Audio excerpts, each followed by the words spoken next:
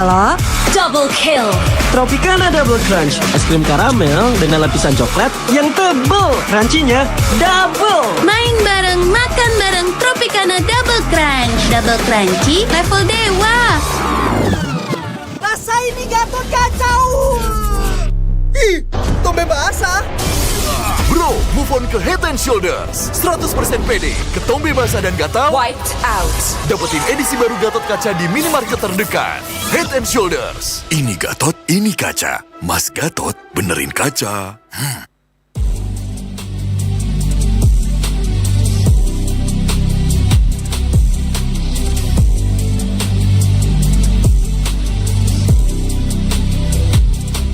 Kenangan adalah jati diri kita.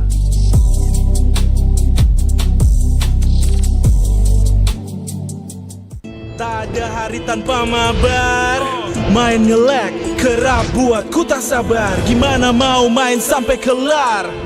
Ini waktunya ku bersinar. Okay, let's do it. Game smash andalanku bikin mainku semakin hebat. Tim stabil main makin mulus, rankku fix naik terus. Tukar DG rings, diamond dan voucher game kau dapat. Cuma game smash makin no debat. Games Max Booster, kini dapat DG Rings. Beli paketnya dan aktifkan boosternya di aplikasi Dunia Games.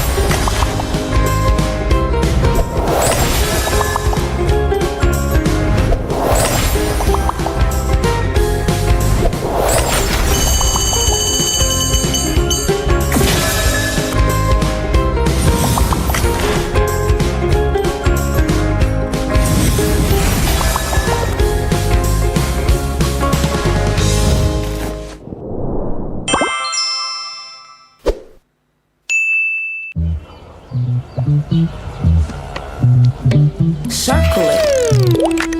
Circle, you let me circle it. I can find anything if I circle it, so let me circle it. Circle, you let me circle it. I can find anything if I circle it, so let me circle it.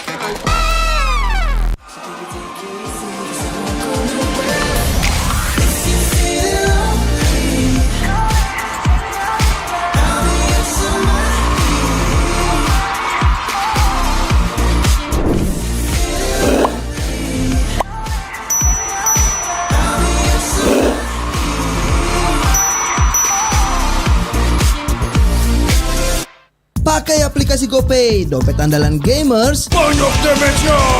Ada cashback hingga 20.000 Buat upgrade skin baru. dikasih ringan gak makan memori. HP lemot bisa victory. Top up langsung dalam game. Tanpa hambatan. Ikutan selebrasi MPL di aplikasi GoPay. Menambah total hadiah ratusan juta. Bonus stage. Gratis 100 kali transfer kemana aja. Beli pulsa harga termurah. Scan juris dengan mudah. Download sebelum mabarkan. Dia tidak akan segan untuk menghadapi siapapun yang berani melawan. Dia mewarisi perjuangan karena di tubuhnya mengalir darah seorang pahlawan. Pedangnya mengukir takdir kemenangan, menghadapi segala tantangan. Penuh keberanian untuk terus berjalan menuju masa depan. Raihlah masa depan, nabung mulai dari hobi. Koleksi terbaru UBS Gold X Mobile Legends Bang Bang, edisi spesial MPL ID Season 13.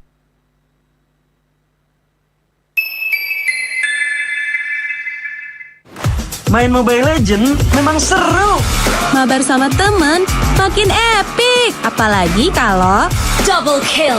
Tropicana Double Crunch, es krim karamel dengan lapisan coklat yang tebal. Crunchy-nya double. Main bareng, makan bareng Tropicana Double Crunch. Double crunchy, level dewa. Rasa ini Gatot kacau. Ih, tombe basah.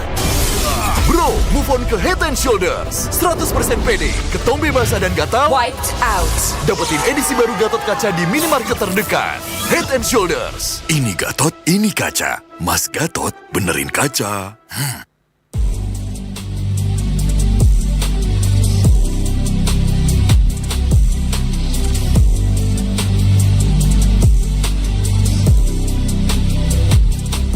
Kenangan adalah jati diri kita.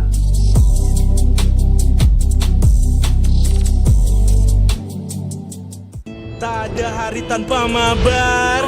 Main nge-lag, kerap buat ku tak sabar. Gimana mau main sampai kelar? Ini waktunya ku bersinar. Okay, let's do it. Game smash andalanku bikin mainku semakin hebat. Pin stabil main makin mulus, rankku fix naik terus. Tukar DG rings, diamond dan voucher game kau dapat. Cuma game smash, makin no debat. Games Max Booster, kini dapat DG Rings. Beli paketnya dan aktifkan boosternya di aplikasi Dunia Games.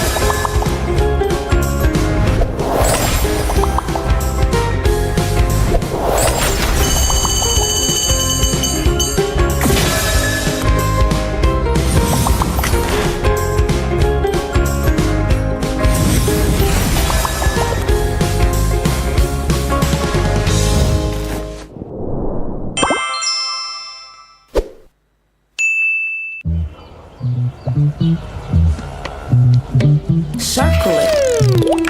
Circle, you let me circle it.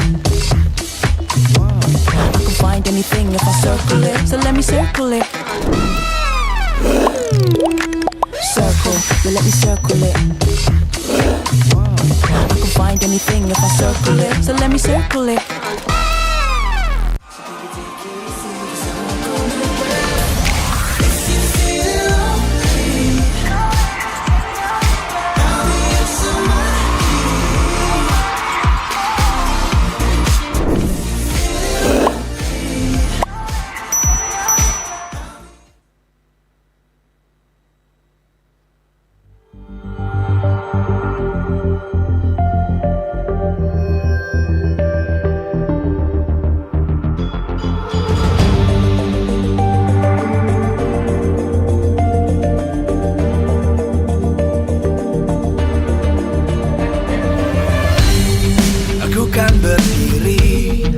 dan terus berlari, terus ke arah puncak tertinggi.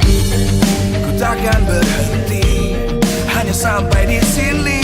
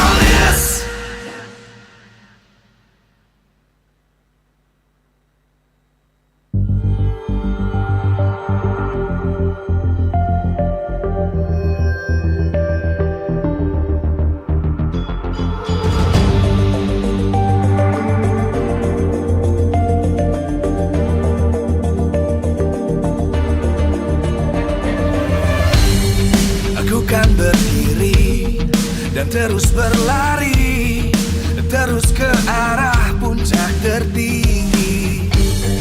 Ku takkan berhenti hanya sampai di sini. Kemenangan abadi menanti. You know we won't miss if we unite our focus. And if you haven't noticed, we all live. Nyalakan apimu, hadapi semua tantangan, hadang semua serangan, jatuh bukan halangan. Bakar semangatmu, janganlah engkau menyerah.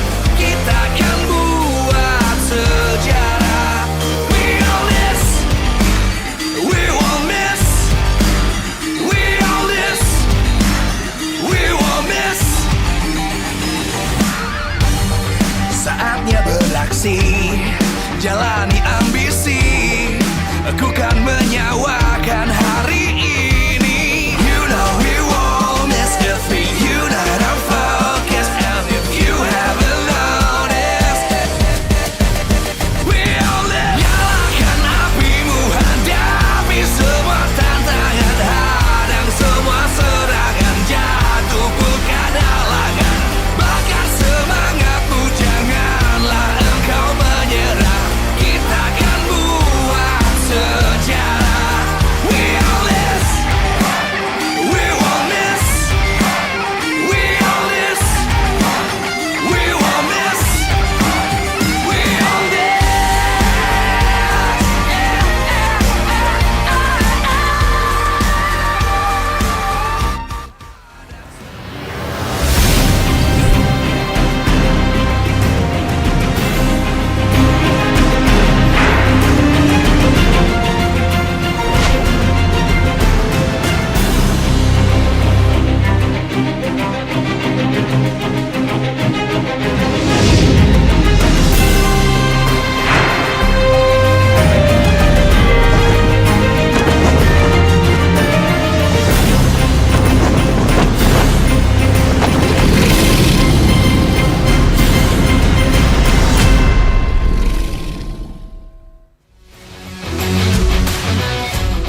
Live from Jakarta, MPL Arena.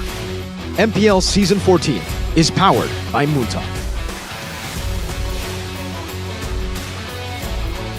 Presented by our official tournament smartphone, Samsung Galaxy. Official e-wallet, GoPay. Official destination for gaming and esports, Hidea. Official gold partner, UBS Gold.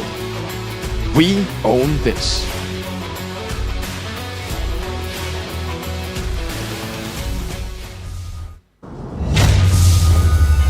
Kami akui, kami kalah. Tapi bukan berarti kami gagal. Bagi kami, gagal ketika kita menyerah. Tapi kalah kali ini bisa menjadi alasan kami untuk bisa naik kembali dari bawah.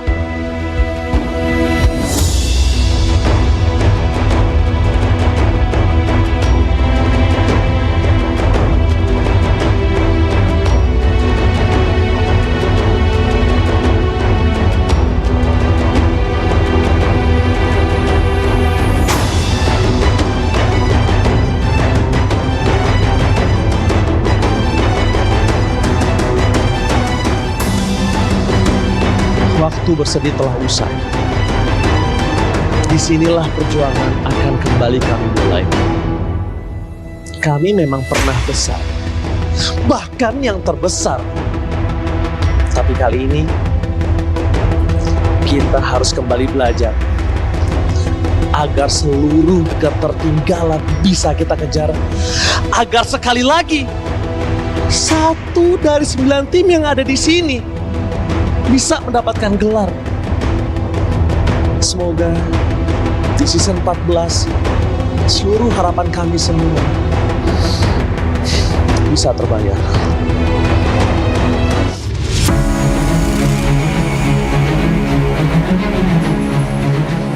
Di mana ada harapan, pasti ada pintu yang terbuka. Mulai dari sini, awal mula kita kembali berjuang.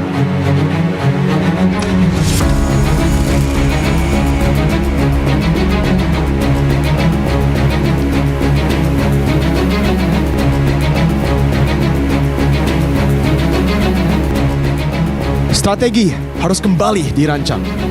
Meski kekalahan masih terbayang-bayang. Meski sulit, kami harus bangkit. Meski sakit, kami harus bangkit. Ini bukan sekedar macan, raja, banteng, robot, atau bahkan raja langit. Tapi menjawab harapan yang terjerit-jerit. Karena meski dalam sakit, meski dalam sulit, kami akan tetap solid. Karena inilah wajah dari MPL Indonesia.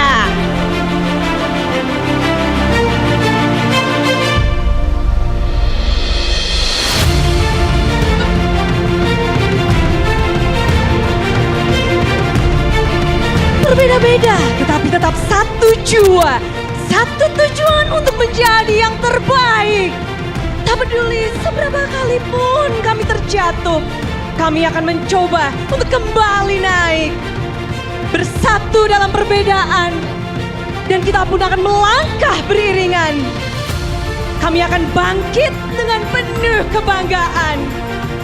Di season 14 ini, 9 tim terbaik Indonesia akan kembali hadir. Mereka akan berjuang, mereka akan bertarung, mereka akan mengalahkan satu sama lain. Inilah dia.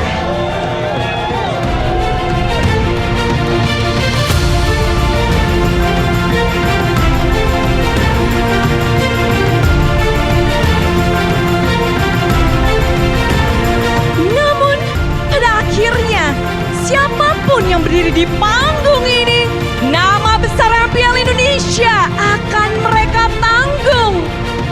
Maka, seberapa besar rivalitas kita gaungkan, pada akhirnya, siapapun pemenangnya, kita akan dukung.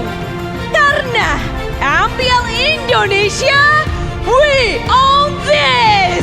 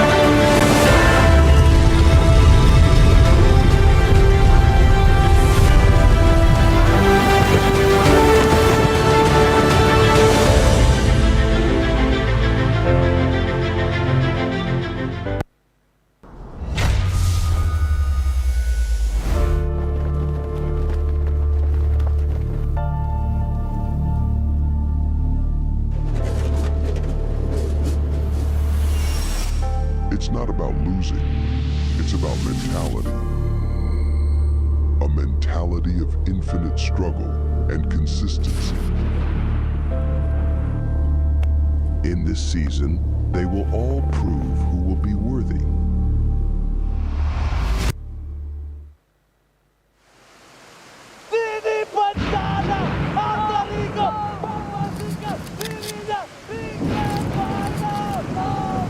Prime mereka dulu yang ngebuat gue yakin ngejar impian ini. Tapi kenapa gue nggak bisa ngelanjutin masa itu?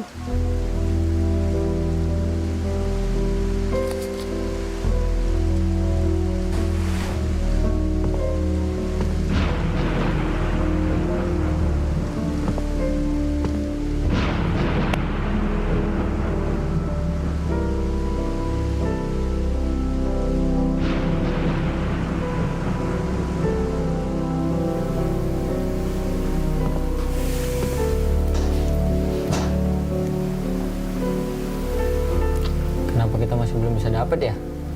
Apa usaha kita belum cukup keras? Udahlah, Heng. Kayaknya emang belum rezeki kita aja. Tapi mesti sampai kapan kita nunggu, Mor?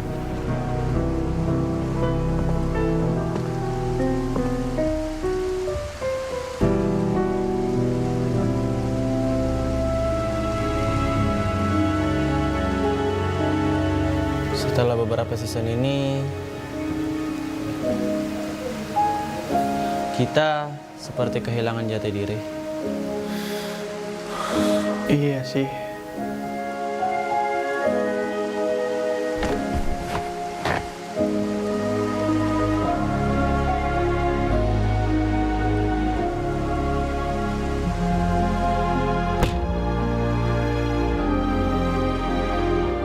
Kan udah gue bilang, Gun, jangan dengerin kata netizen. Fokus.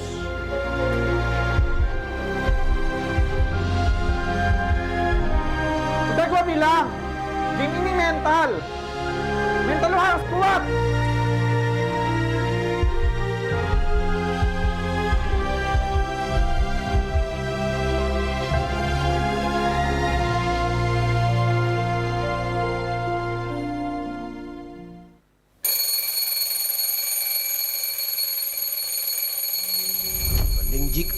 Jik, jik, Vivos udah banjir.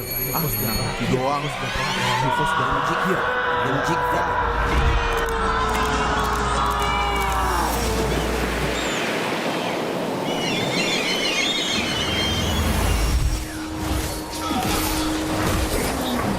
Victory! Mak, kalau aku jadi pro player, aku pengen banggain Mama.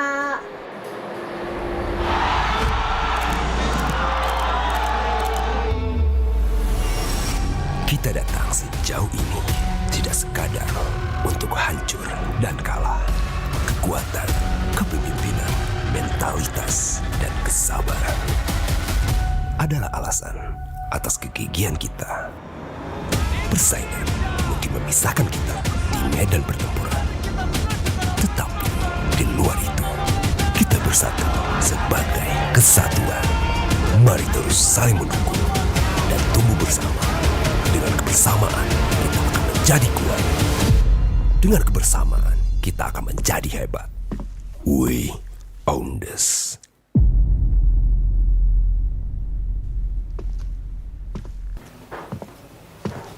Bang, lihat bang. Gila, udah kayak Thanos aja lu, Pi. Lah, yang jempol kemana, Pi? Bentar.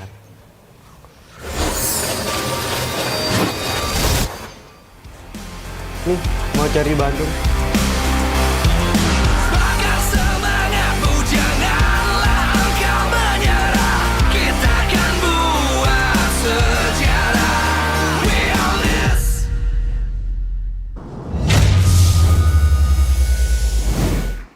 The covers drape, the curtains fall. A reality check, a wake-up call. Like Saturn slowly losing its rings, Indonesia also relinquishes its trophies. Once home to the silverwares of MSC and SPS, it is now all gone as our global presence fades. Now is our time to fight back with no excuses. It all starts here at MPL ID Season 14. Alongside me, Realize, and my two amazing partners, Mirko and Arashi. How are you guys feeling for today's start of a new season? Feeling motivated, great, especially after that VT and especially after those speeches given by Ranger Amas, a random dude, and Budekar Mongstar. A random dude, he says. Random dude. I mean, he looks familiar, but I really like the message, right? Yeah. For the longest time, we've been on top. It's about maintaining dominance, taking back what's ours. But now we are actually in the underdog spot. And it's been years since we've been in this like mindset almost. Yeah, feels like we're in this gray area where other regions are catching up and we're falling short. We have seen back in MSC, Onyx, and as well as EVOS faltering to reclaim that silverware that we were once in seas of. Once we were in that possession, but now of course it all starts today with no excuses given, especially in the season where we will be going back to the coveted M6 back in Malaysia, fighting for the ticket as well as a playoff spot in Bandung later on will be the name of the game for most of the players today. The redemption arc is set in stone. It begins today for MPL Indonesia and all its teams. And Funny that you say Fnatic Onyx and Evo's Glory, had a bad performance at MSC because they get to try to at least recover from that here because they both will be playing today. They have to. They have to come back. But of course, we will take a look at today's schedule because it is the start of a new dawn as well as new teams with their changes. The first match will see us fight against Fnatic Onyx against Team Liquid Indonesia. The new teams rebranding or rather merging into one. Meanwhile, for EVOS and Dewa will be the closure of today. Right, two very intense matches. I think we're starting off with an absolute bang right here. Everyone wants to see how good is Fnatic Onyx, especially after the performance. And for Team Liquid, remember, last playoff at least, we were really expecting Team Liquid to pop off out of nowhere. But unfortunately, that is not what happened. And a lot of people are assuming that, considering that that is what happened, right now they are absolutely raring to go, man, to prove everyone wrong that they're absolutely up there when it comes to champion contenders. Yeah, they were kind of like the Sky Kings, untouchable, but now they are touchable. A lot of teams catching up to them, even falling short of that success in MSC. But now we'll talk about the adaptations, because talking about Fnatic Onyx with their new addition of Lutfi, who's able to win MPL ID Season 13, they don't really need to adapt, but rather they need to be adaptive of the meta. Meanwhile, for Team Liquid Indonesia, the addition of James, of Iron Shiki and other players means that they have to adapt as well to the roster, Arashi. JMZ, it's a very interesting addition right here. There are a lot of talks about this, especially amongst us talents, because he just comes in out of nowhere. He has a great track record, but he's also coming into the shot calling position. I think we're talking about this. So out of nowhere, coming in, a new addition, immediately becoming the shot caller.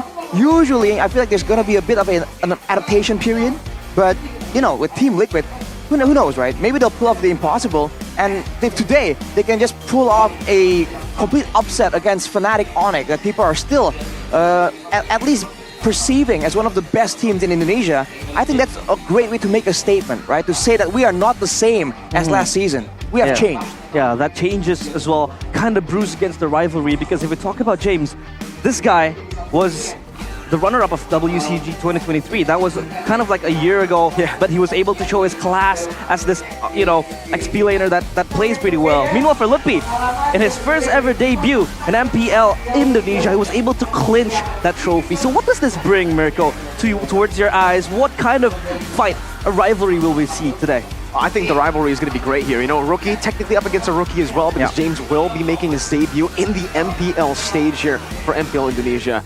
It's definitely a different stage. We've heard a lot of different players say it's completely different, even to their own MPLs. Whenever they come here, when they hear the crowd chant every single time with every single match, especially the Fnatic Onyx fans who have, a very notorious line themselves.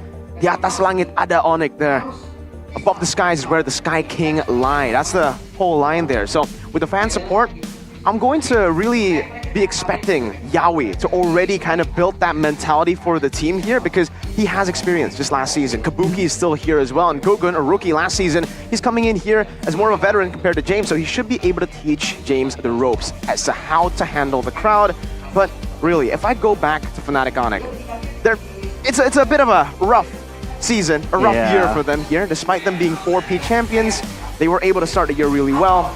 But a wise man once said, it's not about how hard you hit, it's about how hard you can get hit and keep moving forward. So it's all about the adaptations that they can make here. We've seen a lot of mistakes, but I am pretty confident that Yeb and Adi will be able to, bump out those mistakes.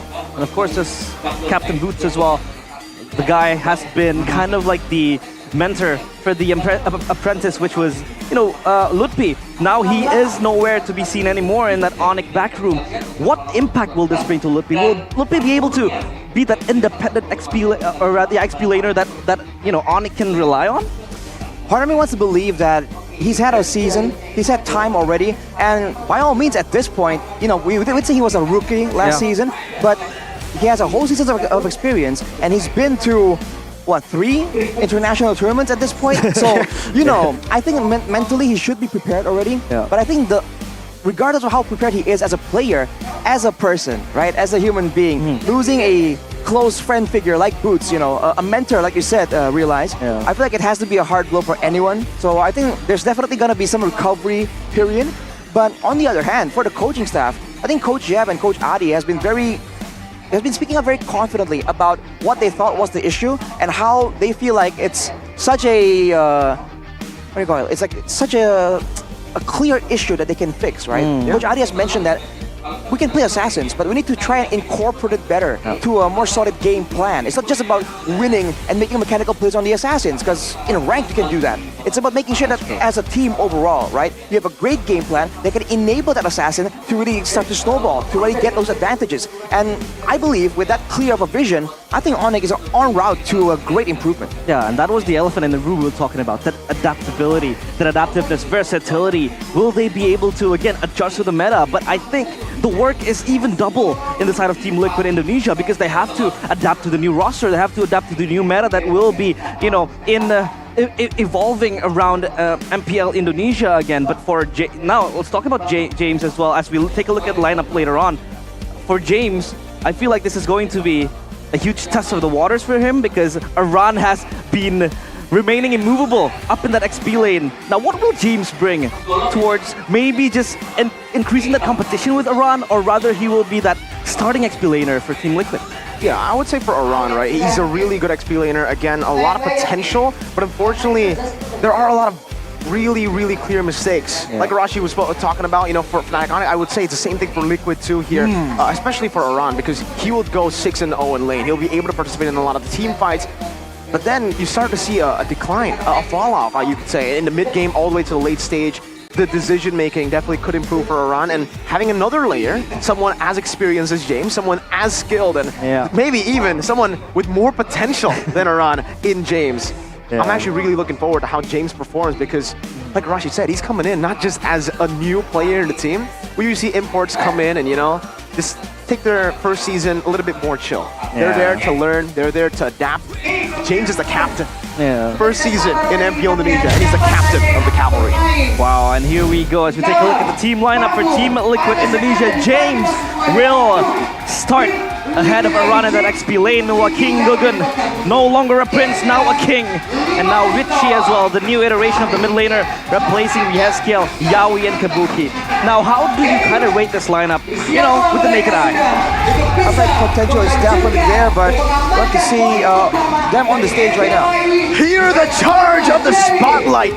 Ladies and gentlemen, the cavalry will set forth on a conquest To take down the Sky Kings like their sister organization in the Philippines did. But this time, there's a new lineup for them with James in the XP, with Richie in the mid lane to strengthen the cavalry.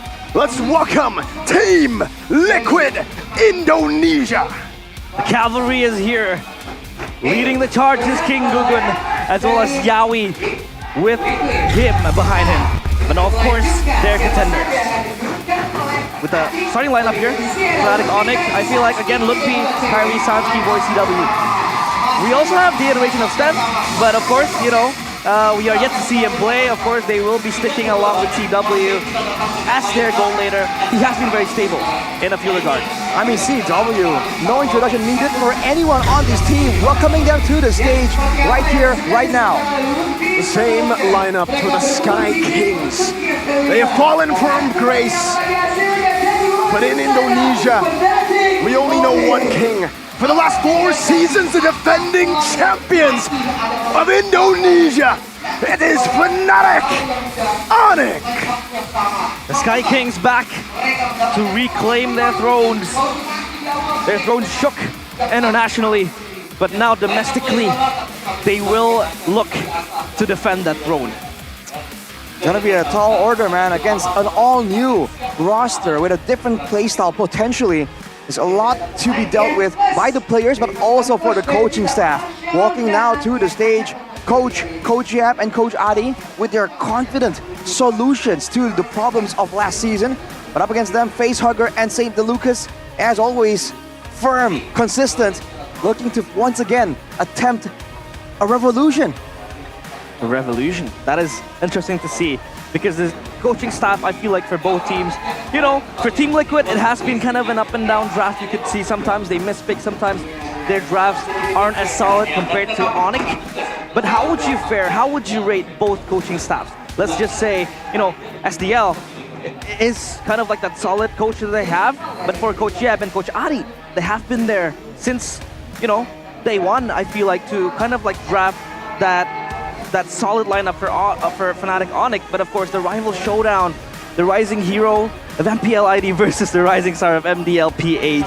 Is there going to be kind of that discrepancy both coming in with the XP laners? I think so. For Lukpi, it's kind of strange to see Lukpi. He's taken a bit more of a different role to Boots, because obviously when Lukpi joined in, it almost felt like he was just Boots 2.0, playing a lot of the Terizlas, the enablers of the team. But now we're really seeing him transition into a carry, right? He's been playing a whole lot of the Arlet, and that as well is a playmaker, but for the most part, he actually tries to win out on the skirmishes, win out on the team fights, and in lane. So he's much more of a selfish XP lane compared to Boots. Not that's a bad thing. And I think it's a great matchup because James, he's a playmaker. He's a carry XP too. So the fact that we get to see Lukpi and James go at it in the first match of MPL ID, it definitely sets the stakes really high. Watching carry XP laners are a treat for the eye. It's like an eye candy that we could see, especially for both XP laners coming up, rookies as well. But we want to see a video playing soon as we describe the Empire of the Sky Kings, Fnatic Onyx against Team Liquid. Jadi untuk sekarang kita akan melihat dulu.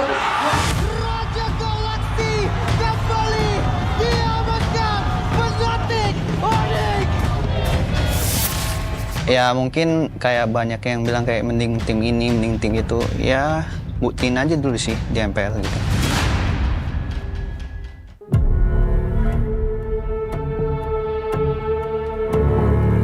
Mungkin pada ketanam di mindset, nggak tahu ya tim-tim lain kayak gimana pas ngadepin Onyx, ya nganggep mereka tuh paling jago sih di Indo.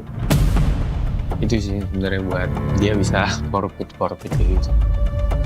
Ini dia serangan langit tidak terkalahkan secara brutal roket Forbid Champions is Fnatic Onyx. Pastilah karena sebelum Coach Eb masuk ke Onyx kan emang udah kuat kan di lokal gitu. Tapi pas Coach Eb-nya datang, dia bantuin mentalnya Onyx jadi kuat kan.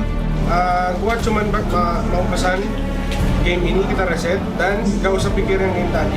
Draftnya kalau bisa kasih sama gua mati biar kalian lebih fresh kan, gak pikir terus. Jadi ya jangan pikir banyak.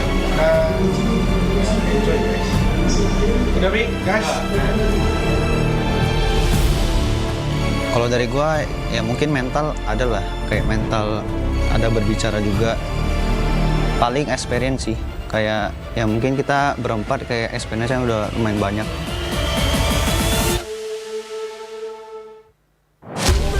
Oh no, ini bencana selaku Red Giant menutup harapan Onyx untuk melaju ke babak selanjutnya. Oh my god, Onyx. Kalau buat gua, buat MSC kemarin ya kita emang dibilang kecewa ya pasti kecewa lah. Maksudnya kita juga kecewa gitu dengan hasilnya. Kayak nggak lolos group stage. Terus banyak juga yang kayak berharap sama kita. Tapi ya hasil adalah hasil gitu. Ya kita nggak lolos gitu. Ya soalnya ya mungkin kayak banyak yang bilang kayak mending tim ini, mending tim itu. Ya buktiin aja dulu sih di MPL gitu.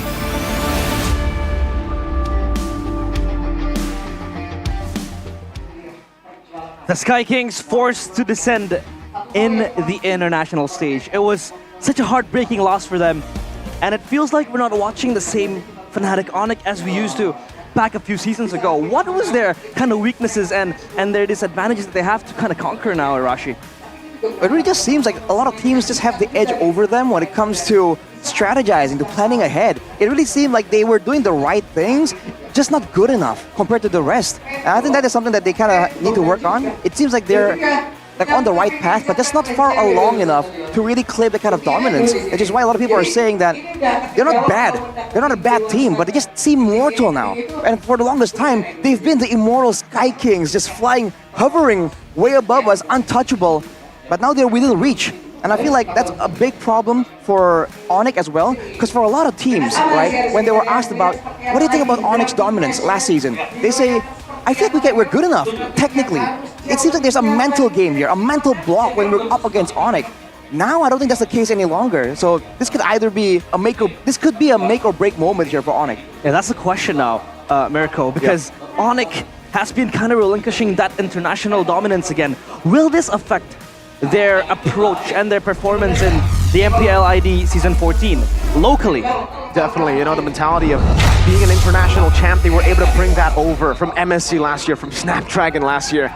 And that just gives you such a boost in confidence, but after getting grouped at MSC, after losing to all the teams in the playoffs, not getting a single match victory in the playoffs of Snapdragon Pro Series, they definitely need to try to rebuild here. But also, I think a wise man that I once knew, that I know today as well, KB, he's no longer with us anymore. He's still alive, but he's just not on the English desk. He would say that the main problem for Fnatic Onyx is love. Love kills you, man. Too much love kind of poisons you from the inside. But of course, we will take a look at the drafting phase presented by the official tournament smartphone, Samsung Galaxy S24 series. Now, Arashi, of course, a lot of patch changes has been made to MLBB. Can you give us kind of like an insight on what meta is the most popular right now? What teams are supposed to draft in this drafting phase? So this might be a personal opinion, but I feel like right now, of course, the assassins are coming up with the changes in the items, with the changes to the jungles. We know that there's going to be a bit of a shift towards the assassins. But I feel like because of the shift into the assassins, in all the other roles as well, you're seeing a bit more of a slide towards survivability, sustain. Right? In the mid lane, at least in the games I've been watching, there's a lot of Tushins, there's a lot of Zas ban out, or at least prioritized. And that's because they're great, they have great utility, they have great sustained damage, so they're not really burst reliant. And they're also, they have a lot of ways to really escape from a tough situation. The Tushin with the ultimate, kind of a gap closer. The Domination Descent for the Zask allows you to kind of have a second chance at life. And of course, again, the crowd control. So I feel like that's the same thing for a lot of these different roles, with all the fights kind of prolonging due to the shift towards the flanks of the Oasis, the defensive and sustained approach here. I feel like that also it gives a lot of rise to a lot of the healing heroes, the utility heroes, and yeah, I feel like the assassins need to be enabled a bit more, right? Especially when it comes to the wave clear. That's also something that a lot of teams have been able to use, because now with the mid laners being a lot more utility heavy, they can actually make a lot of difference when it comes to those early game skirmishes, even more than the usual mid laners we've seen so far. So I think the mid lane clear and the mid lane sustain is something that's going to be prioritized for both teams. Yeah, a lot of prioritizations, but as we take a look at the screens above the players, we have seen a Roger being picked up as well as the Valentina. And for Team Liquid ID, they have that Moskov, that Eve, and that Edith. Now, I want to get your 2 cents, Mirko. The assassin meta has been kind of like revitalized again, meaning that Fnatic Onyx can play to their strengths with Kyrie up in that assassin, but then there's this popularity in that mid lane where the mages are just so, so good at surviving. They're tanky like Zuxin, like the Zask that, Arashi has mentioned. Will this be kind of like a stone that will just step over Onyx later on? I'm not sure, because yeah, like you said, the assassin meta should favor Fnatic Onyx. I think we were coming into MSC even thinking that way, but unfortunately, they weren't able to fully adapt to the meta quick. And I think this might be a new strength and a new weakness for Fnatic Onyx.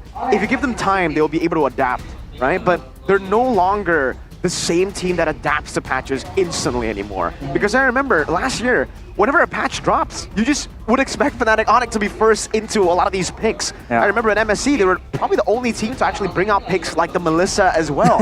Not a lot of people utilized that back in the day. So now they should be able to have a firm grasp on the meta, right? They've had a lot of time since MSC, even since Snapdragon, to come here and perform. But I would say Liquid has had more time to prepare.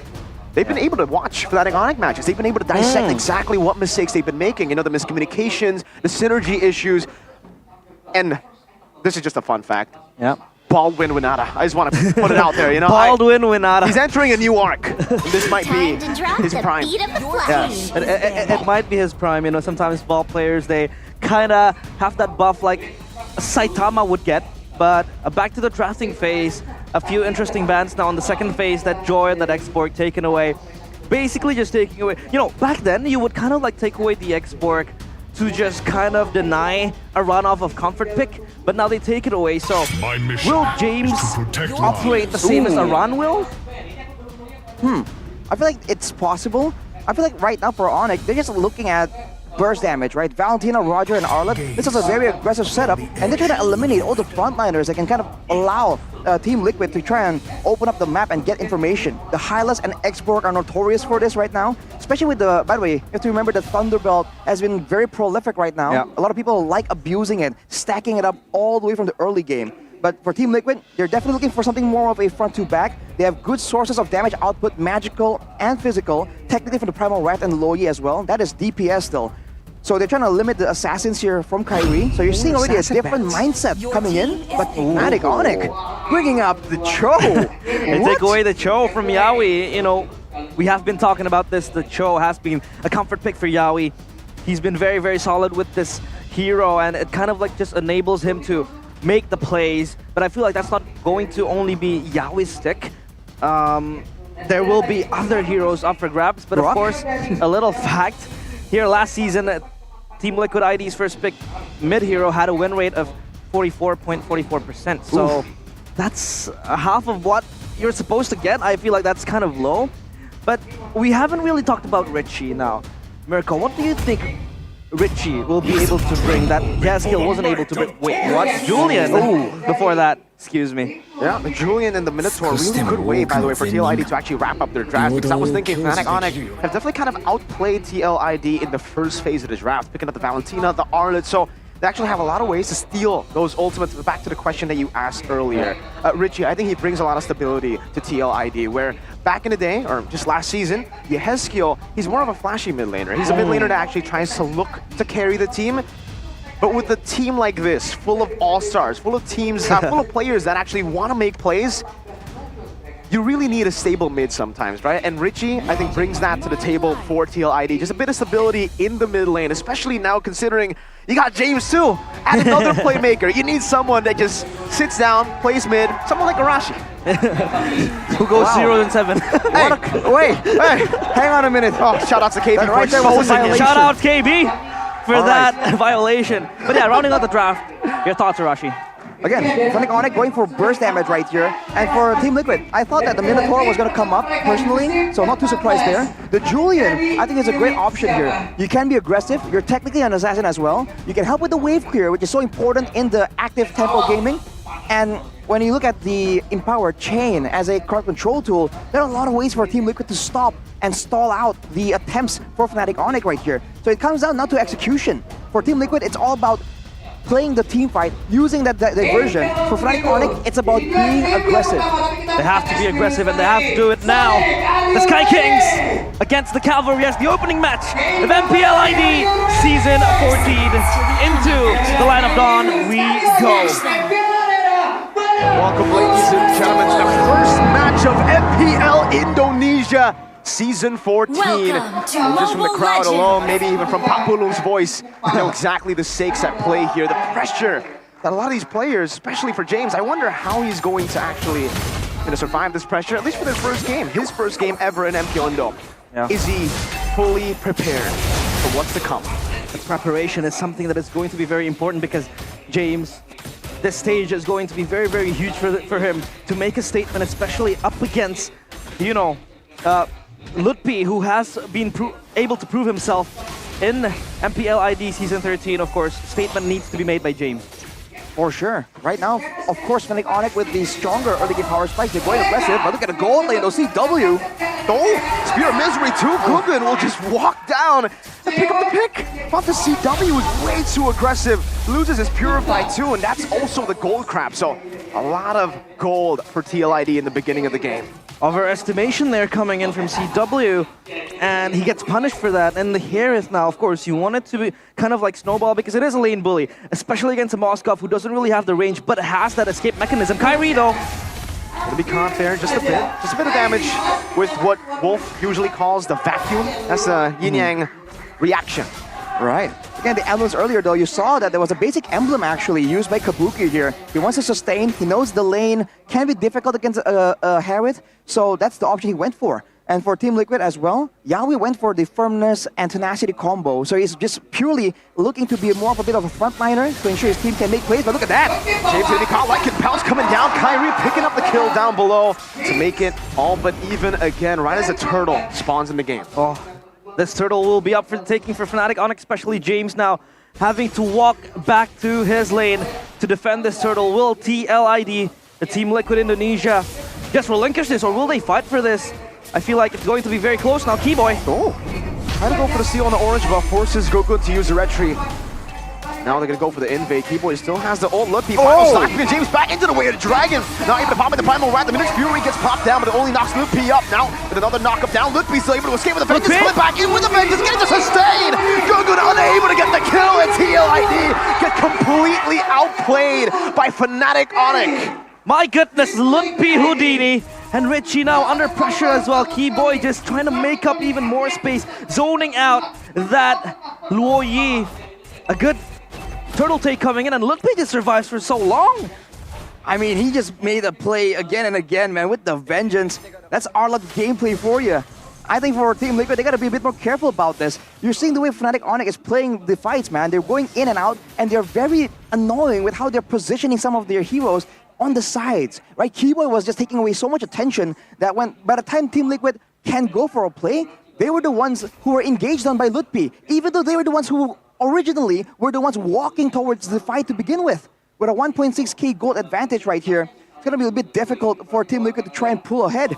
We talked about statements, right? As much as his statement is just for Kyrie, for Lutpi, it is for Guggen as well, because we've always seen him being mentioned as being good on this asset, but he hasn't really pulled off or showed that performance just yet. Yeah, talent predictions by Gope has seen a few talents up predicting towards Fnatic Onyx, but now, so take a look at the item being made here. No Thunderbelt for Kyrie, he opts for the Wind Talker, which is kind of much more aggressive, and you get that attack speed and as well as that clear speed. Early damage in the few minutes of the first game. On top of that, Lutpi has the Thunderbelt, a great synergy with the kit of the Arlott. But that means that on the Arlott here, he can itemize a bit more aggressively, just the way Lutpi likes it, and still be relatively tanky enough for that late game. So that's one more issue that Team Liquid has to keep in mind here. They do have the advantage still when it comes to the prolonged damage, when it comes to the long team fight. Look at Yawi though, being set behind. Diversion, Kyrie spots him though this time. He walks into the right bush. Yawi is able to escape for a bit, now flickers back towards the turtle. Now Minute's Fury going to be popped in. Kyrie still is able to out-retreat Guggen. Now gets brought back again by the way of the dragon, and Lutpi claims the kill. There has been talks about Kyrie's retribution not being on point, but he out-retries the Retri King. Keyboy just looking to even exert more pressure as a good zoning coming in from Yawi wasn't enough, and San's looking for even a play here. Ooh, terrifying them now, man, and the layering of CC, by the way, for Fnatic Onyx has been absolutely phenomenal. And look at the wave here they have at every single lane. They're always in the right place at the right time. There is a diversion available for Team Liquid ID, but they're just not allowed to actually make that play happen. The mid lane is completely controlled by the aggression, by Keyboy, just constantly being a nuisance, not recalling to the base, just standing around, recalling, as we see right here. And because of that, Team Liquid are always one step behind right here. Even if you look at the jungle, King Guggen hasn't been relatively invaded, but he is 2 levels below from Kyrie. And Richie hasn't been able to kind of maximize this Luo Yi potential as James looks for Keyboy. Good onward to fight the Sun Crew, now immobilized. Keyboy still able to escape. What? James not in range. He used the flicker to try to gap close, but still wasn't enough. It was Lutpi, and now it was Keyboy who cheats death for the second time. And he just survives that long after what looked like a death sentence for him. That's a Tiltor, man. It was so close yet so far. And now it's back to the drawing board. Onyx now setting up a trap once more, just waiting around. And look at Sans picking out the Primal Wrath. So when it comes down to it, when they go for a long, drawn-out fight, there's a chance that Fnatic Onyx can still get the better of Team Liquid. They have solutions available, and with the gold advantage increasing more and more, you can see that it's going to be more difficult for Team Liquid to even open up the map. They're looking at more crowd control, more frontliners, but even with a Minotaur, even with an Edith, now they're always on the back foot just because of Keyboy here, just zoning with the presence alone. He's not using a lot of spells, a lot of skills when he's just trying to do this and push Team Liquid back. And even Guggen opted for the Bloodwings, a much more defensive build in which he would expect the Julian to snowball to get that burst going on. The Fnatic Onyx just on the front foot of Team Liquid ID. This is looking from bad to worse for them. And now they're looking for Keyboy for the second time, but Keyboy just a nuisance with the Cho. He has been making plays here and there. Final slash. They find Gogun, but he's unable to fully capitalize on that final slash there. Gogun, obviously on the Julian, still very, very flexible. He's, what's the term? Usually? Elusive. No, like slippery. There Sly. you go. Slippery. Yeah, He's slippery. He is very I thought slippery. Elusive works there. Elusive, slippery, kind of? I think slippery is more meme. And you can take a look at Kabuki having that golden staff. Will this be the power spike? Because you would expect the Moskov to kind of just ramp up that attack speed, and then you could get a few spears here and there, and Moskov does get scarier as the late game goes. Are they going to bank on Moskov alone, or will Julian be rising up again on the page? At this point, when it comes to DPS, they kind of have to. Julian, as good as the empowered basic attacks are from the passive, he's still very much burst in nature. And for Fnatic Onyx, with Keyboy rushing the Athenas, by the way, it's going to be so difficult because he's going to be negating a lot of that magical damage. So Kabuki is who I think Team Liquid has to look at to try and stop Keyboy from just being this massive problem. Yeah, game fact like Gope, but a final slash missed before that. Team Liquid with the highest first blood rate, 59.99%. We also touted Super Ken as the first blood king, but as the team with the most first blood, you would expect Team Liquid Indonesia to kind of like have at least some sort of retaliation, but again, the zoning potential coming in from Fnatic Onyx is insane. Keyboy has been everywhere around the map, and Team Liquid ID feels like they can't really address, even with this Royi having that backline access potential, they haven't been able to do so. Yeah, I mean, it's not that bad still, despite, you know, obviously the 3,700 gold lead is looking bleak for TLID in the mid game, but if you take a look at their structures, it's still mostly up. They've only lost some tier 1s actually, and they've actually kind of equalized in that department, getting trades around the map. So it's not as bad as it looks so far. They should still be able to look for that power spike, like you mentioned, for Kabuki and Gogun. Yeah, the power spikes, of course, being eyed upon, eyeballs towards the items. But how long will Team Liquid ID just stand there and wait for their items to go? This Lord in the hands of Fnatic Onyx for the taking. Looks like they want to contest this. Another final slash. Could have been his Fury, though. San's still able to displace himself. Primal Rat used up. Now Retro Gogun wins it out. Yaoi gonna be caught in the back, but they've already secured a neutral objective. That's another member down to trade for the neutral objective. TLID, they get their carries out and they'll sacrifice just their frontliners. The Retribution King. Once a prince, now a king. He steals the most important objective, which is the Lord Luffy! 3-man final slash. Kabuki gonna be mauled down by Kyrie, and he goes under the turret to secure another. Gogun falls as well. Kyrie, in his first game back in MPL Indo, picks up a triple under the base turret. Killer instinct from Fnatic Onyx. Out of nowhere, an explosion of action. As Team Liquid, we're kind of underestimating the threat. We talked about the burst damage from Fnatic Onyx, and you're seeing it there. 3 members deleted out of nowhere with the Lord walking in the top side. Team Liquid are unable to capitalize and even lost a structure in the bottom side as well. CW picked up the Holy Crystal earlier, and Kyrie now has the Sky Piercer too. It's going to get more difficult for Team Liquid if they can't maintain the front line. They have DPS available right here, but if the front line gets deleted just like that, there's no way, man. They have to find ways to draw this fight out even longer. Talked about both these XP laners, James and Lutfi, both playmakers, both so creative, so proactive to make the plays, but it has been only Lutfi in the first 10 minutes of the game. James nowhere to be seen. This is looking bleak for Team Liquid ID, as now Fnatic Onyx just sieges forth towards that top lane, even just giving more pressure. Now going back to the build, Sky Piercer being opted as the, you know what, 5th item for the Roger, for Kyrie. You would expect the Sky Piercer to be made in the first minutes of the game as the first build, first item and second item, but to get the stacks, of course. But what is the idea of making the Sky Piercer as kind of like your last item? Well, the longer the game goes, the more the rest of your teammates have damage as well. So the opponents get lower. Like we saw earlier, 3 members immediately nuked down. So with the Sky Piercer, it's a lot more dangerous now. Whereas earlier, if Kyrie went for the Thunderbelt earlier, right, it allows him to get a bit more slows available, a bit more tankiness as well if he wants to be all up in the front line. So I think it's a great choice in itemization, because for the most part, Team Liquid aren't really all that squishy either. Lutfi though looking for a chance to make a play once more right here. Even with Purifies, the whole team is just forced to back away. Lutfi just walking them down. telling them to go back to the base. Man. But I do have a fun fact here for everybody back at home. TLID in the last 2 seasons of MPL, they've always been able to overcome Fnatic Onic in the first leg, and that being also 2-0 wins. It was 2-0 to Aura, then now Liquid in Season 13, and it was also the same in Season 12. First leg when Iran first joined James.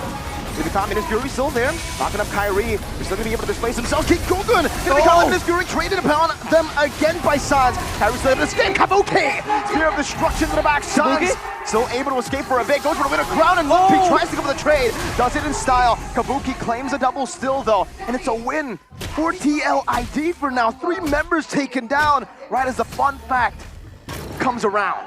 The late game power of Team Liquid ID in manifestation. The Moskov just riles through the backline of Fnatic Onic with Kabuki carrying that fight and the Lord in their eyes now. Could this be the saving grace for Team Liquid ID? I think it's a great play for Team Liquid to just rely on their crowd control. G-Boy makes a very bold play right there, but Team Liquid will be able to secure that Lord finally. And with their composition, relying more on being able to group as 5, to try and engage those 5 as 5 without being caught out of position, this Lord is going to be so beneficial for them. Fnatic Onic, of course, have a lot of burst damage. They have a lot of true damage as well coming in from the Endless Battle, the Thunderbelts, the Starlium even in the hands of CW. They can clear the Lord fast, but because they're bursty in nature, if they use all their spells onto the Lord, then Team Liquid can look for a big engage. Yaoi probably won't be able to do so, but JMZ can pull off a big engage, and looking at his own items, man, Blood Wings.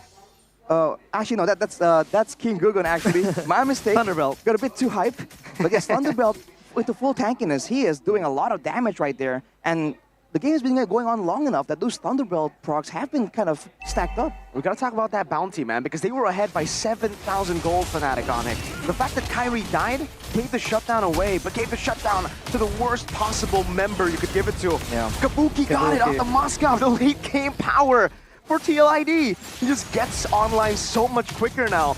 And that's why, you know, with all the structures that they've been able to keep despite the Fnatic Onic wins in the first few neutral objectives, that's why I said for TLID, it's not over. It's not as bad as it looks. Yeah, and JMZ doesn't really need to be that playmaker. He could just be in frontlining for the team, just tanking all the damage coming in from Fnatic Onic and just absorbing that, soaking it all for himself. And now for Fnatic Onic, back to the storyline, it feels like Team Liquid ID is always going to be their kryptonite in the opening legs, in the opening season of MPL ID. So now for Fnatic Onic, they have to flip the script, they have to change this. It's Team Liquid. Take a look at their lineup as well. This is such a versatile lineup for such a late game. If you're able to drag it back to like, what, 15, 16, 20 minutes, they have the power from the Moskov, the Julian, the burst potential as well. And Richie, we haven't been able to see that, you know, playmaking, diversion, flashy type of things that we have been expecting from him. But he's still keeping it for later, and Fnatic Onic has to be able to, you know, up their guard even more. I bet Fnatic Onic also has to avoid fights in the jungle at this point. I mean, the only reason why they were losing that fight so massively was because Yaoi was able to land a massive Minion's Fury and kind of zone everyone away. It landed on Kyrie at least, that I can see, and even that was enough to kind of like slow down the damage potential from Fnatic Onic and allow Team Liquid to try and just use these combos, right? The fact that King Gugun also came in and did a ton of damage with the Julian. If this was a more spread out fight, a more open fight, which we saw in the first few skirmishes from Fnatic Onic, it's going to be a lot more difficult for Team Liquid to try and get their damage off. They're going to really be relying only on JMZ and Kabuki perhaps to really have that reliable DPS. So I think that's where they have to try and avoid these fights, because even before talking about the Minotaur, the Edith, the Lohi, right? When the Lohi was meta, we saw that in a fight on a thin corridor in the jungle, you almost never wanted to try and do that because the Lohi just procs so many stacks, so many passives, and does so much crowd control and damage. So I think this all relies on how well Fnatic Onic can kind of, I don't know, draw the fight out to open areas where they can be the ones that kind of hide in the bushes, hide in the sides, and go for these crazy flanks that can catch Team Liquid off guard. But keep in mind, the diversion is still a very big factor here that Team Liquid can use to surprise Fnatic Onic, especially because they haven't been using it for the past couple of minutes. With the X Factor, the surprise tool for Team Liquid ID, as they take a look at the Lord, sieging it soon, and they will just kind of counter-initiate, counter-engage to the players of Fnatic Onyx because they have so much damage now. Hey. One can still play with the final slash. Not the Yaoi though. Ministry gets popped up, flickers forward. Oh, Spear of Destruction doesn't connect in the back. Kyrie secures it. Good bit of crown with the Ministry turned around. T-Boy buys Immortality, jumps into the midst of it all. Kyrie gonna be able to just scratch them down. And Kabuki, only now does he make his way towards the Lord Pit, but it's all too late. James was left alone, isolated. Gugun just trying to find a bit of compensation, something, anything. But Fnatic Onyx deny it away from him. That's just a beautiful play from Onyx, man. To begin with, Lutpi goes for the final slash as a threat, as a, a bluff almost. And Team Liquid were kind of discouraged. They moved backwards, and that's where Fnatic Onyx immediately jumped on the Lord to try and clear it out. And because of that, you saw that Team Liquid were caught off guard. They were forced to use their spells at a less ideal moment, and that's why the Spear of Destruction also missed. It was thrown at the Lord, but the fights happened in the jungle of Team Liquid. Now with the Lord marching down, Fnatic Onyx looking for one more play to really seal the deal. That was an insult to injury, missing that Spear of Destruction. As Fnatic Onyx crack open the base of Team Liquid ID, they have to hold their ground. Oh, a slash towards Yaoi. They're engaging in front, but they have so many high ground tools to play with. The burst, the poke as well, looking towards Lutpi. Do they have enough? That's the question. Primal Wrath used up by James, now onto the Lord. Lord making the base quite vulnerable. Fnatic Onyx decide not to go for it just yet. Sans already using the Primal Wrath. Great enhanced sword to escape from the final slash there. As Kabuki marches forward. Oh, luckily for him, no final slash from Lutpi. But he calculated that well. For TL ID, like you said, good wave clear, and they still will be able to see another day in this game. Kabuki's feeling it. He's blitzing forward. He's much more confident now. The fact that he has that damage needed, and they could still hold on to their own base for so long because they have sustainable damage, they have that burst, they have that control with the Luoyi, with the Moskov, and then you have JMZ as that front line to just layer up the damage and the defenses coming in from Team Liquid ID. So Fnatic Onyx, they have to halt their movements to take down the Crystal. And right now, we saw that Kabuki went for that aggressive play because he knew he had the Purify, worst case scenario, but he needs to try and keep in mind that it's not only about the crowd control. The way Fnatic Onyx works, it's all damage, right? If CW and Kyrie both hit him with an empowered basic attack and maybe a Lycan Pounce, one additional spell above it, that could be enough to immediately delete Kabuki off the face of the Land of Dawn. So he needs to be worried more about the real crowd control, right? Death, getting taken out of the fight completely. You can see Richie build up the Winter Crown as well, anticipated the next fight to be an absolutely messy one. With 20 seconds on the clock, with Team Liquid still having the potential to go for the diversion play, to go for the Spear of Destruction play again. It failed once already. Will they dare to try and pull it off one more time? Yaoi even going for the Winter Crown. Everyone banking on having just a bit more outplay potential here to avoid the bulk of the burst damage. Because again, they know that once they survive the initial burst, they have more ways to try and fight back, especially with the Minotaur that can heal everyone up. And now he can do what Sans has been able to do to him, right? Minion's Fury, Winter Crown. So you get the knockup, but you stay very safe. The Winter Crown will be very, very good. Yaoi kicked back though. James walks forward. Minion's Fury now. Good Winter Crown there. Used up with the Minion's Fury too. Yaoi finding a 4-man there. Sans gonna be isolated. Final slash cancelled away. Lutpi still finds him. Richie takes Sans away. Kyrie in the back still trying to go for it. Kills Kabuki. Getting rid of the Immortality. The motivation roar will make it hard for Kyrie to go for it, but he'll still be able to find it all the way. Buys the Immortality just in time right there as Kabuki demolishes the back line. Kyrie is going to be taken out by Richie, who finds the yin-yang reaction despite the Immortality buy from the Sky King himself. The cavalry charges forth towards the castle of the Sky Kings, and it is Kabuki just peering down the players of Fnatic Onyx. Keyboy left to defend his kingdom. Will this work out well for him? Because Kabuki is just an absolute beast. 30 seconds on the clock. It's 20 seconds for CW. They have a cannon and they have a lot more waves coming down in the mid lane, but they'll have to calculate it perfectly. Sans, 7 seconds for him to respawn. Kabuki buys the Immortality now. They need to go for the base straight up, and that's what he does. Kabuki on it, gets caught by the way to Dragon. Richie on it as well. This might be a little bit of a throw. Good Spear of Misery. Kabuki now doing some damage. Sans with Terrifying. Now the Spear of Destruction. Going forward, Kabuki throws the Spear of Destruction, but it doesn't connect. He still goes forward, tries to make a desperate play happen, but it does not happen. Fnatic Onyx, they shut down the miracle comeback. A string of insane plays. Goes, dominoes, falls for Team Liquid ID. They lose to the durability of Fnatic Onyx with a lot of players respawning. Now it is their time to defend on the opposite side of the map. They are on the opposite side of the coin. Unlike the previous one, though, no base turrets to help them. Look, displacing James. Good win a crown, but Sans pops into Primal Rat. James all but isolated. Kick with the way to Dragon. A minute Fury finds two, but Lutfi's still there, just trying to distract Gurgun as he goes into the hand sword, but he dies straight in towards Kyrie's claws. A triple kill for Kyrie, a winner crown, and game number 1 for the defending Indo champions.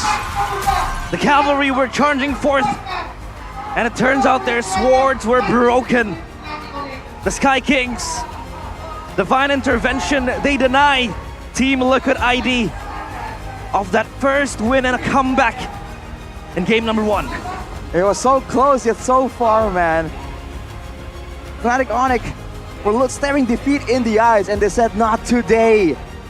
Denying Team Liquid from that amazing play and eventually immediately going in to flip the coin, knowing that there's a 50-second, 40-second death timer on the backline members of Team Liquid. In the light of dawn, man, all it takes is one moment, and you're seeing it yet again from the first game of MPL ID Season 14. Wow, it was insane how Kabuki was there. It was set up for him, the heroic moment. But it was so close, there weren't enough minions to just be there and help him to take down the crystal.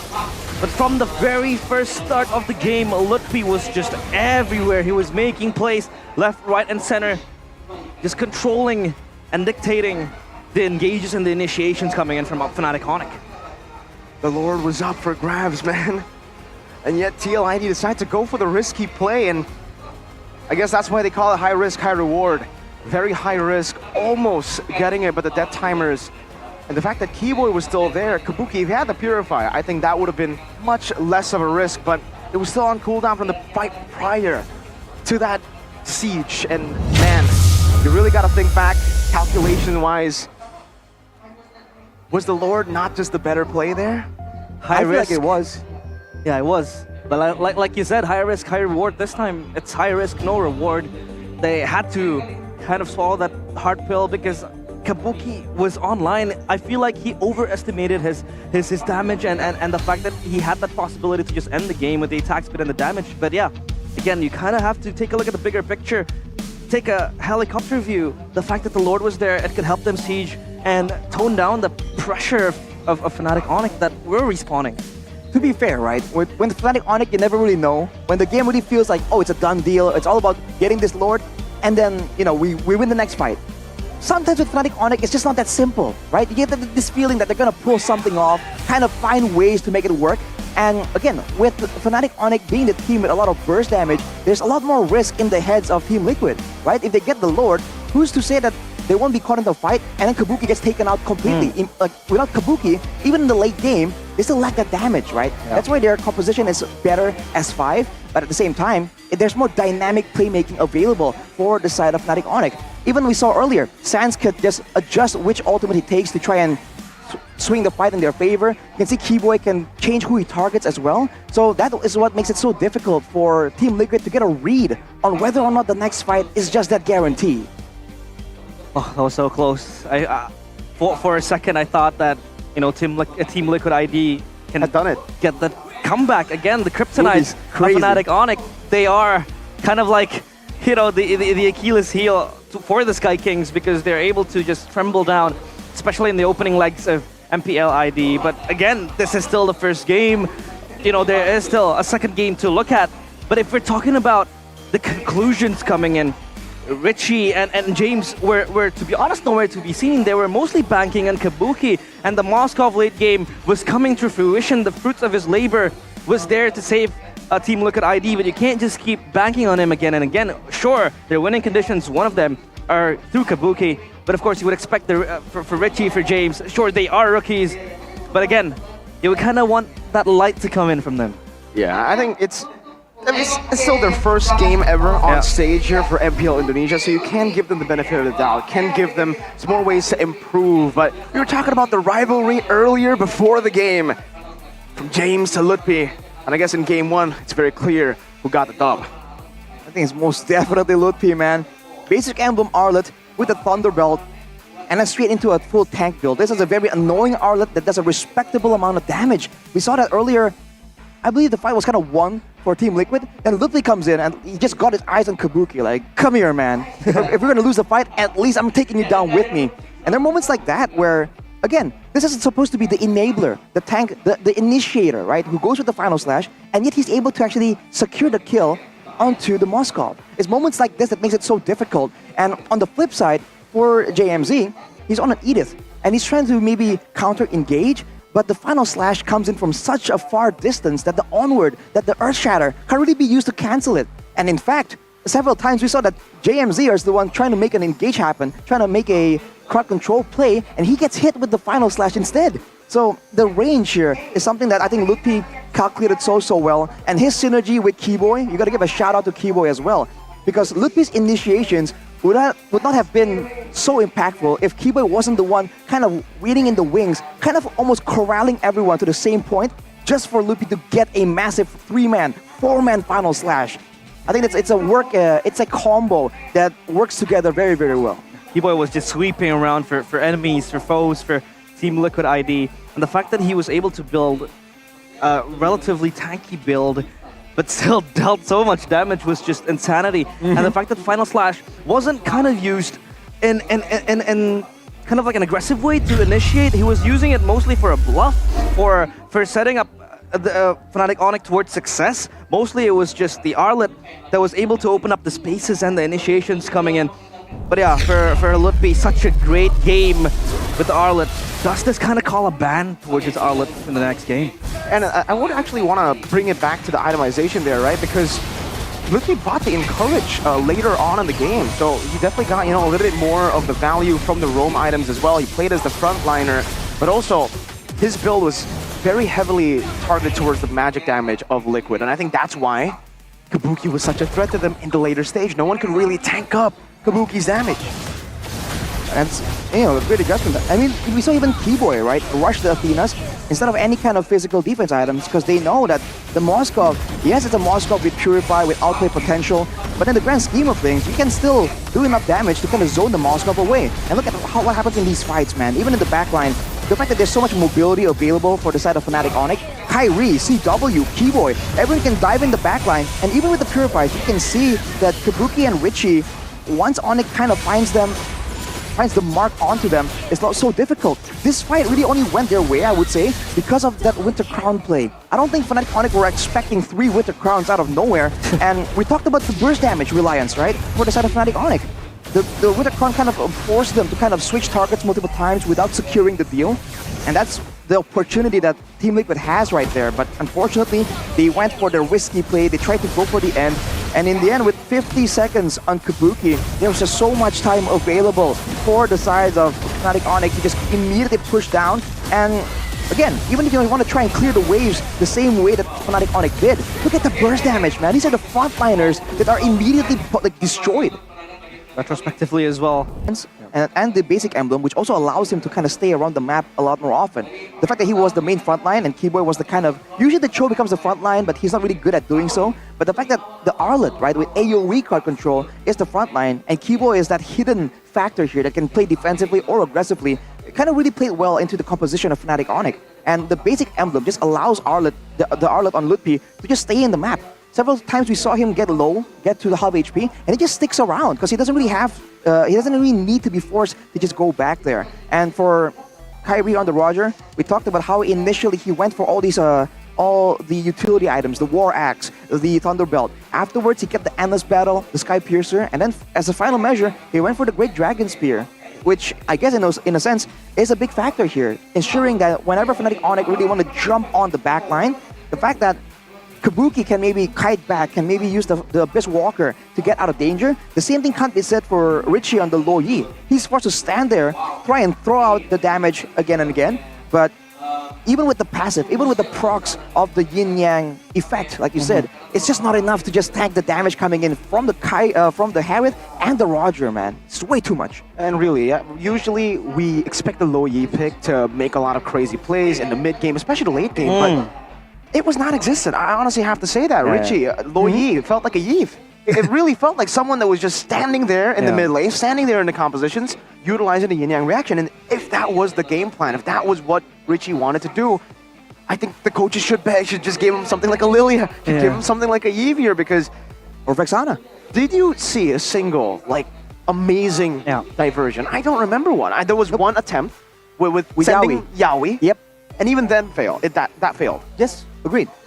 I feel like maybe the idea initially was to try and be more aggressive, but considering the fact that they're seeing, man, all these dives coming in from Fnatic Onyx, maybe that's why they went and tried to figure out, okay, maybe we can use the Loyi defensively, proc the passives, get the shielding, and then pick a defensive support like a Minotaur instead. So it's almost like Fnatic Onyx kind of brute force Team Liquid to shift their game plan there, or risk getting completely annihilated. Because a lot of these fights, by the way, for Team Liquid were only won due to the threat, the zoning of the Minion Fury. So it's a trade-off that I think Team Liquid were forced to take.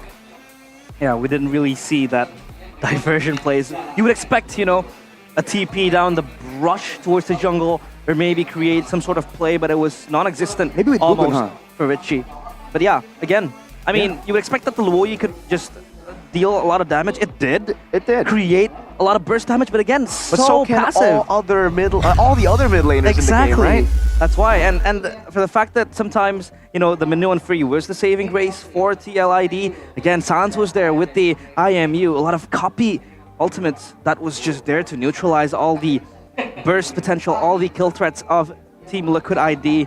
So again, I feel like it's either kind of a hero misplay, or you could just draft something much more passive, much more safe for Richie in that regard. What was it, Troy? Drafting something much more safe and much more passive for Richie. I think much more safe or much more utility heavy, right? Because again, something like a Vexana would have been so good against his composition, man, right? The fact that they were all barreling through right next to each other, imagine, right, a Terrify into an Eternal Guard. And even having the Eternal Guard just swish around, in the middle of that fight, that could have added so much more damage potential. Bias to Vexana. Exactly. No, I'm joking, it's good. Or something, again, if they want to try... We saw that something that they were struggling with is to kite back away from danger. So slows like the Yi, like the Novaria could have worked well as well. Yeah, and yeah, we were talking about how Richie was kind of much more faster for Yesgil, but it's an interview up on stage with Bude Clara Mongstar. Take it away. Seperti mendoan anget yang dimakan saat hujan. Di sini Bude Clara Mongstar menyambut kalian dengan hangat. Dan juga pastinya di sini ada Cika. Halo Cika. Hai, halo Osinya Bude. Aku panggilnya Bude ya. Boleh apa aja. Bude. Panggil sayang juga boleh. Sayang. Oh, tapi menariknya di sini Cika, selamat datang. Halo. Ini adalah minggu pertama untuk season 14. Betul. Gimana sih kamu ngelihat? Jujur tadi aku pas baru masuk itu bener-bener vibe-nya tuh orang-orang tuh pada menggebu-gebu banget gitu ya. Terus habis itu pas gamenya dimulai juga orang-orang tuh mensupport timnya masing-masing juga. Kayak gitu vibe-nya seru banget sih Kak. Seru banget ya? Seru banget, megah sekali. Game 1 aja tadi udah back and forth, tapi menurut Cika sendiri gimana sih? Ini kan kamu ada di depan booth-nya Erigo, ini Betul. season pertama. Erigo kolaborasi sama MPL ya, kamu sebagai BA Erigo gimana sih ngeliatnya? Seneng banget dong, karena Erigo juga selain collab, MPL Indonesia itu sebagai BA-nya Erigo juga gitu. Ini yang baju aku pakai ini juga udah kolaborasi sama MPL Indonesia. Keren. Udah ada juga. Benar, ini kolaborasi yang ada di sini ada apa aja sih? Ada banyak Kak, ada kaos, ada Varsity, ada kayak tas yang besar juga ada gitu. Ini pada belanja dia, ini bisa langsung pada belanja di MPL? Bisa banget, setiap ada event MPL ada booth Erigo. Gitu. Wah, jadi tinggal datang aja ke booth Erigo kalau kalian mau kembaran sama Cika. Dan juga kita bisa beli di mana lagi sih? Mungkin yang ada di luar kota, yang ada di luar negeri kepengen juga nih. Iya, kalian bisa dapetin di e-commerce online juga. Mantap, e-commerce kesayangan kalian. Tinggal di search aja ini Erigo X MPL berarti ya? Betul. Cika paling suka yang mana? Ini, kaos. Keren. Belakangnya apa sih ini? Belakangnya ini. Ini logo MPL banget ya? Ayo yang mau kembaran sama Cika langsung aja. Ada diskon nggak nih kita di sini? Ada dong. Ada. Diskon ada. Kaosnya keren. Kalau Ada apa varsity jaket juga. lagi ya? Ini, Oh ini. Kak. Bang. Coba dong jangan lihat sini jadi model. Jadi model. Weh. Keren. Season ini bakal keren ya? Keren banget. Erigo, wah ternama dah pokoknya dah. Kamu langsung borong. Doain ya Bude ya. Coba disuruh beli dong, disuruh. Cika beli dong Kak. Nanti ini tuh jangan cuma dipakai doang, bayar juga sekalian. Iya Bude, nabung dulu. Nabung dulu. Kan. Baru pembukaan dia. Oke, udah ada di wishlist ya di sini. Iya. Tapi kamu paling suka yang mana? Sih. Nah, jadi bisa dipakai kalau kehujanan, kepanasan, bisa kan? Oh masa? Untuk deketin, boleh?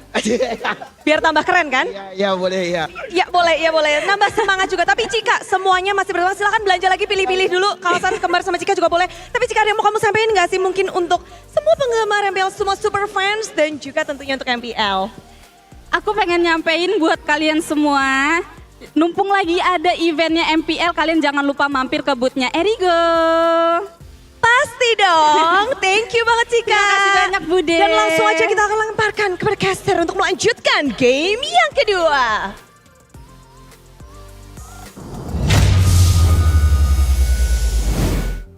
Thank you, Bude, Clara, Mongstar, and of BCM. course, Miracle and Arashi. BCS? And BCM. BCL? BCS? BCM. Bude Clara Mongstar. Yeah, Bude, Clara, Mongstar. And Official of course, with a new season means new collaborations, new sponsors, new partners, and that was one of the partners that we have. You know, the Erigo X MPL ID Season 14 collection. It's up on sale and it looks very, very good. You know. Definitely. You know, Erigo, one of the biggest. I think the biggest local brand. Yeah. I have a lot of Erigo T-shirts personally. A lot of the outers as well. So seeing them collaborate with MPL Indo, I'm about to go out there right after this match. I think we should all go there together, get some more drip, you know, so we can look skibbity, Riz, maximum Riz. We can look smacks. Looks maxing. But of course, now for Team Liquid ID, they have to draft smacks because the draft was solid in a way, but again, did not really fit the profile of the players of Team Liquid ID. Again, so heavily banking on that Moskov to go online, and it did. But then again, when the Moskov was deleted, when it was eliminated, it was gone from the Land of Dawn. Team Liquid ID felt clueless, and they didn't know what to do. So they have to change a few things. Now, for you, in your eyes, Arashi, what do Team Liquid ID need to change? I think it's a multifaceted approach right here, because we were talking earlier as well. Is there potential for a Gugun to go with the whole team to go for the end? But then the waves were pushing. Is there a way they could have maybe won the fights differently? But you know, they were kind of forced to do a lot of different things. I feel that several solutions are available. If they really want to bank on the execution, then all they need to do is make sure that they have enough tools to really control the fight. Because by all means, Kabuki was doing damage, Yaoi was doing crowd control. You know, everyone was doing what they were supposed to do. It's not that anyone made a massive misplay and were like, oh no, and they lost the game, right? It was just a execution gap technically. It's almost like Onyx were the ones that are making the plays so complex, so weird, that Team Liquid can't really keep up. So if they feel like that's the issue and they want to go with a simple approach, right, then go for there's even stronger team fights. But if they want to try and make sure that do the banana split as well, there are a lot of ways here that they can win even without going for all-out team fights. That's the problem here that I think Team Liquid were just kind of confused by. Yeah, I don't know. I kind of agree where Fnatic Onyx for the most part were able to outplay Liquid, but I think there were some massive mistakes made in the game, right? It's not mistakes that you would normally see. Kabuki missing Spear of Destructions, crucial Spear of Destructions around that massive throw of a decision to actually try to end the game. But most importantly, the biggest mistake of them all that doesn't get highlighted much, but is a mistake when you play Lo Yi. Playing like Eve, playing like Sicilian. Where are the diversion plays? You're inclined, you're inclined to create plays, but then again, we were talking about it quite shortly, the brief amount of time that Richie is the contradiction of Yeskiel. This guy is a passive, stable mid laner that can really just support his teammates. So maybe just give him supportive utility mid laners, either the Zuxit, either the Lilia, or maybe other heroes that could just help and supplement his teammates. I wonder if the idea was to just, do the usual Yi stuff and then use your ultimate because there's a shot caller that can ask for it, right? But if that's the idea, I feel like that overloads JMZ because by all means, man, you're a shot caller, but if you have to micro even the usage of that ultimate, I feel like it's a bit too much. I think we talked about earlier as well, the fact that maybe they were pressured to end the game due to using all that Winter Crown, using the Immortals in the previous fight. That could have played a role into it as well. I think when it comes down to it, Team Liquid just has to find a draft that kind of works better together, and maybe that's more in line with the personalities and the playstyle of Team Liquid. If they really want to go for that hard team fight style, then maybe instead of going for the Edith along with the Minotaur, go for the Minotaur with something like a Terizla, right? Go for even more ways to make sure that when you do want to fight and you know that you have the damage to win the fight, you can force Onyx into those fights. Because you saw that for Fnatic Onyx, the only time where they were really fighting and committing was when they wanted to, right? Yeah. There's no time where Team Liquid were the ones dictating when the fight was going to happen. And Nolan, again, picked up by Kyrie, one of his staples. And now the Arlet taken away by Team Liquid ID from the hands of Lutpi. It was such a menace. It was so disruptive for Team Liquid ID to play against. And now the question is, will JMZ be able to replicate what Lutpi was able to do? That's a good question, right? Now on the same hero, so we'll see about that matchup. He definitely has a better hero to really set up, especially after banning the Arlet. You can expect maybe for TLID to ban the Yu Zhang next if they really want Lutpi or to lose out on that lane up against the Arlet, or to at least set up for James with the Arlet, right? Because right now I feel like there are two main concerns for Fnatic Onyx. Number one, they need an initiator. They need a tank. That, logic and that approach is that they will play without a heavy initiator. You would need the Terizla to open up the space for Nolan, for the Hereth to deal the damage. Now, the question is that how will they be able to sustainably deal the damage if they don't have that initiator, especially in the hands of Team Liquid ID now. They have the Arlet, they have the Edith, so much control towards the front line and the back line of Fnatic Onyx. That is the question they have to answer. If they really want to go for full damage and they ban out the Luo Yi, they respect this time. Well, it was still annoying, right? When you're just barreling through and make something happen. As called, man. Vexana. Hate to say I told you so, but the Luo Yi, I guess, still was a nuisance. It's not a game-changing nuisance, but it's still a nuisance nonetheless. But now they're up against the Vexana. A big value, though, for Fnatic Onyx of going banning the Luo Yi and forcing the Vexana instead is that once the Vexana misses most of the skill shots, the Terrify, the Eternal Guard, it's gonna be a bit too dangerous, man. There's not a lot of ways for the Vexana to survive as compared to the Luo Yi. They can have the passive, the shielding, right? And if you're talking about the lack of frontline for Fnatic Onyx, they can do what they did in game number 1. Go in and go out when they want to and make sure that they don't get caught, right? The fact that they're up against Yeah, there you go. Again, the fact that they're up against an Arlet, though, might be dangerous. And they go for a Minotaur, though. Now, that's peculiar. The Minotaur, that means all initiations or all enabling duties in the hands of Keyboy. Previously in the and Sans. Yeah, and Sans as well with the Valentina. You can always steal the Primal Wrath or the Final Slash. Again, last game it was mostly Lutpi. Keyboy was there to just zone out the players. Of course, this time different function, different duties for Keyboy. Now, how do Team Liquid answer this? Because again, it all comes to full circle that Fnatic Onyx really wants to maximize their damage maxing. I think, yeah, it's definitely going to be tough, but I think for TLID, maybe something like an Alpha could still work for Gugun in the jungle, right? There's a lot of mobility, though, so that would actually stop the Alpha quite a bit. But if you're really going to go for the neutral objectives, maybe that's the pick. They go for a bit more skirmishing power, though, in the Joy. And Arashi, Joy's been nerfed quite a bit. I think every patch since her release has been gradually nerfed. nerf, into the biggest nerf, which was the last one, where you no longer have the CC immune when you use the electrifying beats, and I think that was a great change, by the way. Just want to put that out there. Joy is such a menace. And I mean, you as a marksman player, me as a mage player, we are so happy that is the case, man. Realize he's a marksman too, so yeah. All three of us hate We're Joy. shaking hands now. We're the Joy Victims Club. but I have seen Joy mostly picked now in XP lane where she would go the glowing one and with the Vengeance as well as a pick. But now, the draft index here, Arashi, what do we look at now? I'm looking immediately at the fact that there are no purifiers in the hands of Team Liquid, man. That is dangerous. This is a a Minotaur in the hands of Keyboy, right? It might be more aggressive than you would expect. Man likes to make plays. And we talked about how the Valentina in the hands of Sans can still playmake, so they gotta be really careful here without a safety net. Here we go, the Cavalry now looking to recharge the Sky Kings. Will they be able to fight back, or will the Sky Kings conclude it with a 2-0 in the opening match of MPL ID Season 14? That's a weakness finder on the Roger, by the way.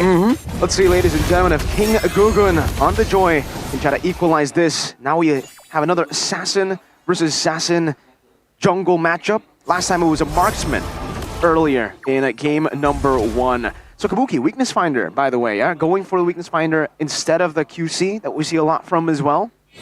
Definitely going for something a bit more aggressive, attempting to really get the better of super aggressive of CW in the lane, but ooh, can topside though. Vengeance already popped.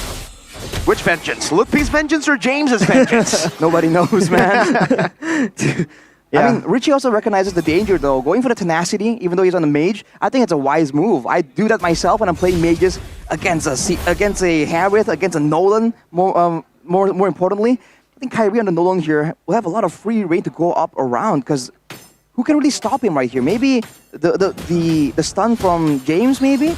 No way the final set will be used for a solo target. And for the Vexana, there are ways for Kyrie to outplay and dodge away from those spells, man. But look at Yaoi. That's a flicker onward, and the Earth Shatter into the electrifying beats, and this time it's James who claims first blood. So TL still playing with what makes them special. First blood kings.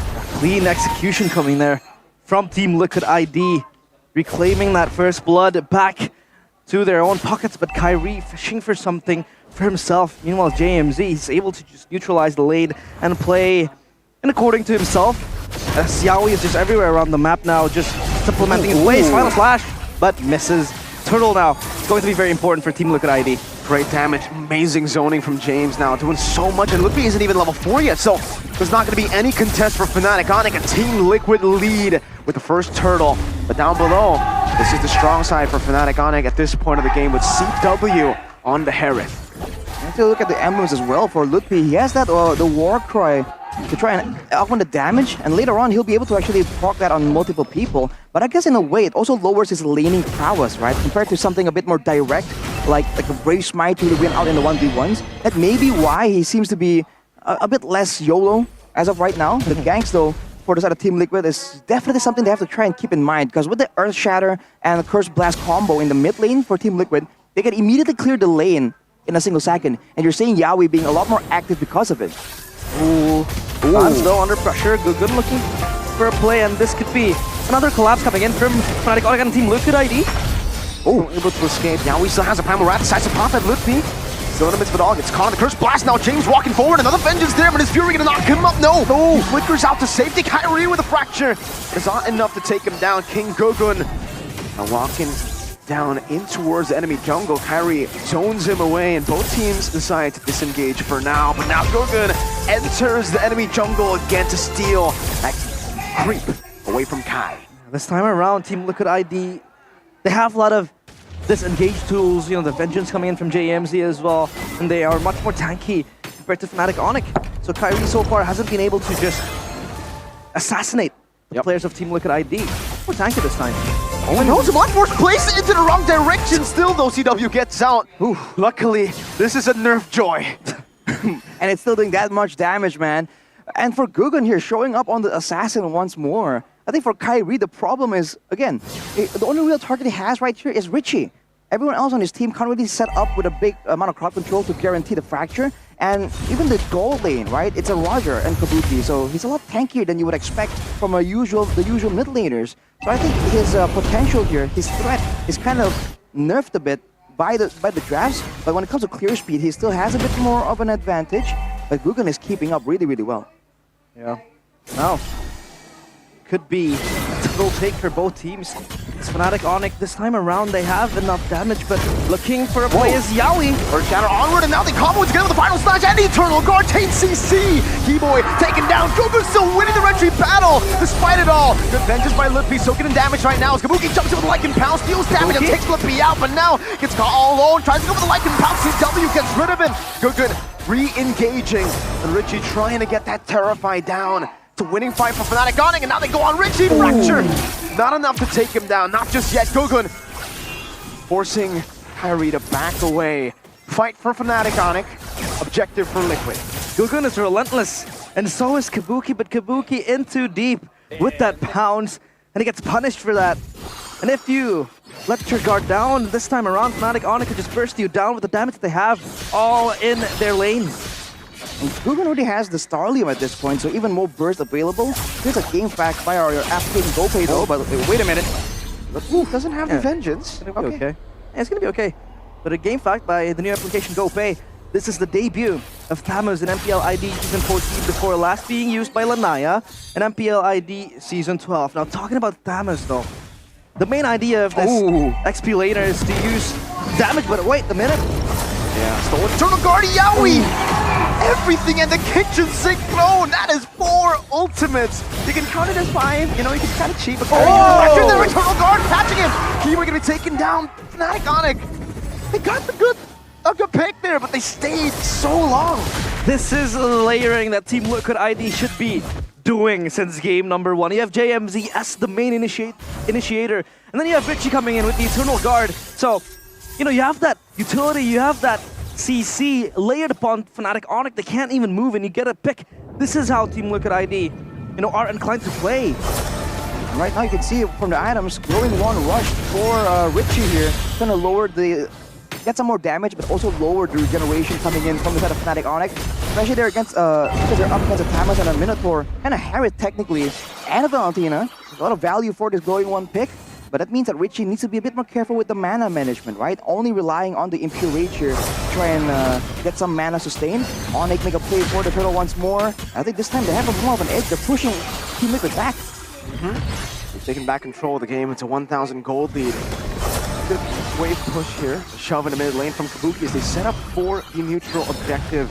And still it's Lippy who's holding it down. Everybody else more concerned about the setup first. They have to set this up as well, and we're talking about how Fnatic Onyx only has 1 initiation tool, and that will be in Keyboy and Sans. But Sans, he needs a good ultimate. He has the primal breath, not the final flash though. Now taking Lippy who gets chain CC. He has the vengeance down. Oh, Keyboy jumps in with him. His Fury catches them all. And now Gugun, even with electrifying beats, he can only just use it to run away. Kabuki goes in, but it's more to the Minotaur. I don't think that's worth it. Kabuki taken out. Richie's gonna be next on the chopping block. He does have the flicker, but now with the chase, Richie gets out. To flicker burnt down, and Fnatic Onyx and completely turned the tides around. Harry looking for it. As the dash jumps in, fracture! Just a pixel away from landing. Richie escaping with his life. The slashes, the moves, and the weaves coming in from Kyrie have been excellent, and now Team Liquid ID, they evaporate in just 1 skirmish. That Fnatic Onyx was able to chase them down without even a proper and heavy initiation coming in from Keyboy. It's a great play for Fnatic Onyx to really hold their cool right there. You saw that there were moments from Team Liquid that they were threatening. They were trying to force Fnatic Onyx to maybe pop an ultimate, pop a battle spell. But Ludpi being in the front, tanking the turtle, hang on to his ultimate, held on to his vengeance as well. And once they focused on it, once they committed, that's why he used it. With the bulk of the spells used onto the Thamus, with Keyboy coming in with the Minion Fury as well, that was just the perfect fight for Fnatic Onyx, and Team Liquid needs to understand that. When they were able to win the fight earlier, it's because they were able to actually focus Keyboy down before he was able to use the Minion Fury, and then they go in. Yeah, the main initiation tool has to be discarded, eliminated. This time around, Keyboy is so good at hiding himself. Just looking for a surprise play with the Minion Fury, with the stomps coming in. So Team Liquid ID, an extra task in their own regard, in their own pockets now. Having to just deal with Keyboy's hand. The damage is insane. That's ridiculous damage from Sans over to James. Down to a quarter of his HP. Look, he getting taken very, very low. Still able to pop an ultimate Sans. I thought he stole the final slash with how far he was able to dash in, but he actually stole the Primal Wrath. He was just there to poke them down, and now Fnatic Onyx have all the resources necessary to go for the Lord. We're talking about how Fnatic Onyx needs initiation, needs lockdown. They have it in the hands of Keyboy, but we underlook how Sans can also be the creative player to open up spaces, open up tight ropes for Fnatic Onyx. A free Lord in the hands of Fnatic Onyx. Team Liquid ID looking for a play of themselves. Gogun comes in, carries the wins out the retry here. Yeah, and that's gonna be the knockup over to Yawi. With the Zaman Force placed down, James decides to go in with a vengeance, and he gets punished for it. Kabuki's still there, trying to deal damage onto Suns, but Fnatic, Onyx, they can take as many hits as they want. Insane plays from Onyx right there. Again, it's a really great team fight, but for Team Liquid, they're just confused on how they want to play this fight out. Who are they supposed to target? Especially if they want to match the damage output. CW already with a Holy Crystal, Starly, and Power Spike, doing way too much damage. And even for Suns, we saw that Valentina damage earlier, man, onto James, who is a frontliner. Half HP in one single spell rotation. That is something that you can't really ignore, man. Steals the Lycan form to dodge away from the final slash. That sounds alright. God damn. Fleet footwork from Gila Sans. And he is not even stopping his crazy plays so far. Team Liquid ID internally bleeding with the sieges coming in left, right, and center. Up and down turrets fall. As Kyrie looking for an assassination towards Kabuki. Kabuki hasn't been able to just show his fang and even deal out the damage expected from him. For now though, with Onyx having limited range, you can see Sans trying his best to be a nuisance, to be a deterrent. But for the most part, they're kind of zoned away from the turret. But look at this. Oh, he finds Keyboy, and the Fury catches him. Now James gonna be knocked up again, but the turret is still alive. Litpi is caught in the midst of it all. Now and James with a vengeance catches him, gets knocked up and disintegrated by Suns. Wow. It was looking so difficult for Fnatic. Onyx, they're caught in the base. Especially with Lutpi just stuck trying to escape, but in the midst of all the chaos, they were the ones picking up kills right now. Google tries to defend, but look at that first damage! Oh my god! Who's the assassin? Now CW with the Zaman Force jumping back and forth, taking them so low and zoning them away, and he still has a Zaman Force to jump back and forth to siege this base turret down. Yawi looking forward with the onward. Kyrie dashes out. Keyboy gets a knockup, and CW wants to go for more. Suns in the back now with a splash, and Yawi can't take it. Suns still in the midst of it all, steals the Lycan form again. This time with the Zaman Force plays down, CW will be able to first kick Gogun down! And Sans catches him again. It's a double kill for Gila Sans. My goodness me, we have a pseudo assassin in our own hands. And that assassin is Sans. Looks like he's playing an assassin, he's playing a mage, but it's all so elusive, so fast, so quick, so bursty as well. And this is the factor that Team Liquid ID has to be able to dodge. He's just so, unstoppable with the damage given. And Fnatic knows that Team Liquid are so reliant on just getting that big combo. You're seeing that they're not allowing it at all. We haven't seen a single massive final slash into Eternal Guard combo that really wipes out the whole roster from Fnatic Onyx. With almost a 10k gold advantage right here. It's only 13 minutes, but there's been so much action around the map. It sort of doesn't feel like it. Now with Team Liquid kind of desperately going to try and get this Lord, can they make a play happen here? Or is the spacing from Onyx a bit too much? It doesn't even matter. They burst it down. It's all clouded in covertness for Fnatic Onyx. They get the Lord for themselves. The cavalry weakening slowly but surely. And they can't even sprint anymore. Fnatic Onyx all around the map. And we talked about how Team Liquid ID, their main pathway is to layer up the CC. You get JMZ to jump in, and then you have Richie to follow up. But how can you do that if Sans is just slithering around like a snake? Untouchable. Slithering Sans might be the new nickname given to him here with his performance. He has Lord brought up top, and he'll just get a few hits now. Yawi with the Primal Wrath doing a good amount of damage. Litpi will just siege down in the bottom lane too. Kyrie's on it. They are able to deal with the Enhanced Lord, but they lose 2 base turrets in the process. As Sans walks forward again, steals with the Primal Wrath. James is looking for a play here, but Fnatic Onyx are just going to wait patiently for the next minion wave to come through. Sans with a splash once again. Keyboy with his Fury and the Flicker, only catching James. Yawi able to onward, backwards again. Both these teams are really just playing around. King Gogun decides to go in. Now with electrifying beats as well onto Litpi, but it seems it only tickles Litpi. He's the one who dealt more damage to Gogun. Oh my goodness. Unstoppable. Fnatic Onyx, they don't lose anything. And for Team Liquid ID, the pressure so constant towards them. This is looking bleak for Team Liquid ID. There's just no solution right here. If they want to go in, the Minotaur is there. And to make things worse, the main person in the front is never the Minotaur. The weakness of that Minotaur is the fact that you have a faster Oasis. You kind of don't go for a full tanky build. Sometimes you're a bit more vulnerable, but when the front line is the Thamus, I mean, we saw even Guggen going in, and it was healing him. He's healing increments of 600 HP at a time. My friend, that is too much HP. Looking at his items right here. Look at that.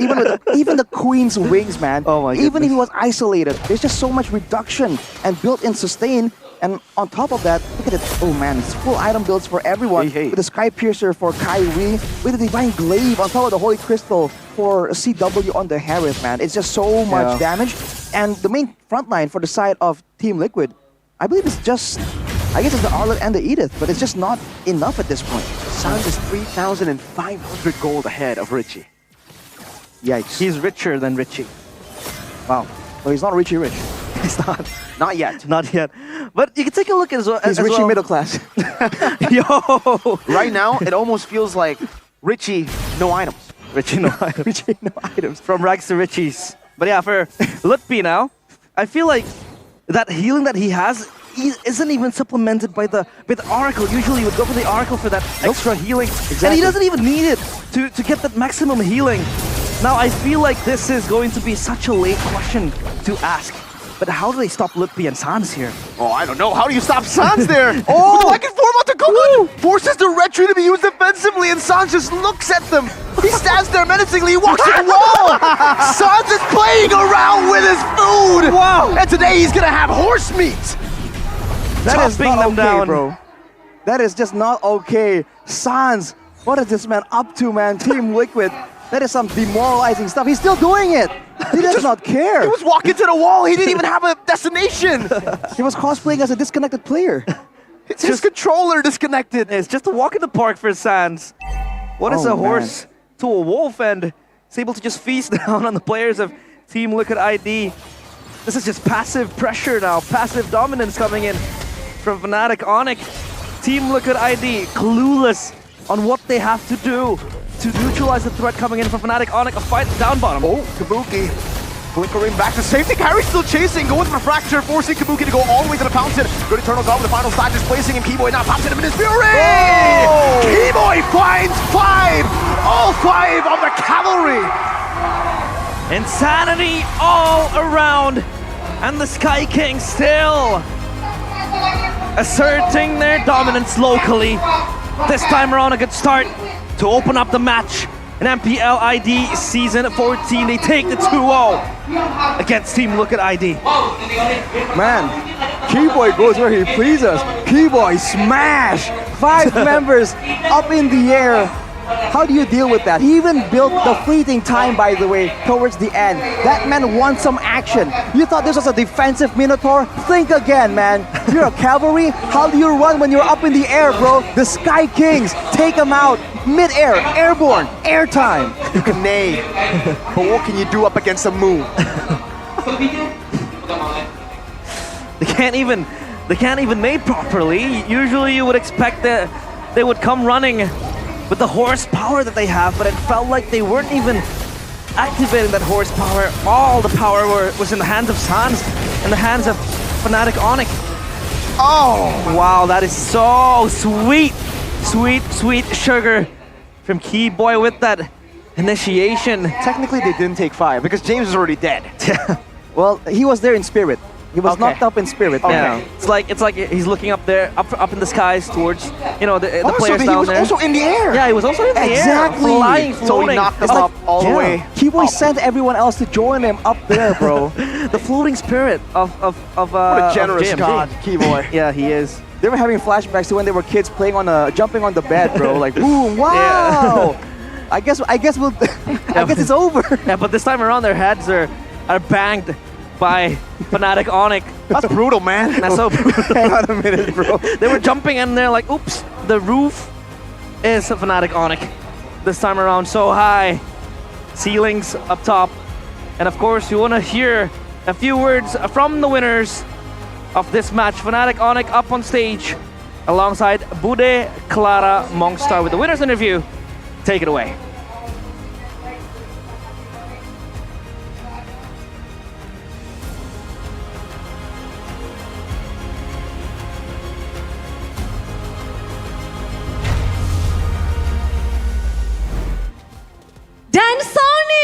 inilah dia kemenangan pertama bagi tim Fnatic Onyx. Wah, begitu meriahnya di hari pembukaan ini. Selamat datang tim Fnatic Onyx. Gimana match pembukaan kalian hadir untuk membuka season 14? Gimana Lutfi? Alhamdulillah hasilnya memuaskan lah. Memuaskan. Apakah cukup meyakinkan untuk melengkapi cincin UPI? Itu kurang satu tuh tadi di video.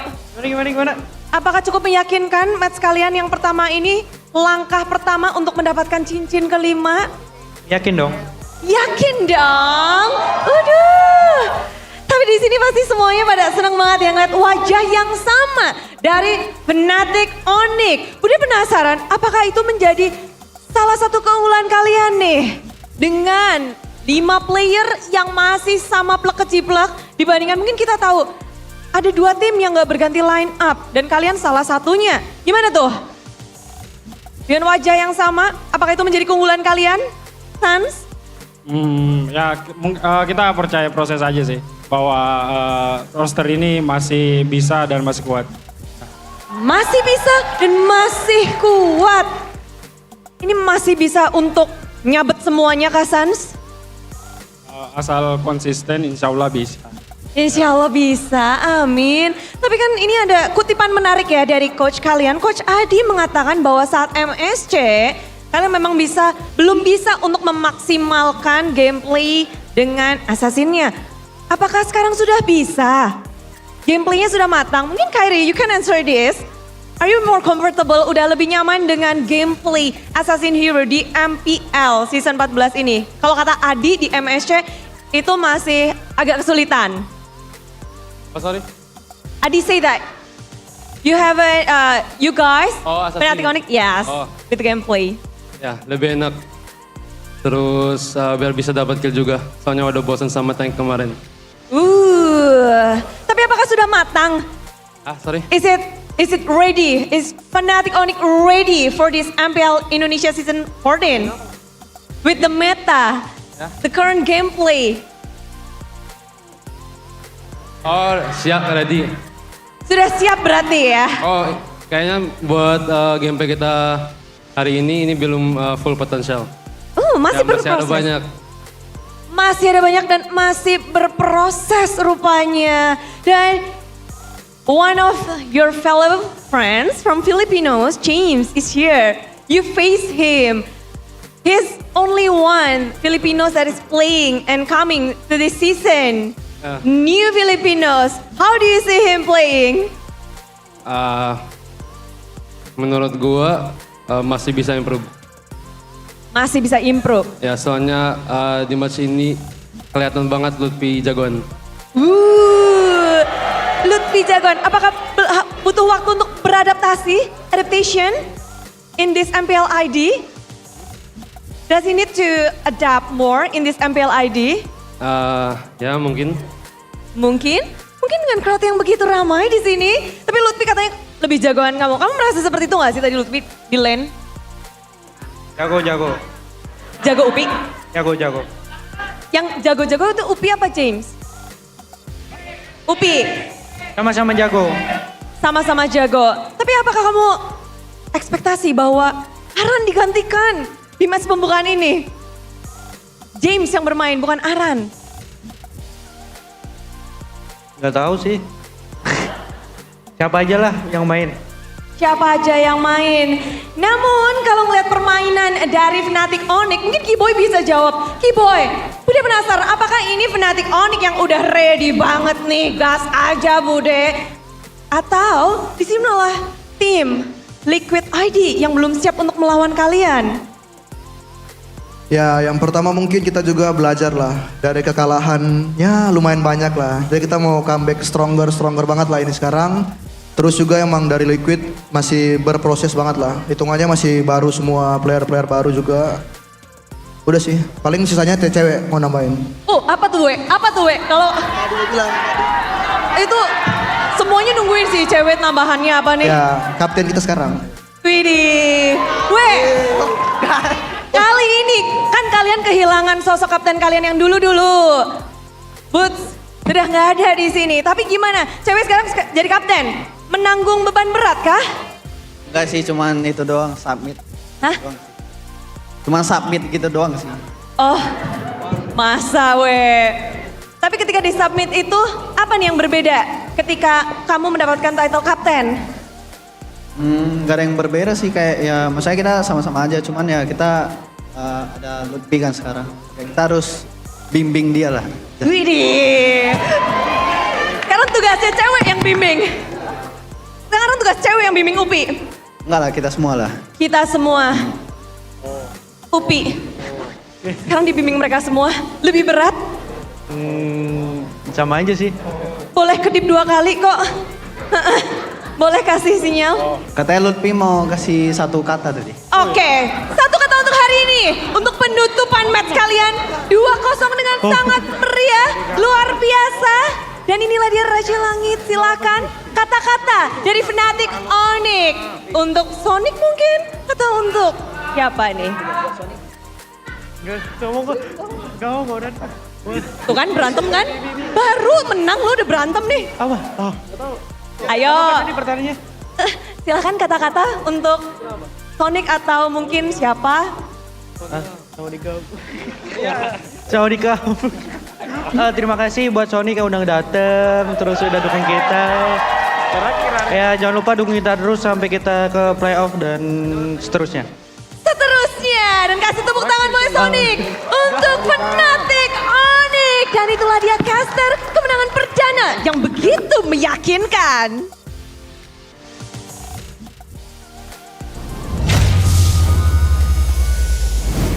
You know, my teacher once said, learning is a lifelong journey. And I feel like it also applies for the Sky Kings. They're kings of the skies. Especially for their interviews, they gotta learn a whole lot more. And much more. After their loss in MSC, like how Keyboy mentioned, they learned. It's a learning process. And this time, they're able to apply it properly. Just beating the hell out of Team Liquid ID 2-0. And the second game was in convincing fashion. Sans just, making it a whole circus for himself. Yeah, it was insane.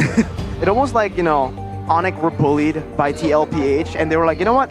Let's do the same to their little brothers. Yeah, it's like, you get bullied by the bigger brother and you're bullying the smaller Take brother. Take it on TLID for what TLPH did to them. Who can I take out this frustration on, man? Anyone. It's your turn. Justice. Justice must be served. Retribution, literally. And they did have the vengeance on Lutfi. So it was literally the power of vengeance that got them at least the early game. Yeah, the power of friendship, that's old news, man. The power of vengeance. Vengeance. Yeah, so Lutfi's vengeance is even greater than James's vengeance. I just want to quote Robert Pattinson on that. Vengeance. Vengeance. I love them from that movie, right? That one movie. I am Superman. vengeance. If you know, you know. But I don't know. Onyx is definitely back. Fnatic Onyx is definitely back with the vengeance for sure. And I think anyone coming up against them as of right now have got to be quaking in their boots right here. The MVP though, presented by our official tournament smartphone, Samsung Galaxy S24 series. It's your boy Lutfi on that canvas, bro. That man. Game 1 he was utility. Game 2, I don't know what the heck that was, man. He just walks. He runs. He's just throwing everything at him. He's like, I'm walking over here. Hey, I'm walking over here. I keep walking. That adaptive glove that he was able to pick up, does this signal that he's going for a Sky Piercer?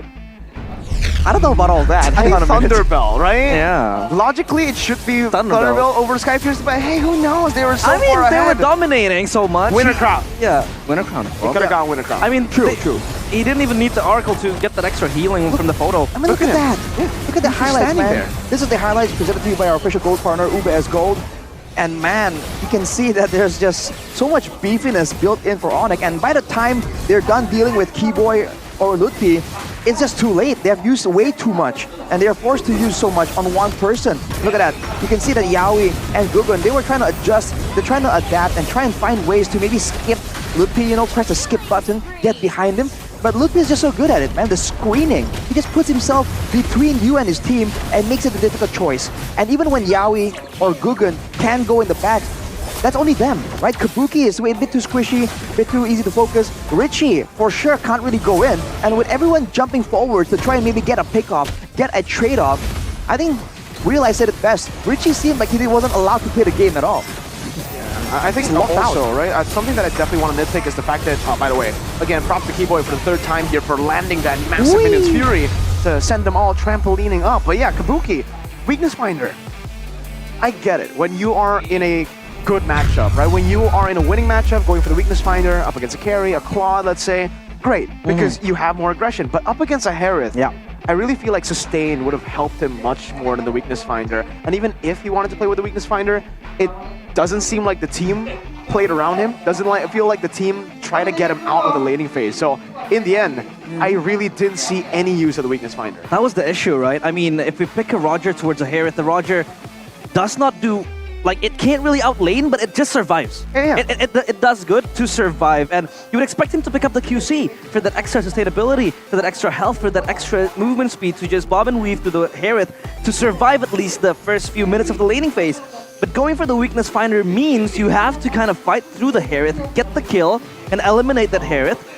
But they weren't playing through Kabuki at all.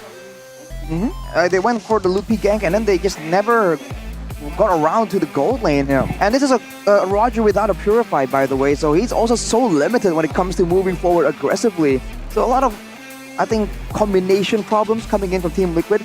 The idea is there, and I feel like they had adaptations, they had at least a plan on what they were trying to do, but in the end, against the more established version coming in from Fnatic Onyx, it was just a bit too much, man. Looking at the post-game stats right here, damage dealt, Onyx wins overwhelmingly. Damage to everything is just absolutely one-sided, man. Yeah, totally one-sided, and Team Liquid ID, of course, not the debut you want, but again, a wise man once said, and this man is sitting next to me, he says, it's a marathon, not a sprint. Talking about Rashi? Talking about you, and Arashi, and Gani as well. Gani says a whole lot of things, you know. We got it's a professional yapper. Worth of quotes. A professional yapper he if is. you want to quote Gani over here, but if Gani was here, he'd be like, you know, I mean, predicted. NPC. Hey, it's me, Gani. You know? Let's go on air. Let's go on air. Let's go large. Shout out to Gani, who is out and about right now. I still think he's tuning in, you know, he's watching his favorite team play, just like he did in the playoffs. Exactly. In a very relaxed fashion. You know, probably has his legs up on a on a couch somewhere, you know, just breathing smooth, rhythmically. No suspense compared to to Mirko here, you know. He watches Bigatron play with full suspense. Oh, he watches while standing on the table, man. It depends, right? I mean, regular season, usually full suspense. You lay back. It's cool. Yeah. But then in the playoffs, it's like, wait a minute. Hey man, where's the same? This is the same team, you know, something like that. But I think for Liquid ID, it doesn't feel like. I think unfortunately they got matched up against Fnatic Onyx in their first match, and again, like we saw in the poster, this is their first match with the new lineup. So True. We still gotta give them time. Liquid didn't even perform that well last season in their first match. After week 1, I remember putting them in no playoffs. And then all of a sudden, they found the synergy, they made that chemistry work, and then they became contenders. Yeah. Then they fell off again, but we won't talk about that. And right. They're also yet positive. Yeah, they're also yet to, you know, test their limits, maybe put in Aaron Shiki for a match, and in place of Kabuki. Of course, for Team Liquid ID, again, the burden is multiplied on them because they have to adapt with the meta, they have to adapt with the new roster compared to Fnatic Onyx, who has been able to mold this chemistry for so long. Of course, comfortability is in their hands. It's just down to how they want to navigate through the meta. Team Liquid ID, of course, they have a much more heftier task in their hands compared to Fnatic Onyx. And that's even before talking about the drafting possibilities, because again, if you change one player, you change the play style, but also the hero pool, right? Also the habits. So we have to see how they really communicate here, realize. Yeah, of course, communication is important. So here we go. Goal moment by UBS Gold. Gue Julian guys, gue tendang Julian guys, itu yang Julian guys. Jauh Julian guys, Lihat cewek pelan-pelan ya. Awas ulti gue guys, gue angkat juga. Pelan-pelan awas. Editnya guys, Edit. Aman. Balik. Mouse di mana mouse? Majuin aja. Udah setengah pi majuin aja. Flicker deh. Di gua deh. Edit dulu guys. Gua nggak sempat ulti ya. Udah alih di gua sih dia. Bisa edit. Udah mati. Mau flicker. Lihat nenek. Iso. Roger dulu. Ada dash dia. Udah flicker ya. Koton. Awas joy. Still full of communication, full of energy, and full of instincts to win and to kill as well. Yeah, I think the main issue that, well, this was an issue that was a strength for them. Because for the most part, I think me and Arashi, we coached at one point, and for a lot of the amateur players, we said you need to have one shot caller, right? You can have someone else to help you out, and everybody can give their own input, but you need to follow one shot caller. The way that Fnatic Onyx does it is all of them shot call together, and it was great for them for the longest time. Like last year, where they were able to just consistently be at the top of the MLBB game, but this year, especially in international tournaments, we see a lot of miscoms happen, and I think it's due to that, right? And it doesn't seem like they've changed. It does feel like everybody was making calls. What do you think about that? Yeah, I feel like it's very interesting. I mean, if you have 5 heads thinking together with different views as well, different opinions, it's going to be hard to pull up a conclusion, Arashi. Exactly, man. You have to actually be on the same page, right? And you know, when you're all shot call and communicate at the same time. I mean, even when we cast right here, when I'm talking right now, no. Exactly, we don't talk at the same time because you, the listeners, right, might have it overshadowed. Yeah, but of course, we want to hear from the losers of the match. MPL ID up on stage. Here we go. Udah bisa ngobrol-ngobrol bersama tim yang nggak bisa mendapatkan kemenangan. Sudah cukup lembut bahasanya? Udah. Gagal mendapatkan kemenangan. Sakit. Oh, oke. Tapi di sini saya Lukas, halo. Halo Ci, ya. Hari pertama, minggu yang pertama, match pertama juga match pembukaan. Gimana sih kamu ngeliat performa dari timmu sendiri? Sebenarnya kalau lihat dari performanya dari game 1 udah cukup baik lah. Tapi di game 2-nya ternyata belum cukup memuaskan. Banyak tim fight yang gak kita menangin. Oh, rupanya memang, apakah ini sudah prosesnya berapa persen sih kalau boleh tahu? Kalau dari proses harusnya baru 20% lah kita. Ya. Begitu seram ya. Namun ini kan menjadi pertanyaan, ngelawan Onyx langsung, Fnatic Onyx di depan mata di match pembukaan, apakah itu menjadi beban mental tersendiri nggak sih untuk mempersiapkan melawan Raja Langit? Sebenarnya sih lawan Onyx kita punya advantage banyak lah. Karena kita udah mantau Onyxnya banyak, tapi ya balik lagi di in-game-nya kita masih kurang bisa maksimalin semuanya. Oke, sudah tahu banyak tapi masih belum bisa apa sih ini Onyx memang sesulit itu untuk diporak-porandakan? Masih strong lah, masih strong. Super strong? Iya. Apakah karena 5 player yang nggak berganti? Itu jadi salah satu kunci atau nggak sih? Itu bisa jadi walaupun mereka kemarin kalah tapi masih chemistry sama semua mekaniknya masih jago-jago lah. Masih jago-jago. Nah ini berbanding terbalik ya. Kalau kita ngelihat dari Onyx yang masih stay dengan 5 playernya, kalian membuat gebrakan dengan satu-satunya tim di season ini membawa import dari Filipina, James, dan itu menggantikan Aran. Dan juga mid laner kalian ganti pula. Ada perombakan yang terjadi. Ini perombakannya gimana sih? Sebenarnya perombakannya kayak berdasarkan trial kita yang udah dilewatin. Terus 2 orang ini lumayan cocok sama tim. Mungkin kendala di Jamesnya baru bahas aja yang masih kurang. Jadi ya buat sekarang kita buat ngebiasain dia di stage sama biasain bahasanya lagi lah. Memang ya, language barrier itu harus butuh waktu. Namun Saint Lucas, ini banyak yang pasti penasaran nanyain juga. Biasa kita ngeliat Aran, tapi di sini adanya James. Apa ini yang mungkin menjadi pertimbangan untuk memainkan James? Apa sih yang Aran nggak punya? Kalau itu biar Aran tuh lebih bisa banyak lagi lah ininya, POV-nya. Nggak yang cuma dari in-game, tapi dia juga bisa ngelihat lebih banyak lagi kalau dia nonton sebenarnya. Jadi ya sama-sama baik lah buat mereka berdua. Oh, memberikan pelajaran dari sisi yang berbeda berarti ini. Iya. Dan mungkin yang James punya apakah, Budi sih dengar katanya James itu jadi kapten. Apakah sosok kapten itu, sosok pemimpin itu yang kalian butuhkan sekarang? Bisa jadi ya. Jadi dia kapten beneran nih? Iya, dia punya jiwanya lah. Jiwa seorang kapten. Namun membawa Jamesnya ini, apakah suasana dari tim berbeda dengan mungkin kan pastinya dari Filipina sana dan sini pasti ada perbedaan culture atau perbedaan dari segi komunikasi dan lain-lain. Karena kita udah punya Yawi juga, jadi sebenarnya adaptasinya Jamesnya lebih cepat. Terus dia ngebaur sama anak-anaknya lebih cepat lah. Terus dia bisa bawa aura yang baru dari season kemarin juga kita kan dapat hasil yang jelek. Terus adanya dia jadi auranya lebih positif lagi. Dan datangnya 2 player lagi berarti mengharapkan lebih lagi nih ya. Angin segar lah. Angin segar, pembukaan seperti ini. Tapi untuk nextnya seberapa yakin ini tim Liquid bisa persentase naik? Harusnya 100% pasti naik. Ya. 100% pasti naik. Ini baru pemanasan? Iya, pemanasan. Ini baru pemanasan, tapi caster yang panas-panas bukan hanya di Land of Dawn, tapi di meja caster pun demikian. Silahkan, monggo caster.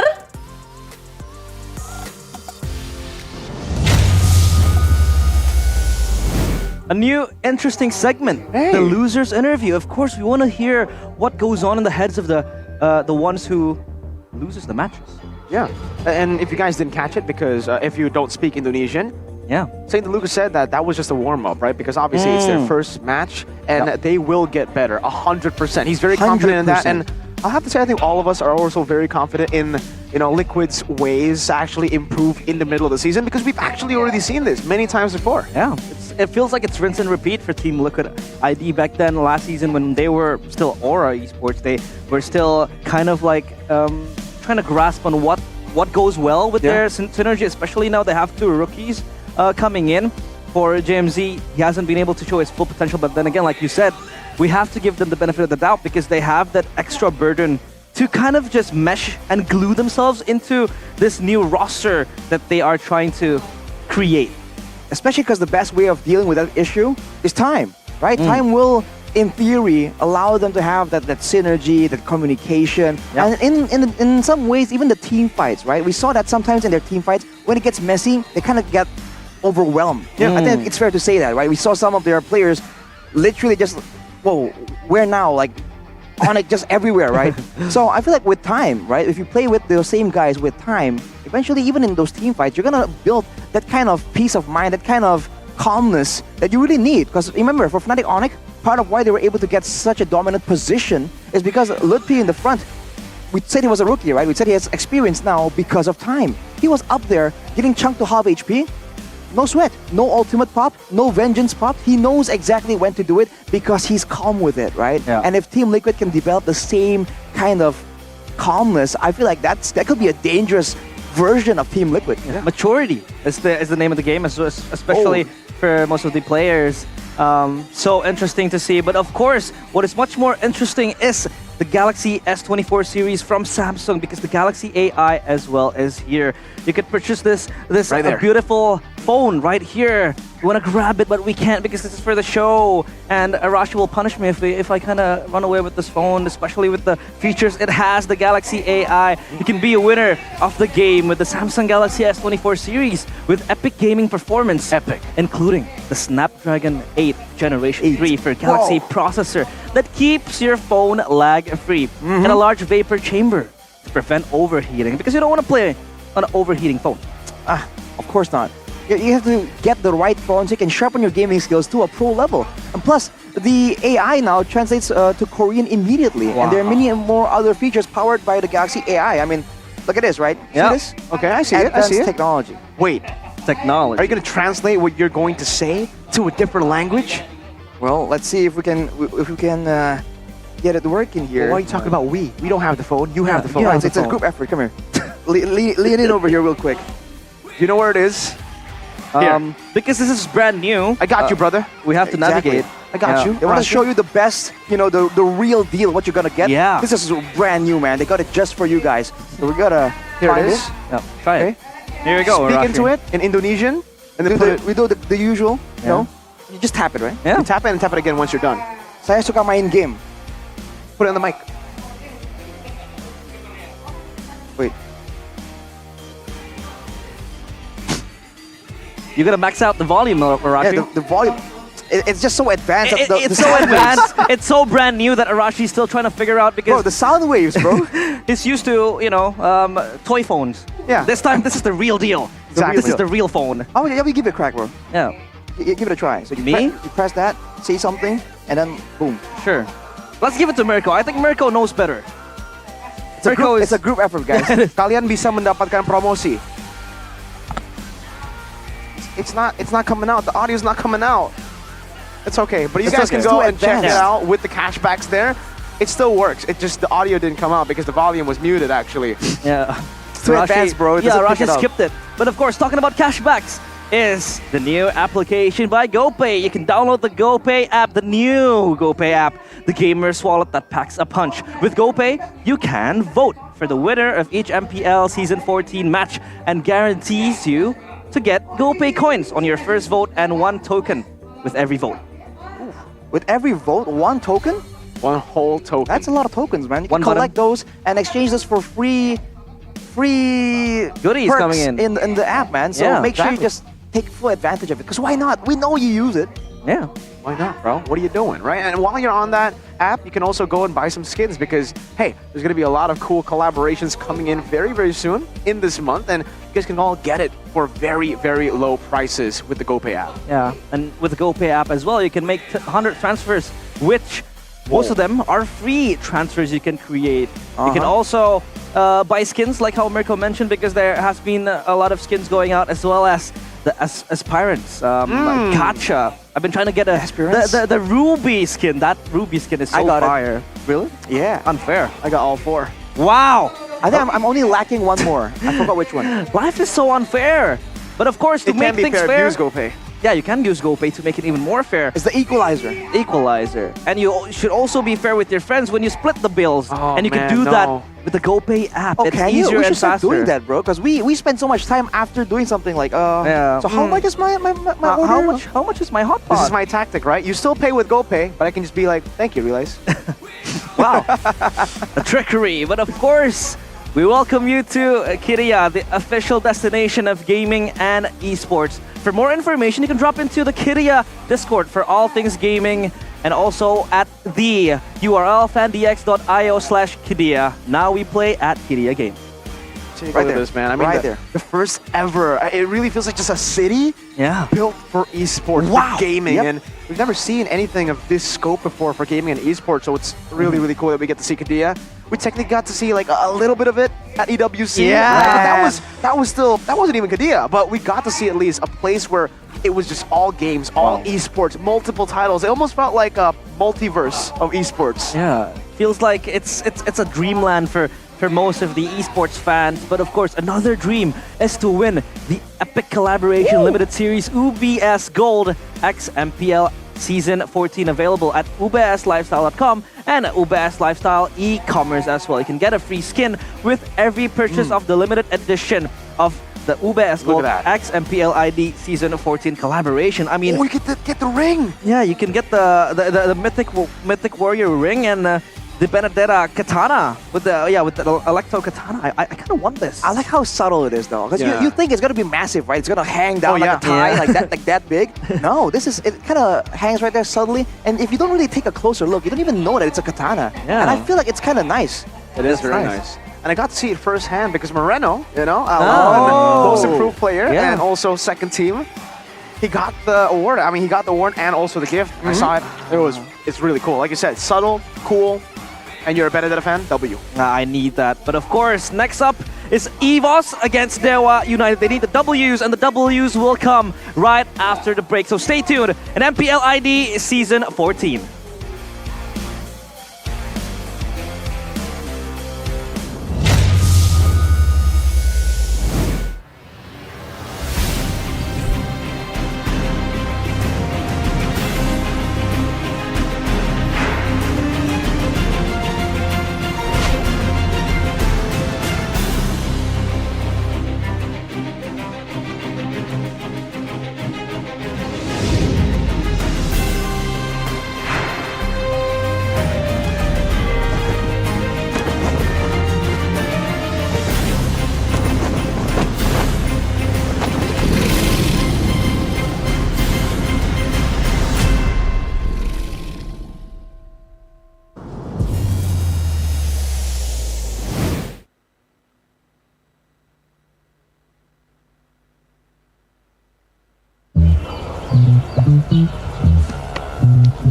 Circle it. Circle, you let me circle it. I can find anything if I circle it, so let me circle it. Circle, you let me circle it. I can find anything if I circle it, so let me circle it.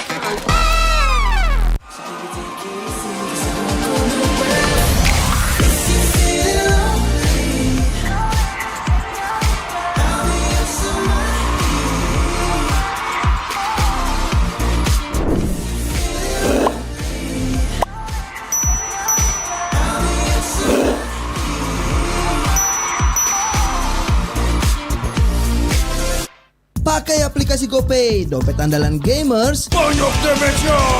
Ada cashback hingga 20.000 buat upgrade skin baru.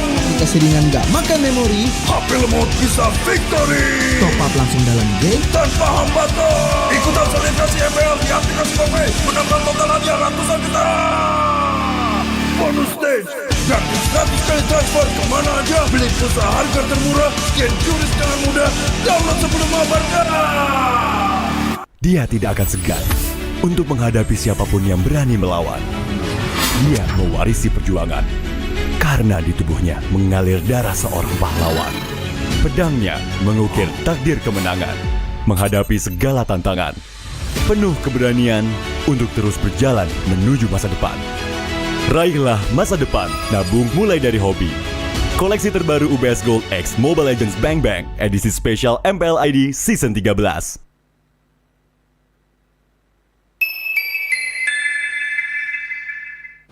Main Mobile Legends memang seru.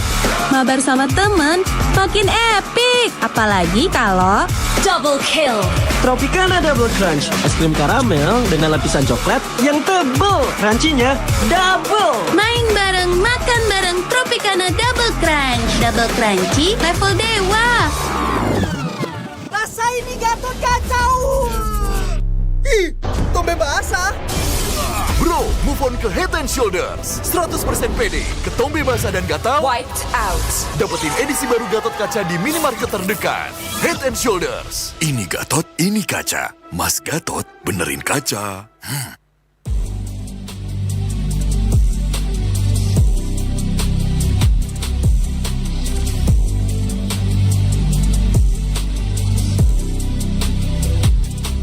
Kenangan adalah jati diri kita.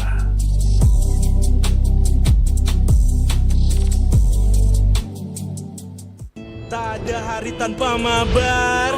Main ngelek, kerap buatku tak sabar. Gimana mau main sampai kelar? Ini waktunya ku bersinar. Okay, let's do it. Game smash andalanku bikin mainku semakin hebat. Tim stabil main makin mulus, rankku fix naik terus. Tukar DG rings, diamond dan voucher game kau dapat. Cuma Game Max makin no debat. Game Max Booster kini dapat DG Rings. Beli paketnya dan aktifkan boosternya di aplikasi Dunia Games.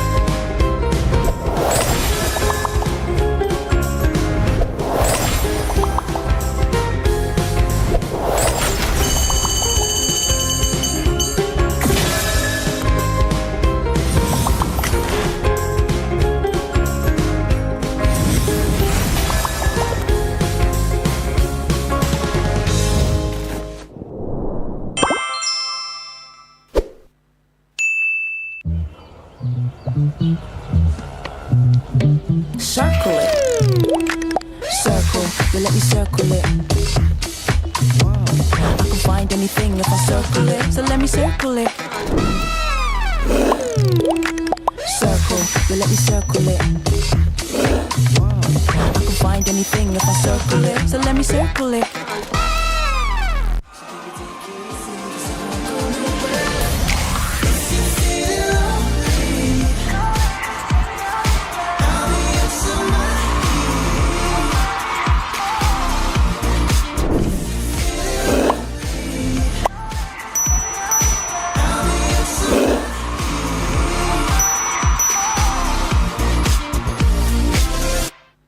Pakai aplikasi GoPay, dompet andalan gamers. Banyak damage-nya. Ada cashback hingga 20.000 buat upgrade skin baru. Aplikasi ringan gak makan memori. HP lemot bisa victory. Top up langsung dalam game tanpa hambatan. Ikutan selebrasi MPL di aplikasi GoPay. Menangkan total hadiah ratusan juta. Bonus stage. Gratis 100 kali transfer kemana aja. Beli pulsa harga termurah. Scan juris dengan mudah. Download sebelum mabarkan. Dia tidak akan segan untuk menghadapi siapapun yang berani melawan. Dia mewarisi perjuangan karena di tubuhnya mengalir darah seorang pahlawan. Pedangnya mengukir takdir kemenangan, menghadapi segala tantangan. Penuh keberanian untuk terus berjalan menuju masa depan. Raihlah masa depan, nabung mulai dari hobi. Koleksi terbaru UBS Gold X Mobile Legends Bang Bang, edisi spesial MPL ID Season 13.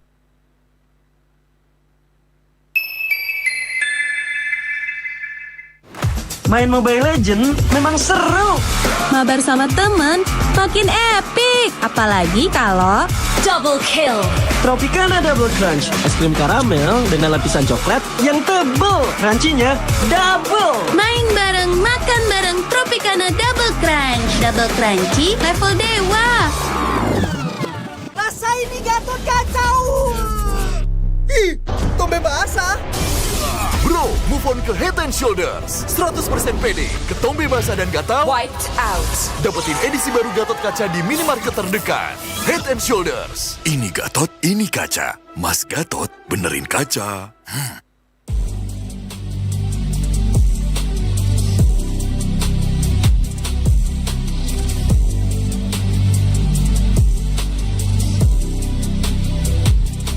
Kenangan adalah jati diri kita.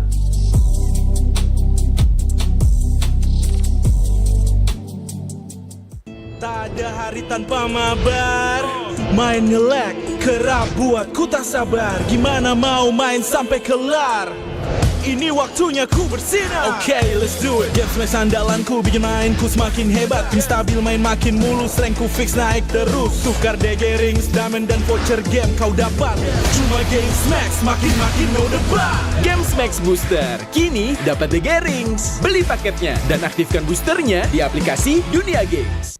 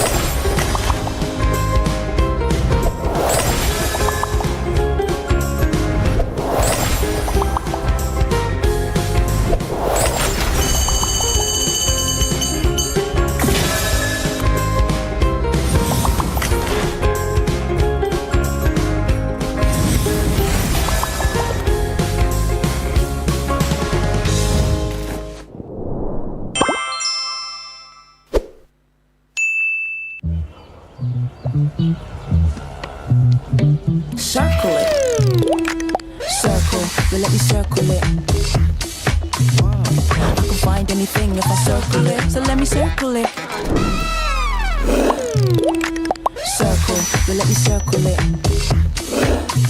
I can find anything if I circle it, so let me circle it.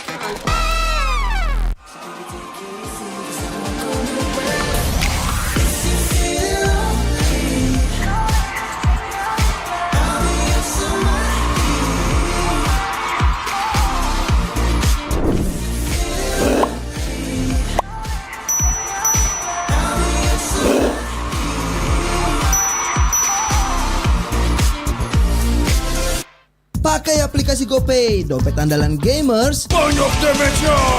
Ada cashback hingga 20.000 buat upgrade skin baru. Aplikasi ringan gak makan memori. HP lemot bisa victory. Top up langsung dalam game tanpa hambatan. Ikutan selebrasi MPL di aplikasi GoPay. Menangkan total hadiah ratusan juta. Bonus stage. Gratis 100 kali transfer kemana aja. Beli pulsa harga termurah. Scan QRIS dengan mudah. Download sebelum mabarkan. Dia tidak akan segan untuk menghadapi siapapun yang berani melawan. Dia mewarisi perjuangan karena di tubuhnya mengalir darah seorang pahlawan. Pedangnya mengukir takdir kemenangan, menghadapi segala tantangan. Penuh keberanian untuk terus berjalan menuju masa depan. Raihlah masa depan, nabung mulai dari hobi. Koleksi terbaru UBS Gold X Mobile Legends Bang Bang, edisi spesial MPL ID Season 13.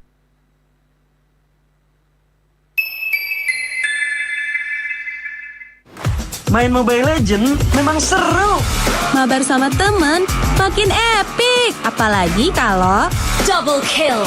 Tropicana Double Crunch, es krim karamel dengan lapisan coklat yang tebal. Crunchy-nya double. Main bareng, makan bareng Tropicana Double Crunch. Double crunchy level dewa. Rasa ini Gatot kacau. Ih, tombe basah. Bro, move on ke Head and Shoulders. 100% pede, ketombe basah dan gatal Wiped out. dapetin edisi baru Gatot Kaca di minimarket terdekat. Head and Shoulders. Ini Gatot, ini kaca. Mas Gatot, benerin kaca.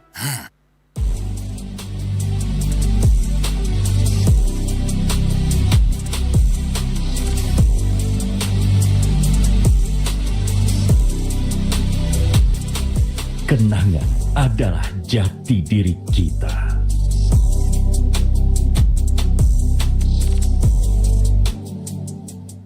Tak ada hari tanpa mabar.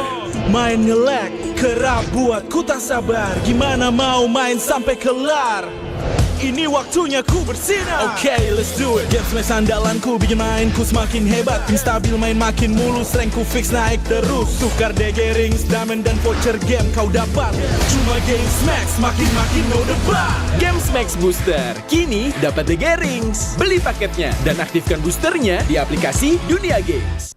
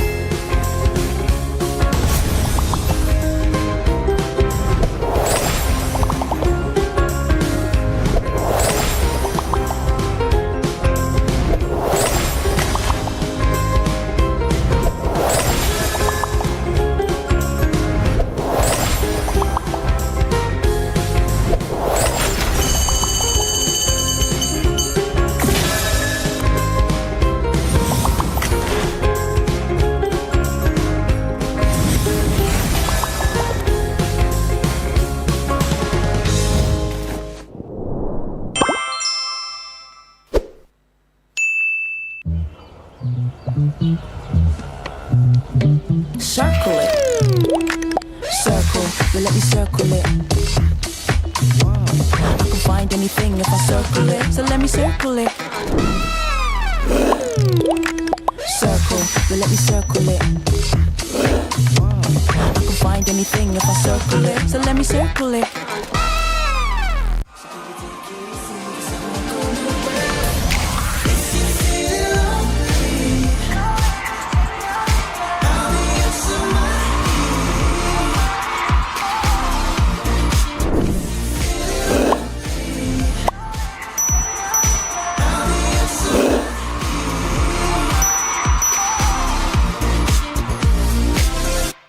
Pakai aplikasi GoPay, dompet andalan gamers. Banyak damage-nya. Ada cashback hingga 20.000 buat upgrade skin baru. Aplikasi ringan gak makan memori. HP lemot bisa victory. Top up langsung dalam game tanpa hambatan. Ikutan selebrasi MPL di aplikasi GoPay. Menambah total hadiah ratusan juta. Bonus stage. Gratis kali transfer kemana aja. Beli pulsa harga termurah. Scan QRIS dengan mudah. Download sebelum mengabarkan. Dia tidak akan segan untuk menghadapi siapapun yang berani melawan. Dia mewarisi perjuangan karena di tubuhnya mengalir darah seorang pahlawan. Pedangnya mengukir takdir kemenangan, menghadapi segala tantangan. Penuh keberanian untuk terus berjalan menuju masa depan. Raihlah masa depan, nabung mulai dari hobi. Koleksi terbaru UBS Gold X Mobile Legends Bang Bang edisi spesial MPL ID Season 13.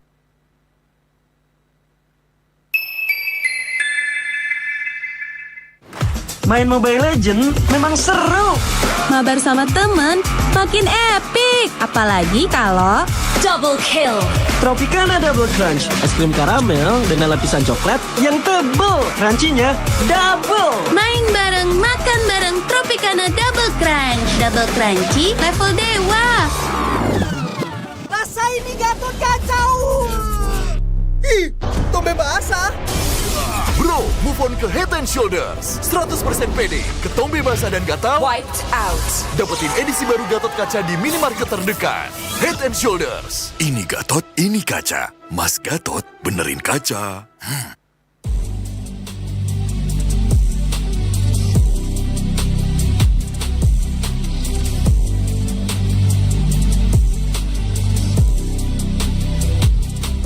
Kenangan adalah jati diri kita.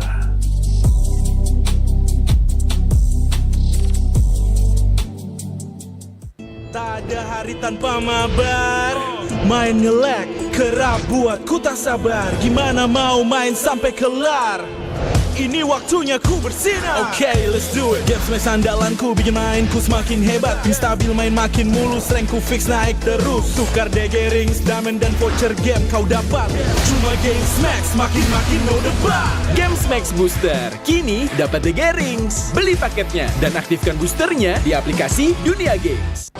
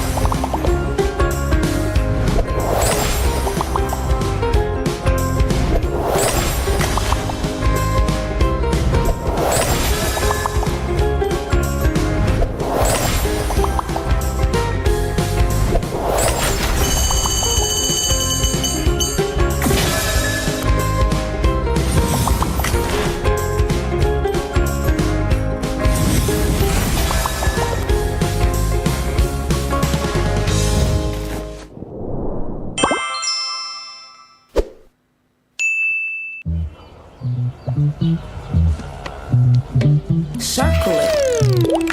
Circle, you let me circle it. I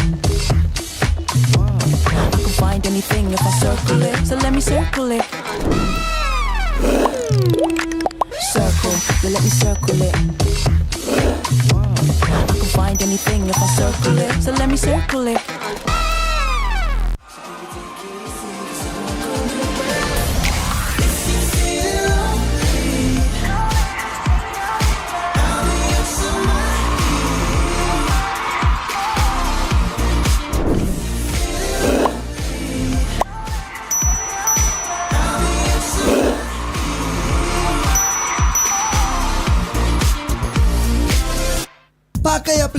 Pay, dompet andalan gamers. Banyak damage-nya.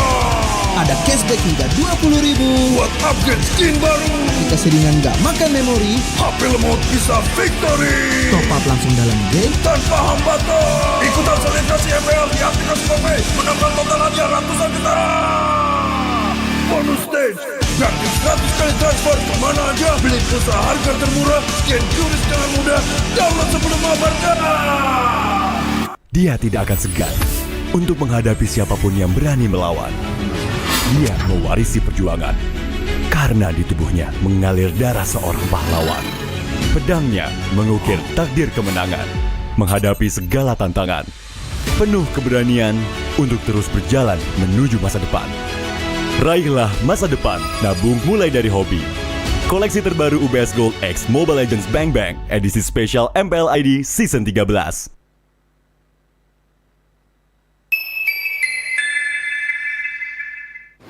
Main Mobile Legends memang seru. Mabar sama temen makin epic. Apalagi kalau double kill. Tropicana Double Crunch, es krim karamel dengan lapisan coklat yang tebal. Crunchy-nya double. Main bareng, makan bareng Tropicana Double Crunch. Double crunchy level dewa. Rasa ini Gatot kacau. Ih, tombe basah. Bro, move on ke Head and Shoulders. 100% pede, ketombe basah dan gatal Wiped out. dapetin edisi baru Gatot Kaca di minimarket terdekat. Head and Shoulders. Ini Gatot, ini kaca. Mas Gatot, benerin kaca.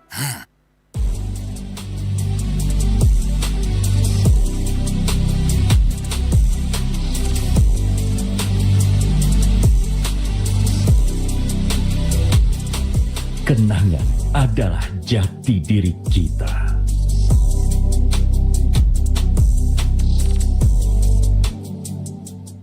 Tak ada hari tanpa mabar. Main ngelek, kerap buat ku tak sabar. Gimana mau main sampai kelar? Ini waktunya ku bersinar. Okay, let's do it. Game smash andalanku bikin mainku semakin hebat. Pin stabil main makin mulus, rankku fix naik terus. Tukar DG rings, diamond dan voucher game kau dapat. Cuma Game Max makin no debat. Games Max Booster, kini dapat DG Rings. Beli paketnya dan aktifkan boosternya di aplikasi Dunia Games.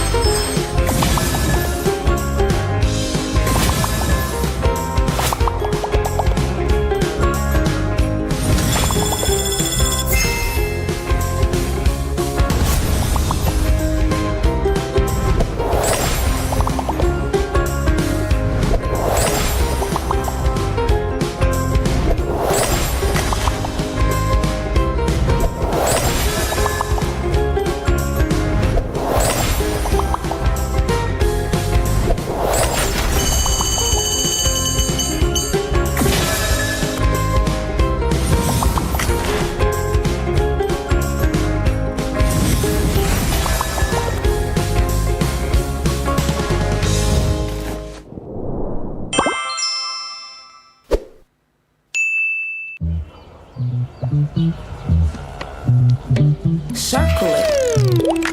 Circle, you let me circle it.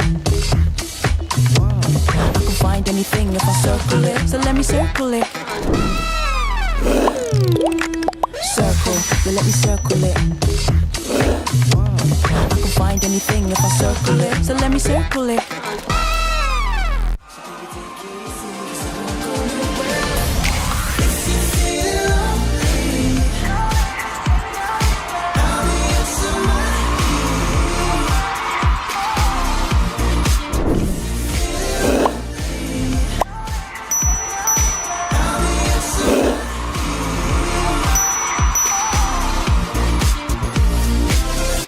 Pakai aplikasi GoPay, dompet andalan gamers. Banyak damage-nya. Ada cashback hingga 20.000 buat upgrade skin baru. Aplikasi ringan gak makan memori. HP lemot bisa victory. Top up langsung dalam game tanpa hambatan. Ikutan selebrasi MPL di aplikasi GoPay. Menambah total hadiah ratusan juta. Bonus stage. Gratis 100 kali transfer kemana aja. Beli pulsa harga termurah. Scan QRIS dengan mudah. Download sebelum mabarkan.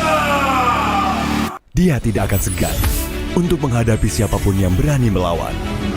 Dia mewarisi perjuangan karena di tubuhnya mengalir darah seorang pahlawan. Pedangnya mengukir takdir kemenangan, menghadapi segala tantangan. Penuh keberanian untuk terus berjalan menuju masa depan. Raihlah masa depan, nabung mulai dari hobi. Koleksi terbaru UBS Gold X Mobile Legends Bang Bang, edisi spesial MPL ID Season 13.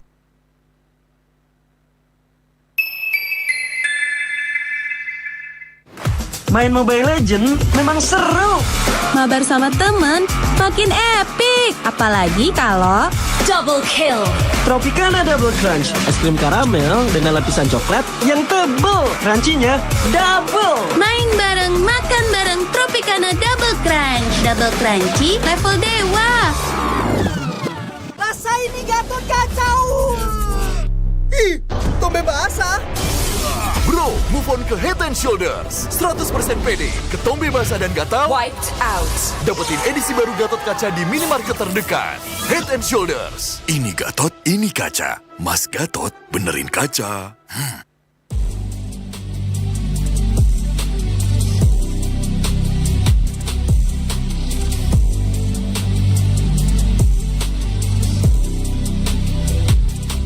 Kenangan adalah jati diri kita.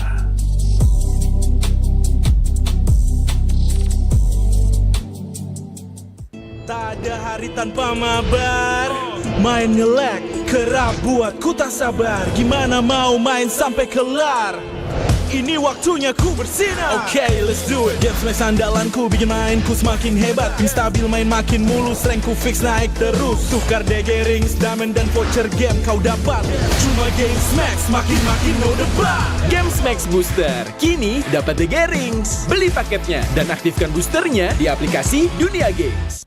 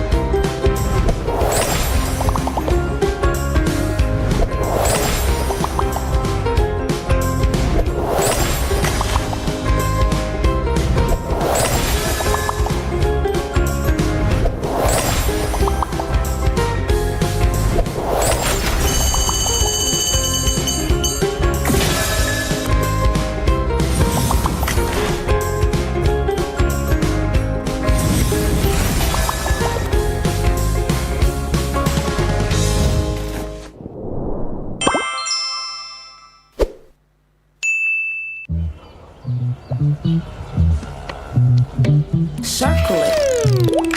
Circle, you let me circle it. I can find anything if I circle it, so let me circle it. Circle, you let me circle it. I can find anything if I circle it, so let me circle it.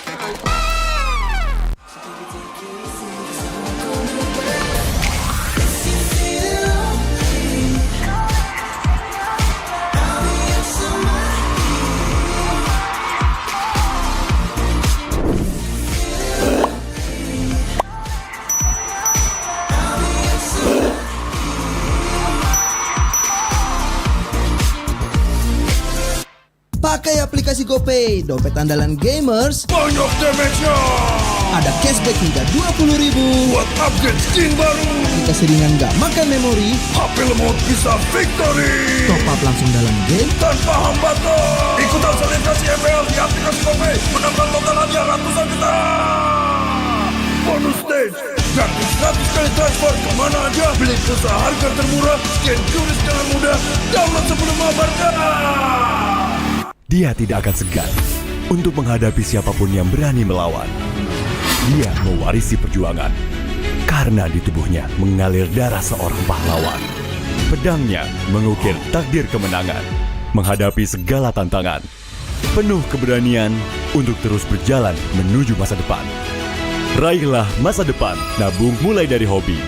Koleksi terbaru UBS Gold X Mobile Legends Bang Bang edisi spesial MPL ID Season 13.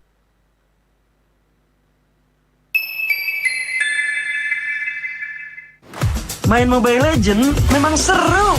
Mabar sama temen makin epic. Apalagi kalau double kill. Tropicana Double Crunch, es krim karamel dengan lapisan coklat yang tebal. Crunchy-nya double. Main bareng, makan bareng Tropicana Double Crunch. Double crunchy level dewa. Rasa ini Gatot kacau. Ih, tombe basah. Bro, move on ke Head and Shoulders. 100% pede, ketombe basah dan gatal Wiped out. dapetin edisi baru Gatot Kaca di minimarket terdekat. Head and Shoulders. Ini Gatot, ini kaca. Mas Gatot, benerin kaca.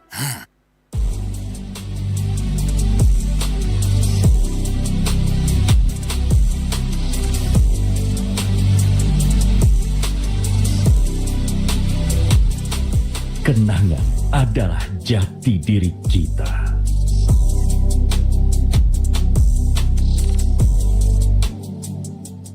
Tak ada hari tanpa mabar. Main nge-lag, kerap buat ku tak sabar. Gimana mau main sampai kelar? Ini waktunya ku bersinar. Okay, let's do it. Game smash andalanku bikin mainku semakin hebat. Pin stabil main makin mulus, rankku fix naik terus. Tukar DG rings, diamond dan voucher game kau dapat. Cuma Game Max makin no debat. Games Max Booster, kini dapat DG Rings. Beli paketnya dan aktifkan boosternya di aplikasi Dunia Games.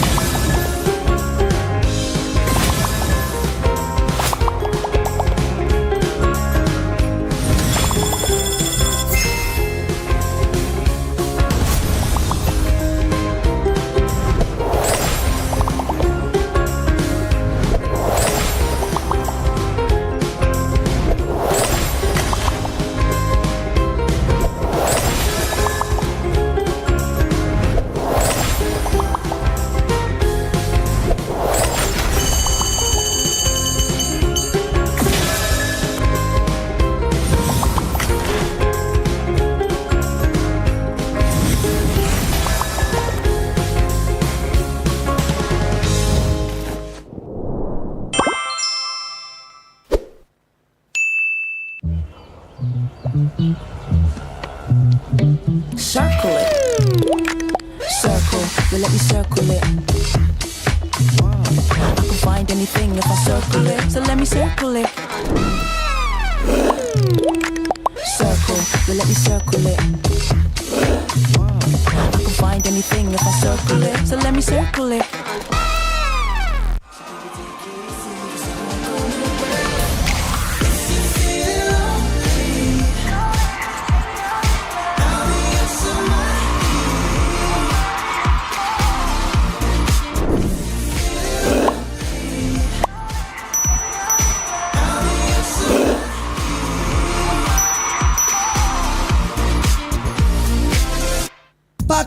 aplikasi GoPay, dompet andalan gamers. Banyak damage-nya. Ada cashback hingga 20.000 buat upgrade skin baru. Aplikasi ringan gak makan memori. HP lemot bisa victory. Top up langsung dalam game tanpa hambatan. Ikutan selebrasi MPL di aplikasi GoPay. Menambah total hadiah ratusan juta. Bonus stage. Gratis 100 kali transfer kemana aja. Beli pulsa harga termurah. Scan turis dengan mudah. Download sebelum mabarkan. Dia tidak akan segan untuk menghadapi siapapun yang berani melawan. Dia mewarisi perjuangan karena di tubuhnya mengalir darah seorang pahlawan. Pedangnya mengukir takdir kemenangan, menghadapi segala tantangan. Penuh keberanian untuk terus berjalan menuju masa depan. Raihlah masa depan, nabung mulai dari hobi. Koleksi terbaru UBS Gold X Mobile Legends Bang Bang edisi spesial MPL ID Season 13.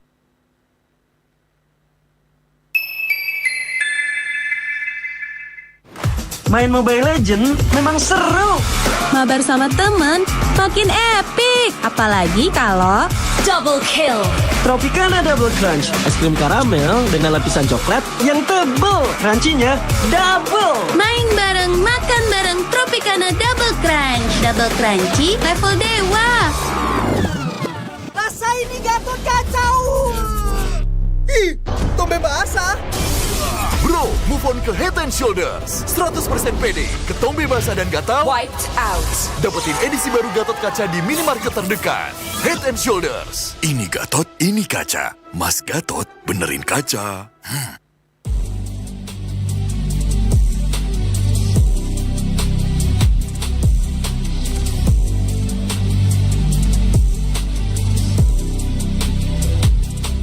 Kenangan adalah jati diri kita.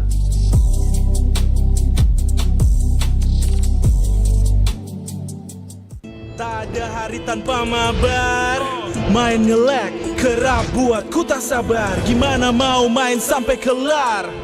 Ini waktunya ku bersinar. Okay, let's do it. Games max andalanku bikin mainku semakin hebat. Tim stabil main makin mulus, rankku fix naik terus. Tukar DG rings, diamond dan voucher game kau dapat.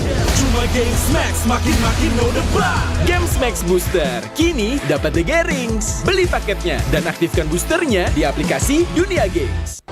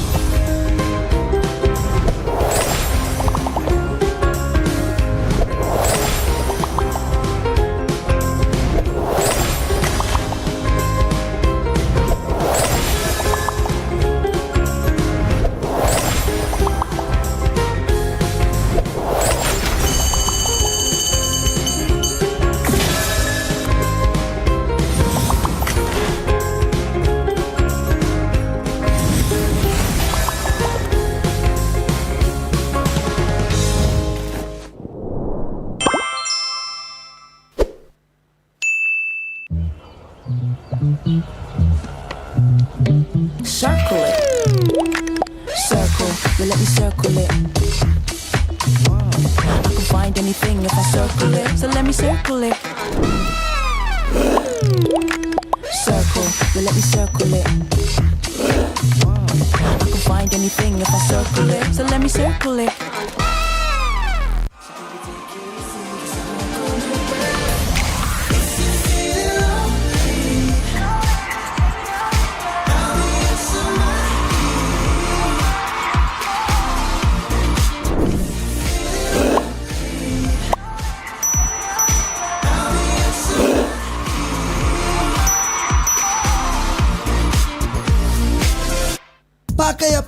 Pay, dompet andalan gamers. Banyak damage-nya.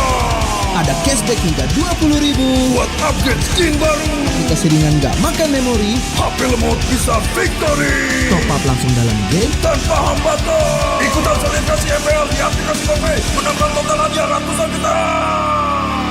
Bonus stage. Gratis 100 kali transfer kemana aja. Beli pulsa harga termurah. Scan QRIS dengan mudah. Download sebelum mabarkan. Dia tidak akan segan untuk menghadapi siapapun yang berani melawan. Dia mewarisi perjuangan karena di tubuhnya mengalir darah seorang pahlawan. Pedangnya mengukir takdir kemenangan, menghadapi segala tantangan. Penuh keberanian untuk terus berjalan menuju masa depan. Raihlah masa depan, nabung mulai dari hobi. Koleksi terbaru UBS Gold X Mobile Legends Bang Bang edisi spesial MPL ID Season 13.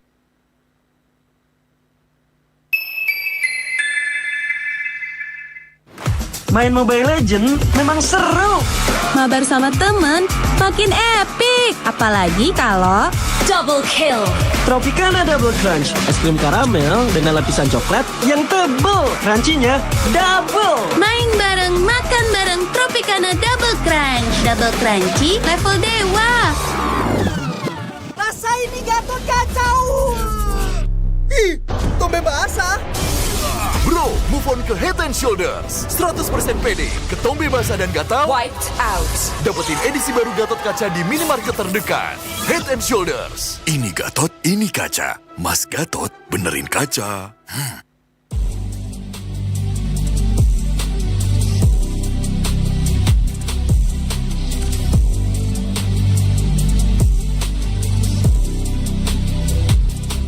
Kenangan adalah jati diri kita.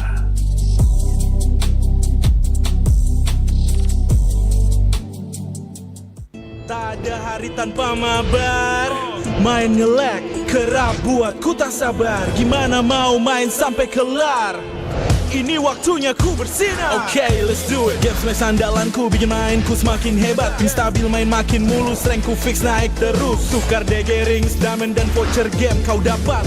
Cuma Game Smash makin no debat. Game Max Booster, kini dapat The Rings. Beli paketnya dan aktifkan boosternya di aplikasi Dunia Games.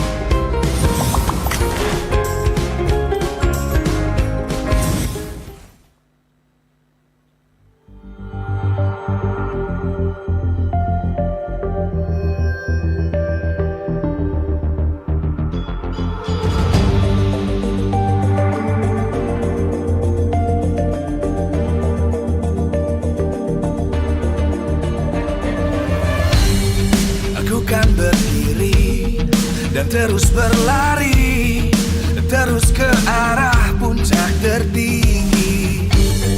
Ku takkan berhenti, hanya sampai di sini. Kemenangan abadi menanti. You know we won't miss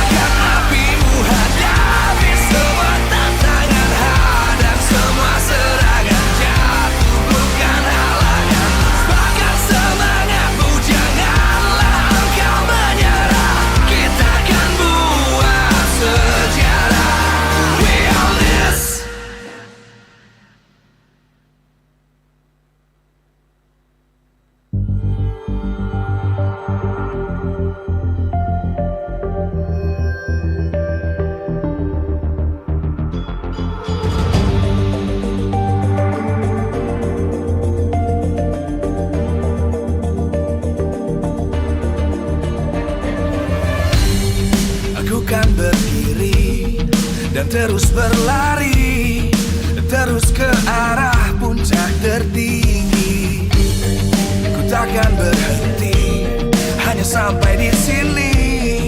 Kemenangan abadi menanti. You know we won't miss if we unite our focus. And if you haven't noticed, we all live. Nyalakan apimu, hadapi semua tantangan, hadang semua serangan, jatuh bukan halangan. Bakar semangatmu, janganlah engkau menyerah. Kita akan buat sejarah.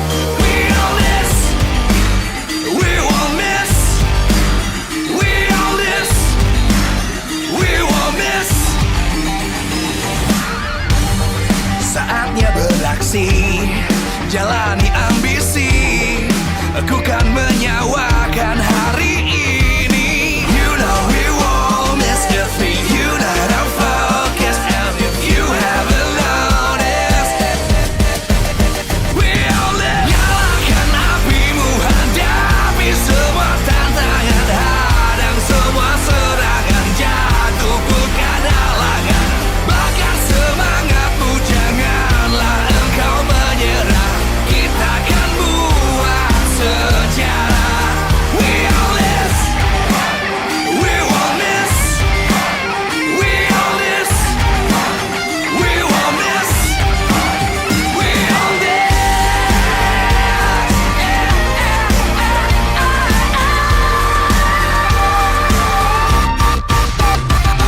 Nyalakan apimu, hadapi semua tantangan, hadang semua serangan, jatuh bukan halangan. Bakar semangatmu,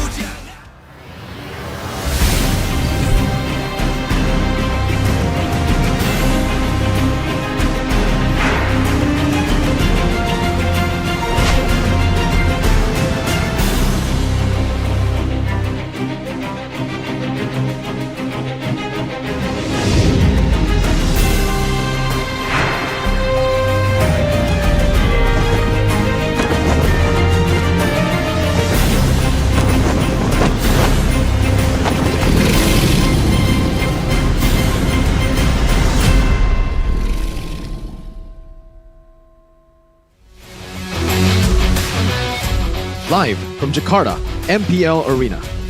MPL Season 14 is powered by Munta. Presented by our official tournament smartphone, Samsung Galaxy. Official e-wallet, GoPay. Official destination for gaming and esports, Hidea. Official gold partner, UBS Gold. We own this.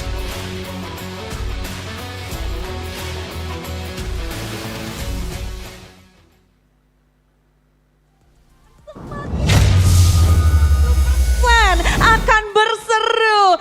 Dan Supervisornya udah gak sabar untuk menantikan match kedua. Kita sudah melihat match pembukaan di hari ini. Hari yang pertama, dua tim sudah berada di panggung. Dan kali ini dua tim lagi untuk match kedua akan dihadirkan masih dalam Best of 3 Series. Dengan adanya kita sudah melihat ada EVOS Fams di belakang Bude. Berarti EVOS akan bermain dan juga anak Dewa sudah berkumpul. Dewa United pun akan hadir. Untuk match yang kedua kita melihat bahwa histori dari kedua tim ini tentu tidaklah baik. Dengan Dewa United yang gagal masuk ke dalam babak playoff season 13. Proses seperti apa yang mereka sudah lakukan untuk season 14 ini. Dan kalau dari pasukan Macan sendiri, mereka memang benar-benar bisa membuat kita terkejut di babak playoff. Mereka adalah top 2, mereka adalah runner up. Namun di pertarungan terakhir mereka, di laga terakhir mereka, di babak MSC, hasil baik tidak bisa didapatkan. Lagi dan lagi, tentu saja semua tim berproses. Kita harus menantikan seperti apa proses yang sudah sudah mereka lakukan dan akan berikan untuk season 14 ini. Namun keramaian hari ini tentu saja karena ada super fans yang begitu meriah di MPL Arena dan juga yang ada di rumah. Dan Bude juga ingin berterima kasih kepada semua pendukung MPL Indonesia season 14. Powered by Munton, presented by Official Tournament Smartphone Samsung Galaxy, Official e-wallet GoPay, Official Destination for Gaming and Esports Kidia, Official Gold Partner UBS Gold. Dan kita juga punya partner in esports, ada Campina, Head and Shoulder, lalu Ora Imo, Telkomsel, Dunia Games, dan juga Games Max. Serta suppliers Eriko dan Saturday. Acara ini supported by PBSI. Bude Clara ingin sekali menyaksikan tayangan perdana dan juga seperti apa gameplay yang mungkin sudah dipoles oleh kedua tim ini. Seperti apa pertarungan? Jadi kita akan coba cek sound ya. Untuk dari ini fans dulu nih ya. Kita mau dengar suara dari EVOS fans. Wow. Super fans begitu meriah. Gimana halnya dengan anak dewa?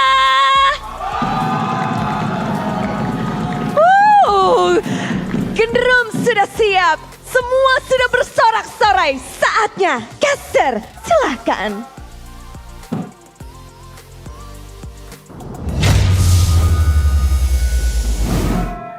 Welcome back to MPL ID Season 14. Still week 1, day number 1. We will be going to move on to match number 2, where we will see an encounter between the gods that has to tame the White Tigers. With me, Realize, and my two amazing partners, Mirko and Arash. Of course, this is going to be an interesting match because there has been changes and a few of the departments coming in for these teams. So how are you feeling going to the second match? I mean, after the first match, it definitely set us up for exactly the same that we've seen from Season 13. Yeah. Nothing really has changed. Fnatic Onyx still at the top of their game. And if it is anything like match number 1, then it should be EVOS finding a whole lot of success here. Because obviously EVOS were our MPL ID representatives to MSC. Yeah. We don't talk about their performance in the group stage, though. Yeah.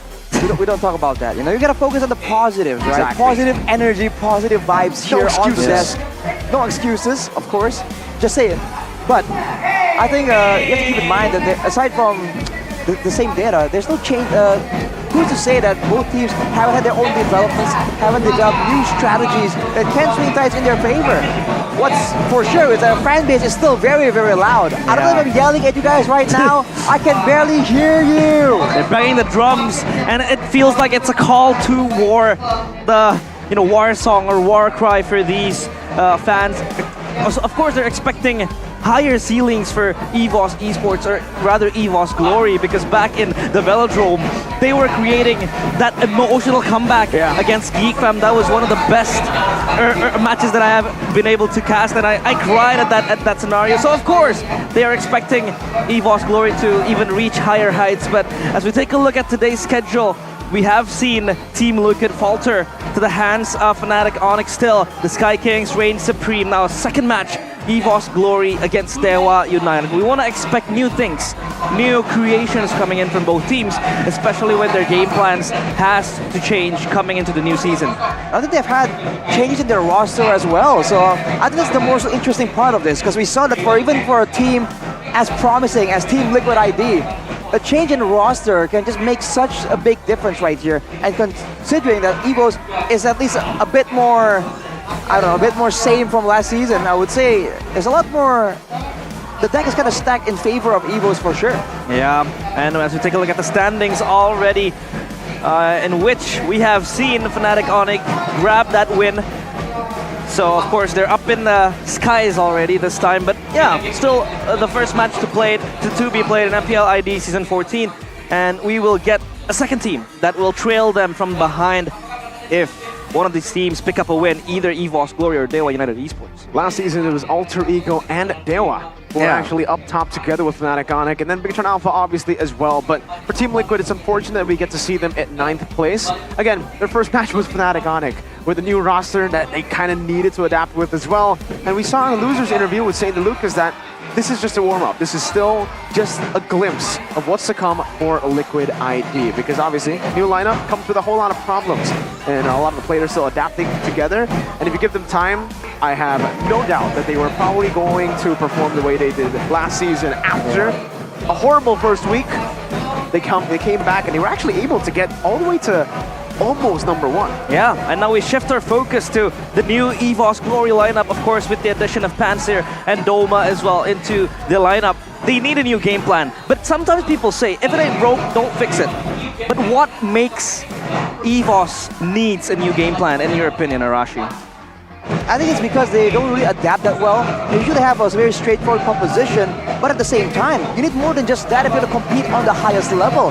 I mean, even to a degree, maybe that's enough for the regional level, for your local MPL. But when you're going international, same thing for Dewa right here, you need to try and find different dimensions, right? Different layers of gameplay. When you go with the same strategy again and again, these top-tier teams right now in MPL are going to find a winning solution. And if that happens, you need to find something else, a different angle to approach from. Yeah, the issue, the elephant in the room for Dewa United was that they were so one-dimensional. Their winning condition was merely through Drian and his flexibility and his hero pool, or so we say, hero ocean, because he's able to play so much heroes. Yeah, but then, you know, teams that are way more experienced, they're able to counter it. So of course, for Dewa United, they're in urgent matters on how to create and, you know, conceive a new game plan. But of course, we want to show you a video playing right after this.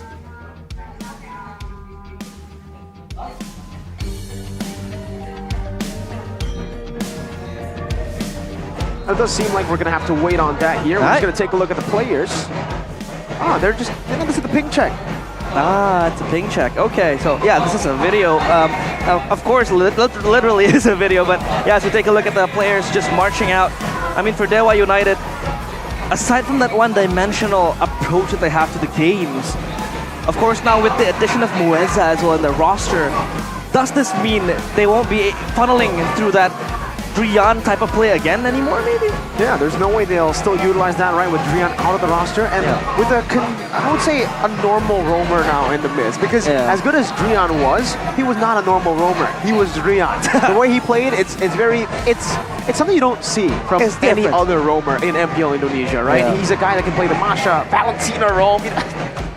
We can go on and on with this hero. Like he said, ocean of heroes. But for Mueza, he's more of the normal, you know, the literally...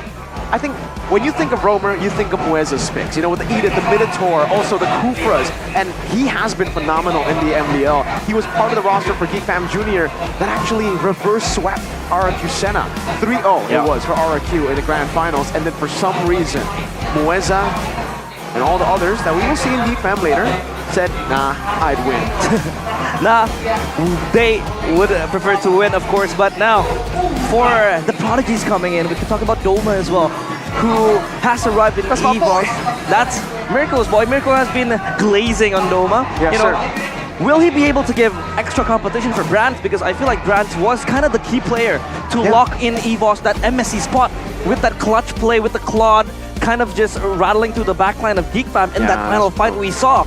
But now Brandt kind of faces competition internally with Doma. What will Doma bring, especially when he's a prodigy? Will EVOS Glory, rightfully so, just put him in the starting lineup? I feel like we've talked about Doma for a long time at this point. Since and it's SPS last year. It's kind of unfortunate he hasn't really seen as much airtime. Yeah. But when this dynamic here for EVOS, in a competition with Brands, I feel like Brands is a lot more seasoned, a lot more experienced, and he's shown, he's proven, right? Battle-tested. Whereas Doma is a bit more of a potential type deal. Yeah. But at the same time, right, there's a chance that changing something like that, changing the one key player of your team could be the key to really revamping your whole strategy and finally getting a winning solution. Yeah, they need that winning solution, but for Dewa United, it will be Mueza starting up in place of Drian Chorizo as well, the new addition from Bigatron Alpha with Ray, Hijume, and Watt. Hijume, of course, he was overshadowing Clocken as the starting mid laner to that ISF campaign, but will he still be in the shadows this time?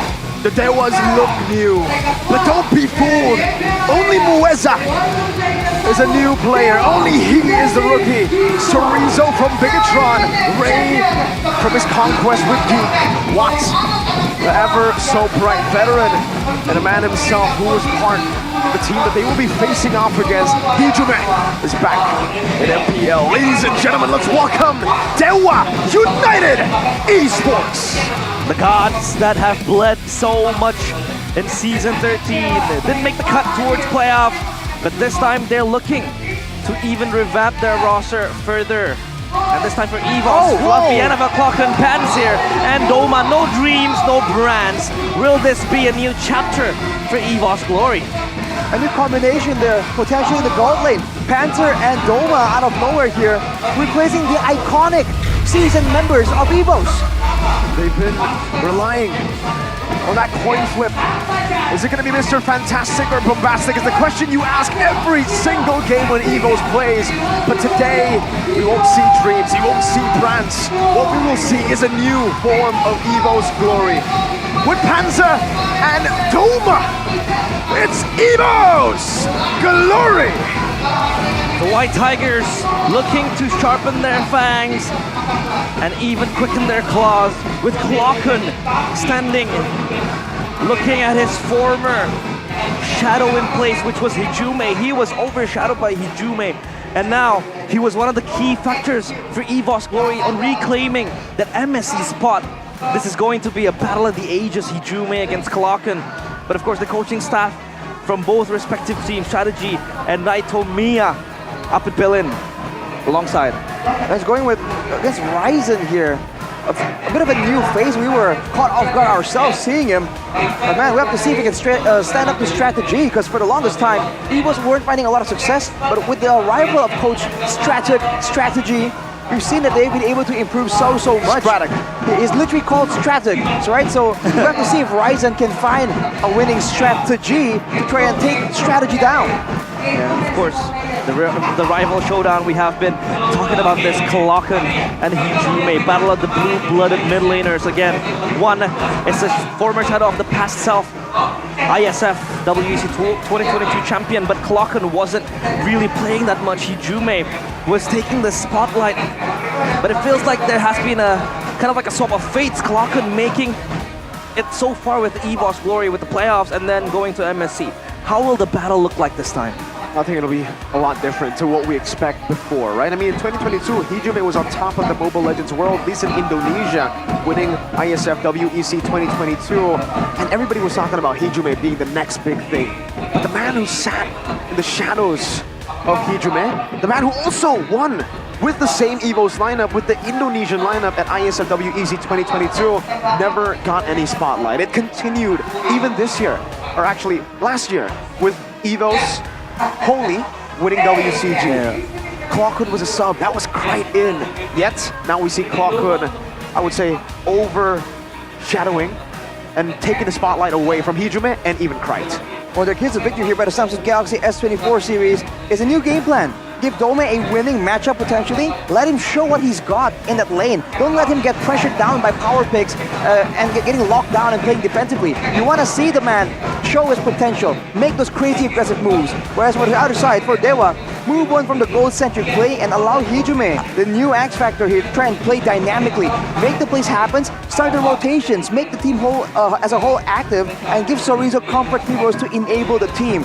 With a strong setup in the mid lane and a strong setup in the EXP lane, that can lead to the whole team just having better rotations and better performances all together. All depends on how the fights really begin. We saw a bit of that in game number 1, but in match number 2 right here, between EVOS and Dewa, I think how the fights go is going to be even more important than match number 1. Yeah, and that one-dimensional play, aside from playing through Rian, was playing to the seasoned veteran, Watt.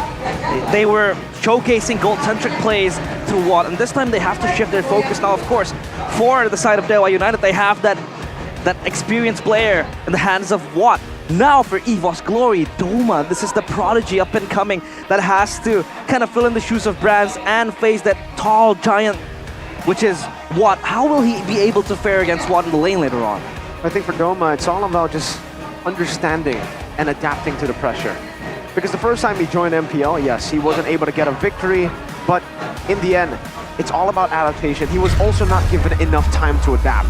Now, the fact that he is starting together with Panzer, It's already a good sign for Evo's Glory. We'll see if you can actually take the time to eat up that pressure up against a veteran that was molded by pressure. Yeah. And now it all starts here. The drafting phase presented by the official tournament smartphone Samsung Galaxy S24 series. Again, Zuxin and Zask, the double Zs, under heavy bans. And it has been proven, you know, strongly that these two mid laners are the subject of heavy, you know, picks coming in from teams, just exposing and exploiting the two strong picks coming in from Zuxin and Zask both. I think we've seen that these two heroes have always been priored and banned in recent times. They're just really good at that mid lane clearing, the crowd control game, and also the survivability to survive in the chaotic fights like we saw in match number 1. It all comes down to who can actually survive for that much longer and get off that much more damage and one more spell perhaps. They can really sweep the fight in favor of one team. Now for Dewa though, they start off with that Valentina, the same strat that Fnatic Onyx were doing in match number 1.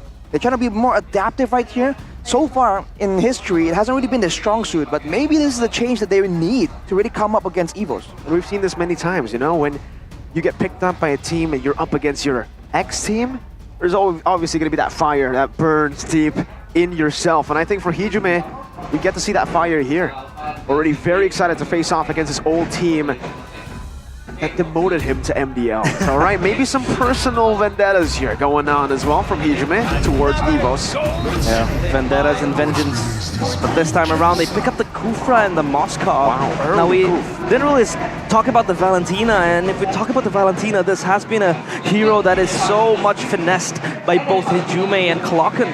They're both good at these heroes, but this time around, Hijume gets his hands and claims the Valentina for herself. Now, of course, the Moscow and Kufra is going to be a very, very good pick for Evos, one of the picks that can really just give them that dueling potential, that skirmish, you know, ceiling that they can just exploit. But this time around for Dewa, they pick up the Edith and the Claude. Edith and Claude, decent lane, and the Valentina Edith will allow, if this Edith does go to the roaming position, it can clear the waves really well with the Valentina in the mid lane, ensuring great rotations. On top of that, it can be used to use the onward on the Edith to counter the Kufra mid dash, right? So there's a bit of a skill matchup here. But with a Vexana showing up here, I feel like Evos has good wave clear of their own. So not the jungle gets caught into question. Which jungler can clear faster? Which jungle can be more resilient when being invaded by the opponents and still maintain a healthy amount of HP and a healthy amount of farm? Yeah, the Vexana underlooked in game number 1. It was picked second game for Richie this time around. No, it's for Klokken to pick up. But then again, it raises the question on how Dewa will have an extra CC, extra kind of like mini load that they can play through the IMU, kind of stealing that Eternal Guard. That will kind of give a pesky task for Evos to deal with, as they ban out the Minotaur, kind of like just disables Mueza on that initiation tool, essentially. The thing on the Kufra, right, is it's really good that you already ban out the Minotaur here. All the reactive picks is definitely a good option to go for up against the Kufra. You want to try to dive here, and you definitely want to take away anything that can stop that dive. But the thing is, for Dewa, they've already picked up the Edith relatively early, and this is why the Edith is so important to pick up in the first phase. It's so prio. You have that flexibility, and it actually adds to so much for this composition, because even if Evo's ban out the Minotaur, that Edith could be just used in the roam position. And we know for a fact Mueza can play that from MPL. That's another Carmilla ban as well, so another roam ban towards Mueza. But I think for Dewa, they're definitely just going to start targeting Anavel down, right? He is definitely a lethal assassin. One of the most lethal assassins, I think, in MPL Indo. Just last season, he was probably the best Ling. Yeah. So the fact that Ling gets banned out by Evo shows you just how much respect they also have towards Ray, who also proved a lot of people wrong in the playoffs. Yeah, played Ling spectacularly in that regard. And now we want to touch a bit about the Kufra. The Kufra in and of itself is a good counter initiator, but then again, it can't really initiate in and of itself. It needs some sort of you know, setup that could really just maximize the Tyrant's Rage. Now, of course, for Evos, how do they deal with this? Because they do have the Vexana, but they still need one more initiator maybe to just round out the draft. practically. I mean, if they want to have multiple ways of engaging, that could serve well. But if they want to just rely on the Eternal Guard being their secondary engage tool, that could be an option as well. If they really want Fluffy to have something a bit more aggressive, that's a bit more divey towards the back line. Yeah, and the history, of course, for Mueza, the newcomer here in MPL ID Season 14. Third and fourth place for MDL ID Season 7 with OPI Pegasus. And still the same place for Season 8 for MDL, and then was able to clinch that first place in MDL ID Season 9. So of course, you see that improvement coming in from Mueza, and now he has to fill the shoes of Ryan, who is known to be the last Kage, as they pick up the Julian that will most likely go to the jungle. This also sets up Ray with a good pick. Big shoes to fill. Someone like Drian, right? Coming in to replace him. But hey, Mueza has been an amazing jungler for both OP Pegasus and MDL, and winning the championship with Geek Fam Jr. obviously here. And we get to see the Hylos. I was about to say that, you know, the Edith, we'll get to see if it's going to be Flex, but even now, we don't know where the Edith is going. We don't know where the Hylos is going. Yep. Me personally, I like the Hylos more in XP.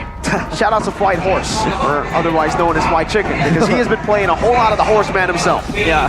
Well, I feel like when it comes to engage though, the Edith is a lot more dynamic. So if they want to be a bit more aggressive, I feel like the Edith can be more surprising. But if they don't, and they just want that annoying, pesky frontline member with good sustain, they can just walk around and be so difficult to punish. There's nothing wrong with putting the highlights in that roam position as well. It all depends on how they want to play this out. And finally, rounding out this draft with the Nolan here for the side of Evos. A lot of assassins, but not a lot of targets available for the side from the side of Dewa. So this Nolan is going to be facing the same issue that Kyrie was, although we saw that Fnatic Onyx were able to beat the odds in that situation. Yeah, I mean, the Valentina is hard to catch, so will be the Edith, tanky in its own regard, as well as the Hylos, who is just quick, unkillable, and also very fast. So now, the draft index here, Rashi. Well, if you look at the draft index, lineup rating and counter index, both favor the side of Evos. I feel like they do have the more well-rounded composition. They have an assassin, they can go for big team fights, or they can go for pickoffs as well. So that usually means that they can be a bit more confusing in the Land of Dawn, but we'll have to see for Dewa, man. There are ways that they can use this draft in creative ways as well. Here we go, the gods seeking out to tame the White Tigers. Will their fangs and their claws stay the same, as sharp as ever? Or will the gods still reign over them? It is the match number 2 of MPL ID Season 14, Dewa United against EVOS Glory. A whole lot of green, by the way, for Dewa. Almost like they're sending a message. Go green, ladies and gentlemen. Go purify and revitalize, right? 2 purifies and 1 big revitalize for the Horseman himself. And it'll be in the XP, by the way. As we see Panzer actually walk up very early on. It might be first blood. Hejume gonna fall. Panzer flickers forward to give the final smack. Well, that came out of nowhere. We weren't ready for that, but Hejume already taken out, already forced to use the Purify as well. What was that about, man? Evos immediately bit down on that, and now Ray tries his best to try and get the steal. He does, actually. Great combo together with the Terrifying. Mueza still able to flicker backwards. Earth Shadow coming down. Hejume respawning and clapping back. Able to find a trade, and that has to be worth it. Now immobilized into the enhanced psych. Ray equalizes the kills on the board. We are back to 2-2. EVOS forces the issue, and this time around, it becomes an issue for themselves. They were overextending their stay, but as we take a look at the emblems here, Arashi, what is something that you can pick up with the emblems they pick? Well, this is a Kufra with a Quantum Charge on Panzer, so he wants a bit more of the sustain of the movement speed, more utility-based, so he won't be too concerned with the clearing, with the concussive blast. Well, as for Mueza, being the main frontline here, aside from Chorizo, of course, he just goes in for the Permanent Tenacity combo. All he wants to do is survive long enough to get 1 extra Earth Shatter off, like we saw in the previous engagement. And that could be all that the team needs to try and find a winning play. But look at this. But onward into the Earth Shatter. Panzer can't be moving right now. Got bouncing ball to try to escape. The enhanced chain will knock him up, but it's not going to be enough damage to take him down. Setup definitely favorable for Dewa United right now. Fluffy not even level 4 just yet. Panzer needs to sprint back because this turtle now on the hands of Dewa United. They hug it close, they hold it tight. The free turtle now for Dewa United. So of course, all things considered, the fact that Hejume had to die early and then there was another kill as well towards Mueza, this is a good equalizer coming in from Dewa United. They're able to tone on the pressure, neutralize all of EVOS' early lead. And Annabelle not yet able to kind of like show his fangs that much. As we take a look at the talent prediction by the new application GoPay. A few Dewas this time around, much more kind of like favoring Dewa United. More Dewas on the Indonesian side for sure, but Mirko here, again, it's so early in the season, we have to wait and see, right? Yeah. Is it going to be a curse or is it going to be a bless? You never really know when Mirko's involved. It has been blesses so far this year. Well, that doesn't, you know, you never know. But looking at the situation right here, the fact that Ray on the Julian is able to outfarm the Nolan, you know, part of the why the Nolan is just so oppressive and so difficult to deal with is that clear speed as well. And yet, he's still matching up and even able to pick up a kill right here, even though Annabelle was able to do the same at the cost of his own life. So they're keeping up, they're making sure that they do have the goal advantage. From here though, this is where it gets sketchy, right? This is where a team with more experience can kind of get the better of Dewa United. They have to make sure that they set up all of their plays and plan up ahead. It's 30 minutes right now, but they have to plan for minute 4 already to try and figure out how they want to push and how they want to rotate around the map. And more importantly, who do they want to get ahead, right? To carry them in the mid to late game. Dewa has been investing a lot of these members to just drag out the resources and maybe look for a collapse towards EVOS Glory. Doma already has his corrosive kite, able to just survive the lane and maybe, just maybe, join in the team fight a little bit more early because that item kind of supplements that approach. So, opting for the Revitalize compared to the Vengeance, what raises that choice over there, Rashi? Just wants to get a bit more healing, and usually we've seen this. Usually you see the Hylos with a Revitalize combo with a healing hero, and it's an obscene amount of healing, man. But even solo with the Glorious Pathway, you still get an extra bit of value from your ultimate, and it's on a relatively short-ish cooldown. So for Sorizo here, he can just be the oppressive frontline and let Moeza be the creative one to just hide in the sides, look for these weird flanks just like this to investigate and maybe find something. Charged up, Tower's bench, now it's the Rage as well to be able to lock them down. Eternal Guard with the Glorious Pathway, but Panzer is going to be caught in the Glorious Pathway. They've got all the movement speed he needs to run him down with a blazing duet, and it's a win for Dewa. Panzer again having to bite the bullet, this time around Dewa. It's so insane how they're able to stitch up and bandage all the injuries that they were able to receive in the first minutes of the game. Hajume back in line as well with that turtle take. They're even inching further as Annabelle and Ray just playing a game of cat and mouse down bottom. Ray is still getting the better of him though. They were able to get the Red Tree steal there onto the objective, and they're still able to win it out. It's a difference in burst damage, even though in theory, for EVOS, they have all the AoE, all the burst damage available from that Vexana. If they land a big engage with I'm Offended into a Tyrant's Rage, Tyrant's Revenge, into Eternal Guard, that could be disaster for Dewa, but they're able to really find and pick and choose the right moment to really go aggressive here. Now Fluffy, even everybody's really struggling in their own lanes. So for me, Dewa, it really felt like in the draft they just had EVO's Glory's number. Even a Nolan pick, it definitely felt like it was a very forced pick to go for, right? There's no targets here. And Nolan, his strong point, like suit, is his mobility on top of the crazy clear. So the fact that Dewa can actually match that and chase him down with the Glorious Pathway, with all the lockdown here, it's going to be definitely very tough. What? Able to space out. Panzer not able to find the Blazing Duet now, but now gets caught in the Fracture. Still Moeza popping the Earth Shadow Ray, going for the hash chain. Eternal Guard to disengage, and it seems for EVOs they'll be able to walk away from this one as Hijume just tries to push them back even further. A trade of resources. EVOS Glory were the ones pulling the trigger, and they were the ones who had to back off because Dewa United have so much, damage this early stage of the game, especially with the Blazing Duet, and then you have Sorizo just coming in with the Glorious Pathway. So it's going to be very, very annoying for EVOS to deal with as it comes to like the 6th minute and even the 7th minute later on.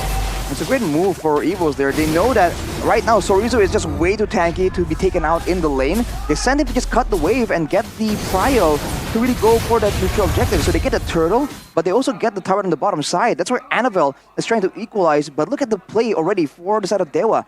Immediately going into the jungle, trying to find a bit more.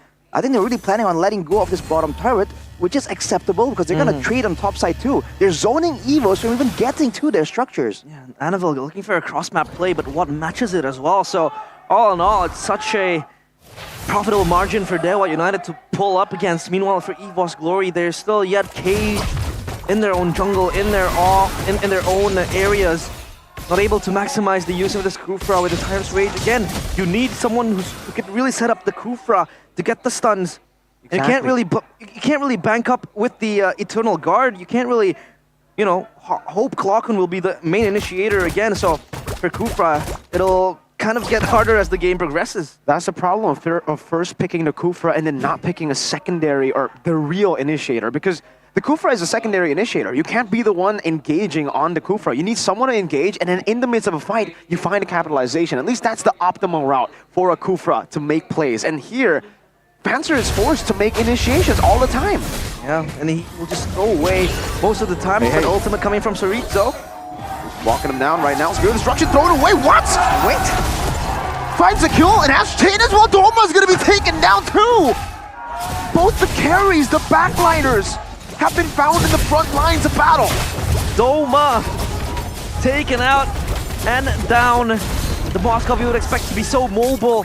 This time around, Ray smells blood and just cuts down the carries of EVOS. Glory.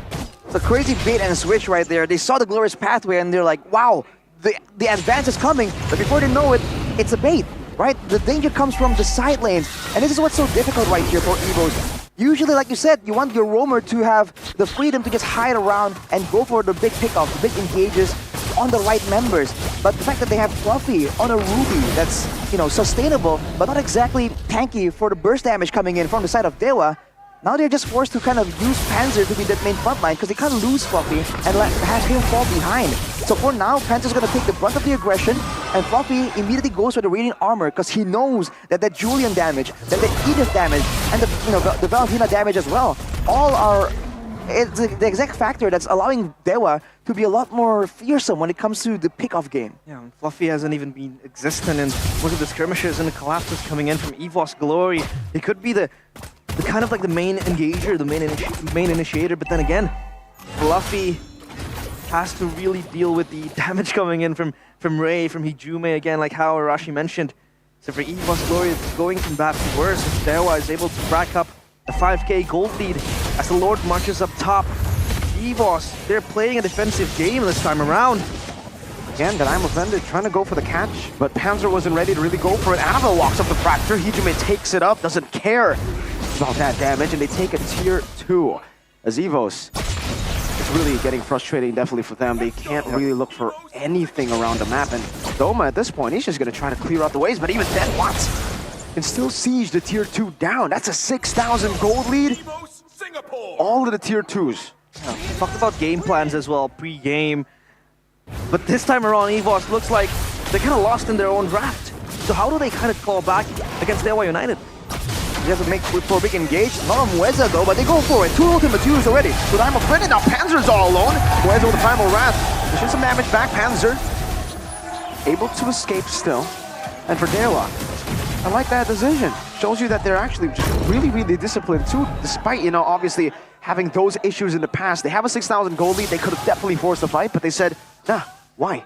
We have a 6,000 gold lead. We have a Lord spawning in 60. Just wait for the next objective, the next fight to be that's just that much more decisive. And look at the itemization though. Immediately a blade armor built up by Chorizo. He knows that being a Hylas, for the most part, the only really way you can deal with him, being a horse, being a big horse, the only way you can deal with him is to melt him down with basic attacks, with a marksman. But building that blade armor means that Doma, of course, can still do it. It's just going to take a lot more time, and it's going to force Doma to take a lot more damage, and that means that there's a chance for Ray or Hijume to just go forward and secure the kill onto Doma. Because it's not card control that Chorizo is inflicting onto him, it's damage. Yeah, but all things considered, the fact that EVOS are down in the dumps now, at least for Doma, I think he has the time to kind of like farm up his items and be the main damage dealer. When you have Clockun, basically a Lord that spawns in front of you, and then you have Luffy, the main initiator, and then Panzer, the counter engager. Basically, Doma is all protected, but the problem is that you have Hijume that could just come up into your own face, and Ray as well. You saw how he was able to kill and take down Doma this time around. Lord taking Fluffy though. I'm offended, but then returned back by Hijume as I'm offended. Hijume showing the emote as well of his ex-team. This has got to be personal. It's a Spear of Destruction from Doma to try to steal it away. But man, Dewa United are just looking clean. Jume's on a mission to make a statement that exiling him from the White Tigers pack has been a bad decision, but this time around, game's not done yet. EVOS Glory. I don't know, they're just trying to clear up the waves at least. The good point, or positive point that you can pick up is that the waves are pushing towards EVOS. They can farm these waves, but the pressure coming from Dewa United is just way too huge for them to deal with. They do have high ground technically, and there's no ways for them to really engage in a big fight. So I think Dewa needs to be a bit careful though. Great turtle card into the Earth Shattering down. Ray just takes him out. Now the way to do it with the Glorious Pathway gets them so much maneuverability. Panzer force back, enhanced chain. Sucker clock good up. Mueza with a blinker forward. Annabelle goes in with a fracture, but Mueza will be taken down. Annabelle finding the kill. Watt now still there with the Wind of Nature. There's no minions there. And Doma's still gonna be hitting down. It doesn't even matter. Dewa brute forces their way to a Game 1 victory. Wow. A revamped and refreshed Dewa United secures the game. The first game, 1-0 against the White Tigers. This time around, it looks like Dewa United are no longer their past self, no longer one-dimensional, no longer undisciplined. They are an opposite of that. They're disciplined, they have a clear game plan, and it feels like this is a new Dewa United on MPL ID Season 14. It's an all-new discipline, an all-new flexible Dewa United. And on the flip side, for EVOS, an EVOS with no brands, with no dreams, stuck in a nightmare right now. What can they do, man? At every single aspect in the game, they were beat. The control, the rotations, even the fight engagements. This is a team with 3 massive teamfight ultimates, and even in the team fights, they were just completely outmatched. With no brands, with no dreams, and in Game 1, with no plan. The drafts, I think they were completely outdrafted there. There was no way for them to respond against the high loss. Yeah. There was no way for them to respond to almost all of the picks. Dewa held them from the draft, all the way from the drafts. Yeah. Nolan wasn't even an answer. I mean, you can't really burst down tanky members like Cerrito, like Mueza. Yeah, the Nolan was non-existent as well. I mean, yeah, it was getting cross-map plays. It was trying to push up the lanes, create a segue play, as well as trying to take down the turrets up, top, down, bottom. But again, it's just not good enough for the team fight potential that Dewa United does have. So the burst power and that Nolan pick isn't really the answer. No one addressed that high loss. No one was able to address that high loss. It really felt like at that point it's a bit of it's a power pick. You know, oh, it's Annabelle, right? It's always the Nolan, the Ling, the Alpha. And for the side of Dewa, man, I think it was so smart for them to ban out initially the Hayabusa, because again, you have invulnerability, right? And it can be a lot more difficult to deal with. In a team fight, you can kind of be a distraction. That in a way that the Nolan can't really compare to. And on the other side, they ban the Alpha as well. A hero can do true damage, they can do a lot of damage, provide some kind of utility, and still be sustainable. It's almost like the exact thing you kind of need to deal with a hero that's just like a big piece of rock, like the Hylas, like the Baksha back then too. So the fact that Dewa banned it out, right, I think shows again like how much more mature they are all the way from the drafting phase, right? This is a great draft with so many possibilities, and they seem to know how to play it, how to play around it, right? They want to make sure they have a strong mid lane. They want to make Ray active as a jungler with all the damage potential, and at the same time, they know exactly who to send forward as the main front line and when they have to swap out. When the Hylas is staying in the front, and when Mueza out of nowhere shows up and front lines, you know, at those specific situations. Yeah, it feels like it was an all-rounded draft, perfect execution, good spacing as well coming in from Dewa United. Again, like I said, it feels like this is a refreshed, a revamped, a reset Dewa United, unlike their past self in Season 13. Sure, Watt was still on fire again, the seasoned veteran, but this time around it feels like all lanes were active and no longer trying to funnel their gameplay into a specific member. I mean, they weren't even playing for the high loss. They weren't even playing for Watt. Ray was able to operate himself as well. So yeah, they're firing on all cylinders, and this time around I would also say it's near flawless the way they executed the draft. I think so too. I mean, even in the XP lane, you know, the Ruby pick, when you have someone like a Kufra, because you usually want someone else to be the main initiator. Yeah. We kind of touched on this in the game itself, but I think it's very, very evident that when Panzer is on a Kufra, when a Kufra is the main initiator, that the Kufra just doesn't work. It really doesn't work. And especially because they already have a reactive pick in the Edith, right? Yeah. Just a whole different situation. Like we said, there was even a potential for the Kufra to be completely cancelled out and denied. So definitely not the way to go. But for the side of Dewa though, this is the player of the game, presented by our official tournament smartphone, Samsung Galaxy S24 series. Ray on the Julian, man. Going with the Season Hunter as well, getting that clear, matching a Nolan when it comes to the jungle clear, and always in the right place at the right time. And I must say, the usage of the enhanced skill as well. You see him go for the enhanced sides when he knows that everyone's sticking down, hunkering down for a big fight. But when he knows that utility is where what he needs, he just goes in straight for the enhanced chain as well, which really disrupts the movements coming in from the side of Evos. Initially, it was looking really, really sketchy, man, with the fact that Hijume got taken out of nowhere. But from here, we're seeing a bit of a different mindset in how they were skirmishing, right? They're able to move backwards until they know that their skills are up, the synergy is there, they're moving together as one, as a cohesive unit. And look at the positioning. They're never grouping up together to really get comboed. They all come in from different angles right here. And they have two main front lines they can use to do so. And even later on, Hijume becomes an engaged tool as well after stealing away the I'm Offended.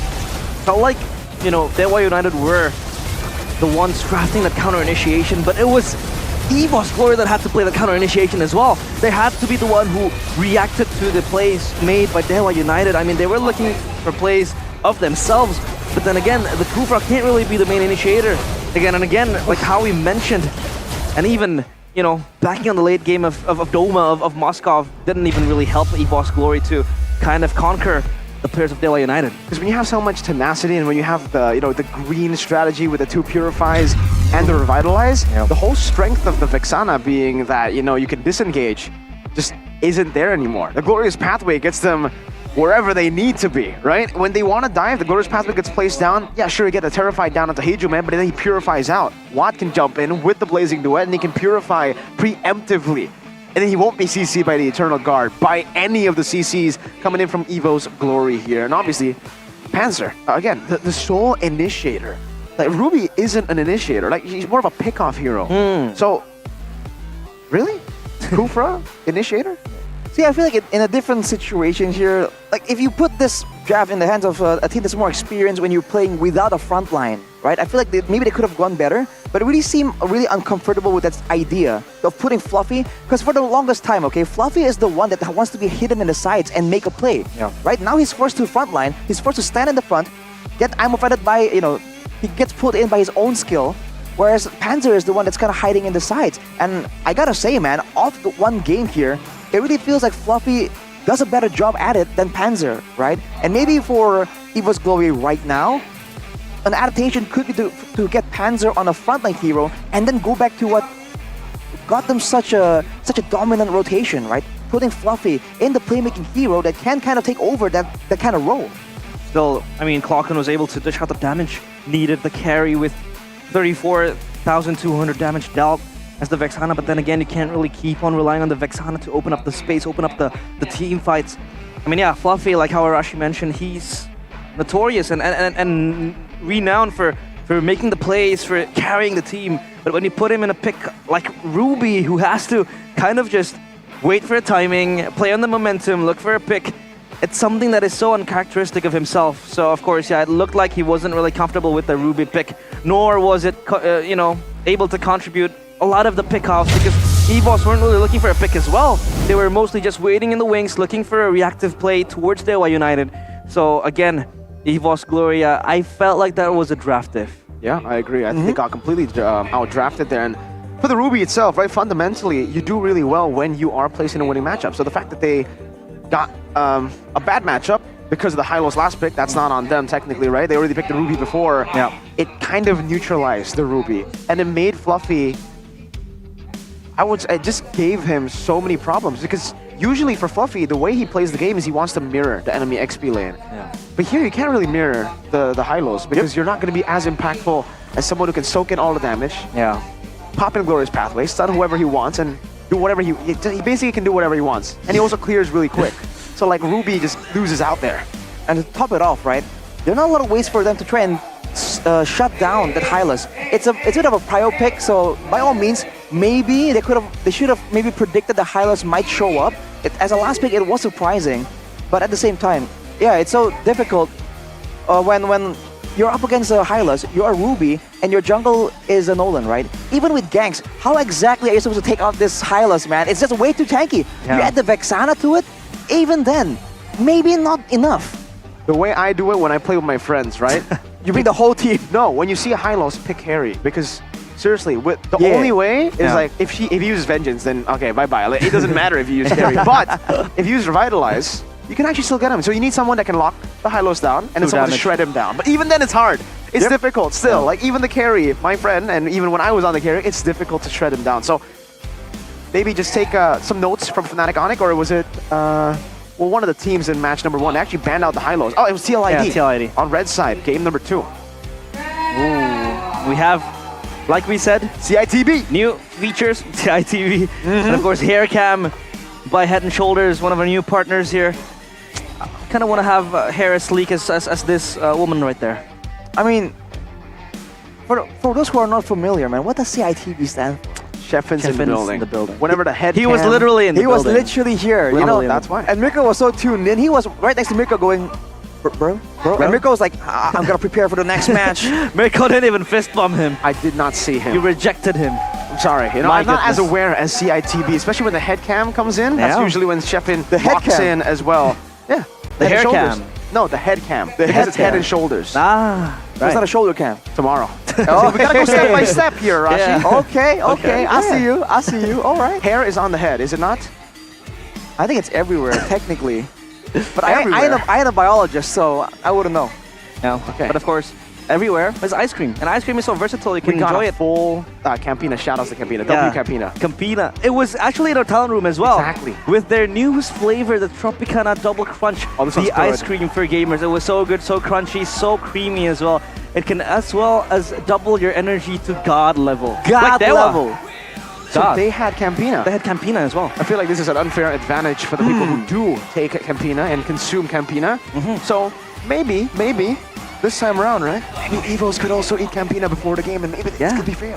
Is that the winning solution? It is. Get some Campina. Campina in you? It is a winning Are you a solution. Campinian? Campinian? Do you consume Campina? I do. Are you a head and shoulderian? I do have head and I have shoulders. I have made that joke 2 seasons ago. Really? Yeah, every single time Head and Shoulders comes up, he says, I have head, I have shoulders. Man, what a throwback. 2 seasons ago. But if you want to keep your head and your shoulders Yeah. clean, then use Head and Shoulders. It's just right there, and you can be as clean as Gatot Kacha. Back in the day, we had Tigreal and even Eudora. So and I think you sleek. can still find it. Yeah, I mean, it's always like a hefty task to kind of clean up the dandruffs that drops in your phone. It's disgusting as well, right? Yeah, well, I It's can't all- relate. Whoa, I because use you Head and Shoulders. Yeah, that's what I'm trying That's to say. That's what I'm trying to say. You know, no Get with the dandruff. program, bro. Yeah, sorry, my bad. Of course, with Head and Shoulders, lemon fresh like Gatot Kacha for 100% dandruff and itchiness wiped out, and protection from itchiness as well. Because I don't like to, you know, when I'm making plays with the Nolan or like I'm working with the marksman, man. I don't want to scratch my head. Yeah. Of course not. Out of frustration, out of that itchiness, that all gets sorted out by Head and Shoulders. So you got food, you got Campina, you got Head and Shoulders, Yeah. right? So what you need next is a proper draft, I think, for Evo's Glory, and some good drip, bro. Proper drip. They gotta look fresh. And that drip is acquirable through Erigo. Because Erigo, wherever you go. Oh, is that what Erigo stands Yeah. for? Wherever you go? Erigo, Where's the W? wherever you go. I don't know. Erigo. Erigo. There we go. There we go. There we go. Also, Look at this. an intermezzo. Most of the crews we have, the cameraman, Yes, dude, yes. the producer, and everyone in this building, their crew attire Outfit and their attire? and their merch. It's all sponsored by Erigo. Yeah. They have that kind of like trademark behind Erigo. Everywhere you go. All right. With drip, though, we have to get back into the game. Yeah. Right. Still relying on heavy crowd control. What is Evo's solution for game number 2? Because again, heavy CC, I feel that's an understatement. We saw that they were. I agree. There's a massive abundance of crowd control, but then they lack damage. They lack mobility, right? The glorious pathway is basically a death sentence to one person. So I think they have to try and expand, right? The same way Erigo will allow you to expand your drip. If you use the same outfit every day, right? It's cool the first time. Yeah. After a week, people are like, bro, take a shower. What the heck? Using the same outfit again? Take a shower with Head and Shoulders as well. Exactly, bro. No, Arashi loves Erigo and and Realize loves Head and Shoulders so much, they continue with it even though we're not in the segment anymore. I love our sponsors, man. Hey, me too. Samsung. Go That's pay. it. Samsung. Because if you want to be as, if you want to be a pro, look at them. What are they wearing? What are they using? They're using a Samsung phone. They're wearing Samsung and they're using Samsung. Wow, wearing Samsung. Wearing Samsung because Samsung, when you use that phone, you basically wear it. It's part of your body. Yeah, it's part of your life. It's part of your life. It's essential. It's a way of life. When you use a Samsung, you don't put it in your pocket when you walk. You just hold it in your hand and people just see the aura, bro. Yeah. Plus 10,000 aura. Depends on the variants of Samsung, right? True. Right? If you flip out the Z series, maybe you get a bit additional aura there. It's over. It's over. Wow. It's just too good. So it's pretty. The ladies be passing out when they see you do that. Absolutely. They took selfies on the Samsung phone. We saw that. Right? It's so cool, man. Because you technically use your front camera to take the selfie. Hidden benefits. But now let's see if there are any hidden benefits in the drafting phase. We're already down to the first 6 bands already. They stay red. Yeah, they stay on the red side. And now the question is, was that Valentina a problem for EVOS Glory now that they are able to just let it go again for the second time around? I feel like it was a problem technically because of the way the fights were going on. It was kind of skirmish heavy. Yes. But now look at this, man. They let it Finally, go. It's Zask. It's been a long time since we've seen the Zask. He's always been respected. Zask and Roger though. So we were talking about the lane dominance, the lane bullying. Now EVOS has something to work with right here. The Valentina, of course, can kind of match that somehow. 2 picks right here, and the Edith already banned away. That again, the early game skirmishing seems to be something that EVOS really were struggling with, and they've taken away a lot of good solutions here. Yeah, and the Moskov, this time in the hands of Watt, has been very, very finesse with the Moskov as well, but the Zask given away with the Roger as well. I mean, the Roger can really survive lane. If it goes to the gold lane, again, can be flexed to the jungle. But the Zask will be a problem for Dewa. I mean, they do have Valentina, but then again, it's not as impactful as the Zask itself. Now the Arlet in the hands of Cerrito, or rather Mueza, because again, flex picks all over the board. Yeah. I think going for... this is really tough. Dewa, I think they've drafted really well here too, right? Picking up the Arlet, the Valentina. Arlet's a great flex. The Moskov too does quite well actually against the Roger. You still lose out in the lane, but you have ways to outplay. You have ways to actually just stay back and clear out these waves. What do you think EVOS are going to go for here, Rashi? Man, at this point, I feel like if they want to go for some kind of tanky hero to stay in the front, I was thinking, right, the highlights is open. It was such a big problem in game number 1. In game 2, I mean, for EVOS right here, if they really have a lot of damage here from the Roger, from the Zaz. If they had the highlights on top of that, at least the damage output and the damage receiving for their composition is kind of rounded out already. Now for Dewa, the Moskov can of course deal with the highlights given enough time, but I wonder if they're thinking of other solutions, right? Other ways to really help out, to try and melt down this highlights, this massive wall walking straight at you. Yeah, and feels like EVOS, they're able to find a counter to the high loss, which is by picking it for themselves. They ban out the Fanny and the Joy as well. One of the two of the best heroes for Ray to pick up as well. Very, very apt with the Assassin. They ban out the Hanzo as well. Julian pick should be, right? They need to take it away. In their hands. I mean, it's still up for grabs, so a lot of options for EVOS to figure out. They do need an XP laner and a jungler. But again, this Roger can still be flexed, but the Julian would be the icing on top. I agree. I think the Julian would also be a way for Dewa to actually try to shred down the Hylos, right? If you use the Enhanced Scythe and you lock him down together with the Moskov's damage, that should be enough to take the Hylos down. Depends on how ahead he is, obviously, right? Hylos is quite unkillable. There are memes circulating around the world right now. I saw one on Reddit. Like, it was a picture of just Hylos, and then the description was, Hylos after getting shot at for like 5 minutes. He just stands there, nothing changes. Yeah, the Zero is unkillable. They go mid. It's so tanky, and they pick up the Guinevere. What is the thought process of this Guinevere, Rush? Well, they have a lot of single target damage. I guess they want just more playmaking because the Hylas can of course engage, but against this composition from the side of Dewa here, with the stuns, with the Terrifier from the Valentina, the knockback with the Spear of Misery from the Moskov as well, they want to have something that can engage almost directly. But the X-Borg I was about to get to, against tanky heroes, the X-Borg has always been a great solution. It does true damage, so it can be a solution for the Hylas, but I feel like this can only really work out if Dewa can kind of keep the fight at bay. If they start to get overrun completely, then the X-Borg can just get ignored in the back. And it does damage, but over time. Never really burst damage. Yeah, there was a comment from Jume as well in the halftime. Oh, wow. He was still confident with the win against EVOS, but that was still the first game because he said that EVOS still has that quality as they round out the draft with the Claude as well to close out the drafting phase. Initial thoughts on this pick, of course, for the Claude against the Moskov. I feel like that's kind of like a 50-50 lane, but for the Roger will be flexed into the jungle, but Ray again will be able to get that Julian in his own hands in the jungle. Look, it's funny how it kind of flipped over. Right now it's a Claude against the Moskov, but with different players. So we'll see if Doma, I mean, man, if Doma loses in this matchup time, that's the bad luck, man. I know it's the first game and all for EVOs in the season, but still, it has to be a bit of a mental blow. Looking at the index, I believe earlier it was still also EVOs who actually has the advantage. So if we're working with patterns right here, you gotta be a bit more concerned for EVOs for sure. Will the White Tigers bite back? Or will the gods once again smite them down? Back on game number 2.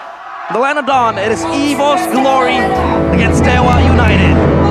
To start things off, ladies and gentlemen, here in game number 2, it definitely feels like, for EVOs at least, they have a better grasp on their game plan. They have a better grasp on the draft as well. They've got some solid win conditions to try to work around with. And meanwhile, for Dewa, I would say it's not bad either, right? I think for both of the compositions, this is way more 50-50 compared to game number 1, and this will truly rely on the execution.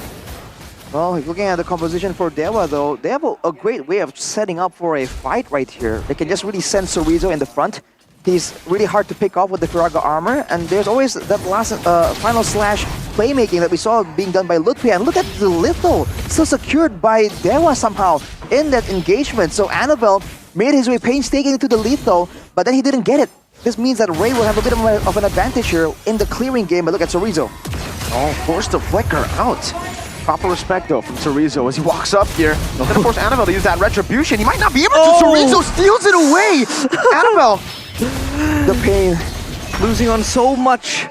The Litho and then that jungle creep. The gold crab. Yeah, that XP crab. That XP crab. The hands of Chorizo, of course, it's going to help him get into higher levels quite faster. But again, up top, how would you describe the matchup of that X-Borg against the Hylos? Will it be able to kill the Hylos, or will it have to wait? But we have to wait. Exactly. I mean, right on cue, realize with we have to wait. We will wait for a bit of a pause, but now there's more time to talk about this, right? Like you were asking about. And the laning phase, I feel like the X-Borg against the Hylos, the fact that you're both kind of reliant on slow damage per second, right? The Hylos with the second skill, the X-Borg with the burn, looking for the true damage. The range difference becomes once again a key factor here. The fact that the X-Borg can do all that while still staying out of range from the Hylos, I feel like the X-Borg will have a lot more to do, which is why I think EVOS is sending a lot more help to the EXP lane to try and get their guy ahead here. Because we talked about Fluffy, right? He wants to be the playmaker, he wants to win his lane, cut waves, and be around the map. In order to do so, he needs to be able to stabilize in the lane first. Yeah, but you would argue that Hylos is kind of a good weak side XP laner, I'd say. It could be both, but he's amazing on strong side too, right? It really doesn't matter. That's why Hylos is so good right now. Put him on strong side, weak side. But the Claude is definitely better at weak side, right? You just don't really need to care that much about the Claude until he actually gets shut down. If he loses out on the 1v1, then that's where you want to try to rotate over, give some of the resources to Claude so that he can get back to neutral. But once, if there's not much of a gold difference amongst like the gold lanes for Claude, he does pretty okay by himself. Very independent. Yeah, independent laners, of course. going to be bestowed upon Doma. I mean, again, he's playing on the opposite side of the coin this time with that Claude against the Moskov. So I feel like for what he has been playing a lot of Moskov as well back in season 13. He's so apt as well with that hero. Yeah. So the question is, if this Moskov is able to just outlane the Claude and get his items, I feel like that's going to spell trouble for EVOS because, again, Dewa hasn't really been able to activate their cards from Season 13, which was playing through that gold lane. Now they're much more flexible, playing on all sides of the map. Exactly here. I guess this is a great time for this technical break with Campina. Yes, sir. Ice cream. Ice cream. If you guys are at home and you have a Campina with you right now, it's gonna feel so good, man. Yeah. Ice cream, ice cream. The game has been fire, bro. It's been so heated, full of excitement. But yes, I feel like Doma has a lot to do right here. But I feel like more than anything, my eyes are on the Guinevere, right? With the composition from Dewa being so up close and personal right there, there's a chance that they're gonna get too close to each other, and that's where a massive Violet Requiem can really spin things around, especially if it's followed up by the Zask, the Claude Blazing duet as well. So I feel like in this early stage, aside from winning the lane, the help from the roamers are also going to be very, very important. And the Guinevere has always been that really pesky type of roam, You can have decent damage, decent sustainability, and decent utility as well. That's not really based on your ultimate. So you can just threaten and engage, or pretend you're engaging, and kind of waste a lot of time. That's a good counter initiator as well, to just get the games going. Hey! Whoa! The camera flipped, but it kind of shows that we're back in the game after quite some wait. As we flip back to Chorizo, Hijume already able to control the jungle and the turtle in the hands of Ray. So Dewa with that early advantage, 500, 600 gold.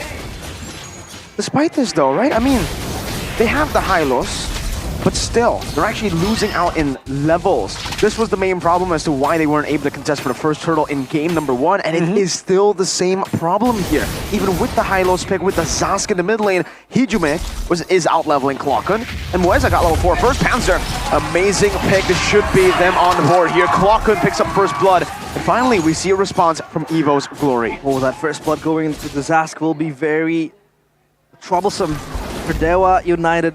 They're able to move proactively with Panzer, and this is what you want with the Guinevere, actively seeking for picks, actively roaming around the map to get other laners ahead.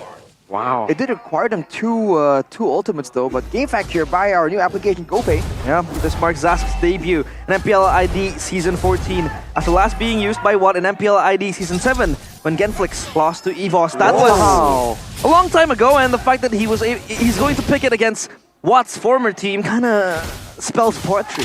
Yeah, I mean, it's definitely poetic there. Season 7 was a wild time for the gold lane, man. We saw Yu Zhong in the gold lane, Farsa, Zeta. We saw Lunox, Harith, Hayabusa. Farsa as well. Farsa, and obviously we saw the Zas too. Didn't work out for them, but hey, we did see it. A wild time for the gold lane.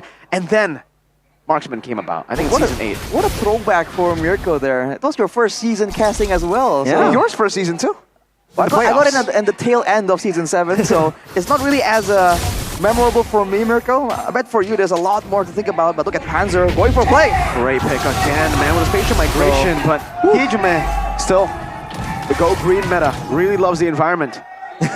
Go green means go home, because it's able to run back to his house, or rather the base, because that Purify just giving him that extra anti-CC, but now a total siege going towards the hands of Dewa United. Chorizo, fortune roll is trapping now, pops in the Blast Insanity 2, blows up, Ruffy in the back still with a Revitalize, still able to survive for so long, ready to be caught in Hat Sword though! But Annabelle wins out the Red Tree battle. Even with the Dominus Ascent, it's not gonna be enough. Moeza taken down. Look at the Johnny boys going at it. Whose Johnny is better? Okay, Clockun wins it. The spawn duel there coming through. Finally for Evos, they're showing the utility of that Hylos. Dewa there, I feel like they were really overcommitting to really try and find a way to shut down that Hylos so early on, when they can really go for the other heroes, right? Because we've seen that being a real good strategy for the neutral objective take. Maybe let go the turtle or the Lord, but make sure that your opponents pay for it. Despite the fact that they don't really have a lot of healing reduction already available in the inventory slots of Dewa United, they went for that Hylos with the Glorious Pathway, with the Revitalize, and it really costed them they're gonna definitely adjust from there and maybe try and get a lot more earlier healing reduction as well. But for the side of Evos, man, I think you can already see that the power spikes for Doma is not quite there just yet. Still waiting in on the Demon Hunter Sword, I believe. I mean, what do you do against that Hylos, right? Do you ignore it? Depends. I mean, if the backline is kind of vulnerable, maybe you can, but otherwise, you just have to painstakingly like chunk him down and make sure that when you're dealing damage to him, everyone else isn't dealing damage to you. I think that's like the main problem here of trying to deal with Hylos. If you're hitting the Hylos alone and his team isn't hitting you, then you're still okay. But usually when the Hylos is moving forward, the whole team is like, yeah, hit that guy. Hit that guy. And like, they'll try and get pot shots at you, you know, like the school bully. Oh, Doma. No BMI. Now he does use the battle there. Image Ray's gonna chase him down. And with the wolf, he spawns. He finds the kill. Annabelle finds a train in the bottom side of the map, though. Doma on the weak side, not respecting being on the weak side. Yeah, did not respect the kill threat coming in from Dewa United. He's on the weak side, didn't even pop the BMI quite late on it, as Fluffy will just march. I mean, take a look at how much resources, how many resources that Dewa had to expend to take down Fluffy. So that's going to be a plus point for EVOS to just prolong the fights, prolong the skirmishes. But Turtle now in their eyes, Cerrito looking to crash the party! Spatial migration from Panzer into the pile of Requiem now with the collapse as well as Annabelle guns them down. As the Lycan form decides to go for it now, jumps onto Moeza, but not able to fully dive in that tier 2. Evo's Glory winning out in the skirmish and getting the neutral objective.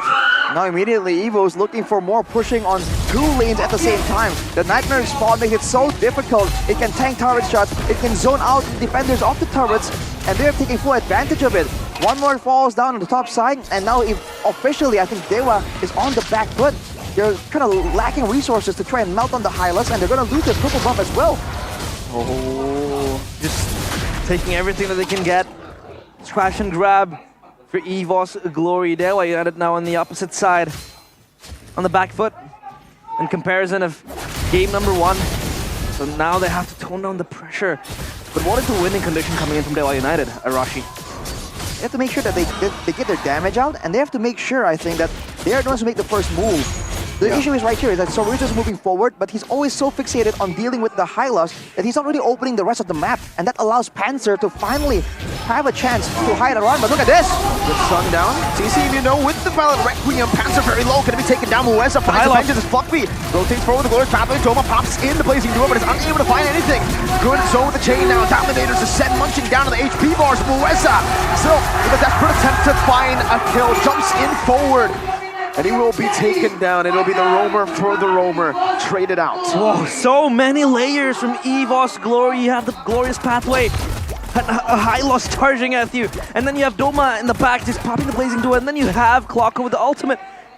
Who do you even target as Dewa United? I think right now you have to target Clocker, right? I mean, at the very least, even if you don't really get him out of the fight, you can kind of take down the Domineer's Descent. And that kind of lowers his damage potential, and maybe you can just play the split push game, but considering how well EVOS is controlling the pace right now and how tanky Fluffy is, they're going straight for the Lord, and I think Dewa will be forced to respond if they really want to contest this. There's no time to split push.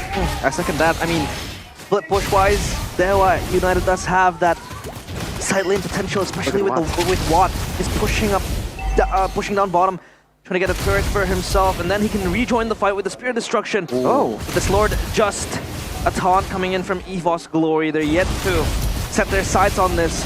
Just a game of ping pong, push and pull, tug of war for both teams, as Watt is able to get that bottom turret for himself. Oh, conceal Moeza. Trying to go for it. Clocker jumps over the dominance of Set. Cerrito going to be caught still. Losing to Farago. Armor Moeza able to dodge away from the spatial migration. The final slash connects onto 3, including the clone. The chain plays down. Cerrito able to flicker out to safety. Meanwhile, on the back line, it's going to be chased down. Hydra will be able to trade it out. It's 1 for 1. Both mid laners taken down. But with the Zask down, this gives Dewa a window of opportunity. One in the mid lane, clearing it out. Oh! As now it's going to be Fluffy engaged on. Good damage in and knock him up. Moeza jumps with the vengeance that has been resetted with the CC that was placed.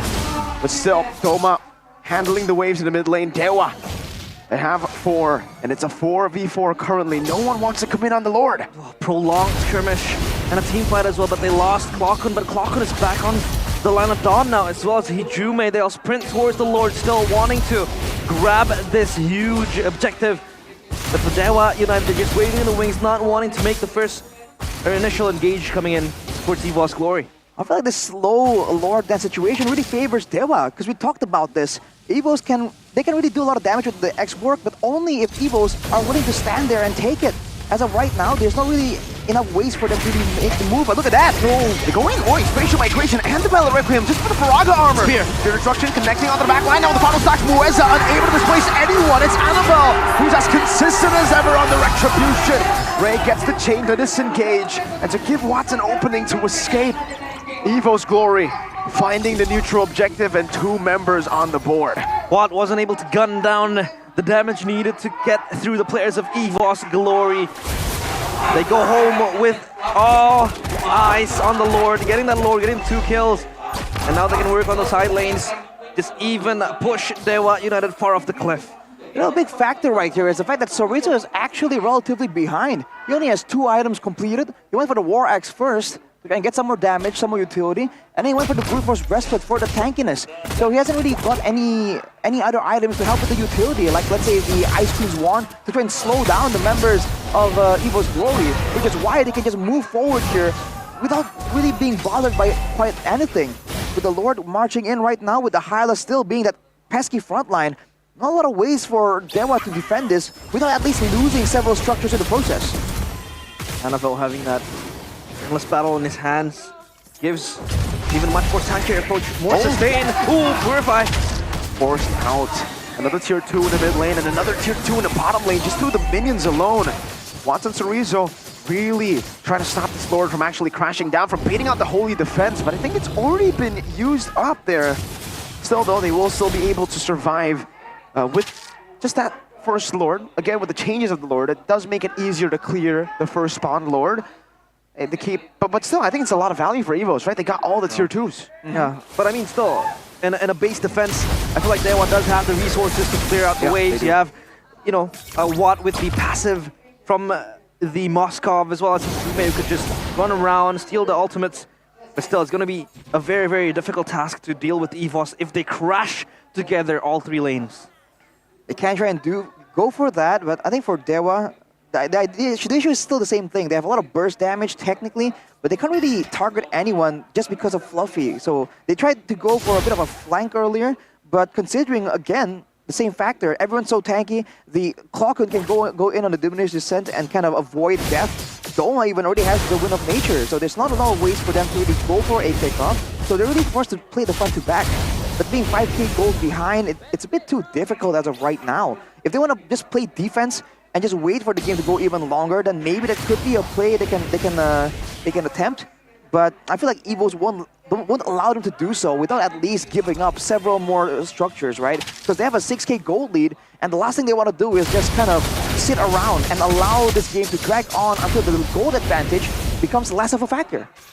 And Doma with the defensive build, the Rose Gold gives him that extra sustainability because he has mostly been on the back line for EVO's Glory, fishing out for Blazing Duets to come through, but now EVO's setting their sights on the Lord once again. Year of Destruction connecting on a Clawkun. Reverse pathway already used up to Rizzo. No what? Doesn't miss it at all. Annabelle just takes it for free. Moez is going to be caught. The last Insanity gets used up defensively. And for EVOs, great discipline there. They do not decide to even go on to Moeza despite him already, you know, overextending a bit. They have the Lord and they'll spawn instantly, so they might just go, they choose to go to set it up. The only solution from Dewa United to address this leading coming in from the EVO's Glory is to play the side lanes from Watt. But then again, how do you time the Spear of Destruction? When are you going to jump in? And if it misses, there is no chance that you will be there to the fight. So it's going to be 4v5 when they march through the base. Great wave manipulation. Panther jumps in with facial migration. The final stack brings them back, and Panther's going to be taken away. Last Insanity by Sorizo. Defensively, as Hijime walks forward onto Fluffy, but he's a tanky horse right there. They deal with the Lord. Enhanced Chain dodged away from by the BMI placed defensively by Doma in the back. And for now, Dewa will be able to defend, but they lose 2 massive structures. That was a close one for Dewa, man. EVOs just go in with the Glorious Pathway, and Panzer once again tries to make a play happen, but something caught him. he got stuck, and immediately the burst damage is very much apparent. This is why Fluffy has been the main front line. If Panzer is the one in Fluffy's shoes, they would have lost a lot of kills all the way from the beginning. Now with 1 more second until Panzer is up, they will try to find a play, an advantage with one man more compared to Evo's, but Evo's just immediately go on the defense. Let's take a look at the replay here by our official tournament smartphone. Samsung Galaxy S24 series. Look at this play here. The final slash that kind of stopped everything in its tracks. And because of that, Fluffy, after using Glorious Pathway only for himself, not for the rest of his team, is just forced to back away from it. But you can see that he didn't even get cut down below half HP. So much defense coming in. And it is once again proven that killing a high loss is nigh impossible for the players of Dewa United. Oh, what? Whoa. A jump from what? That's aggressive right there. Watts able to displace his ball. Formation migration pops into nature, baits out Panzer. What? Violent Requiem flicker. Panzer on Spear of Injury to help him out. Muesa placing Annabelle very low. Now the dominance is set. She has so much damage. Doma with a blazing duet. And now Fluffy with the flank. It'll be Watt taken down. Ray is next on the chopping block. Annabelle is back in the Lycan form, and Evo's Glory are marching down the base with an 8,000 gold lead. Chorizo with Hijime left to defend with last insanity. Now Annabelle marching forward as a winner crowd to try to stay alive, but even then it's not going to be enough. The horse stops on Hijime as Evos equalize on the board. If that was a mistake by Watt, that is a costly mistake. TP into the Spear of Destruction and bring the fight to himself. He gets corralled, the gods back towards the wall. And Evos Glory, they bite back. They're able to equalize the score 1-all. 1-1 for the Tigers here, showing that they have the adaptability, they have the skills required if they have the right tools. It also was set in place from the drafting phase, and they had a respectable attempt, but in the end I think they went for a last-ditch effort, a risky play to try and find something there from a game that looked so lost, but Evos denies it. And it's down to the final one, a full best of 3 to end the day off. Wow. They're still able to fight back. I mean, from the get-go, it was proven to be so apparent that this high loss would spell trouble for Dewa United. Not once did we see that they're able to turn it around. Sure that there were fights happening, skirmishes happening all over the map for Dewa United, but still Evos Glory come out on top. And that final TP with the Spear of Destruction felt like they were forcing something. Yeah, I mean, I think here it was already pretty good, right? They got Panzer very low. They could have just set up again.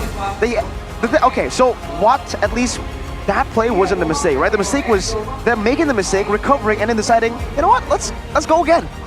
Exactly. I mean, they really could have backed away and maybe focused on Fluffy, who was kind of left behind. And with the advantage, with the HP bar advantage, there's no reason why they can't just stick around, and go for the slow game. Like we said, the issue was whenever Hylas is involved, right? Everyone just running right over you, stampeding through. Yeah. If they're able to just bait out all the skills, the Glorious Pathway, and everything else, they can just wait around. And even if someone gets too far, that's where the Spear of Destruction kind of comes in, right? That back and forth, we've seen that is where the Moskov shines. Not in a full-on all-in the way Dewa was doing in day number 2. Yeah, I mean, it was kind of apparent as well that the Moskov was trying to work his way onto the side lanes and then spearing into the team fight. But if it fails, if it doesn't get timed right, it becomes a 4v5 most of the times for Evos Glory to win. And the fact they had so much layers, either CC, either damage, and then you have the Zask just putting out the ultimate, it makes it very hard for Dewa to hunt down a specific target in the hands of Evos Glory. So yeah, all in all, it was such a dominating win.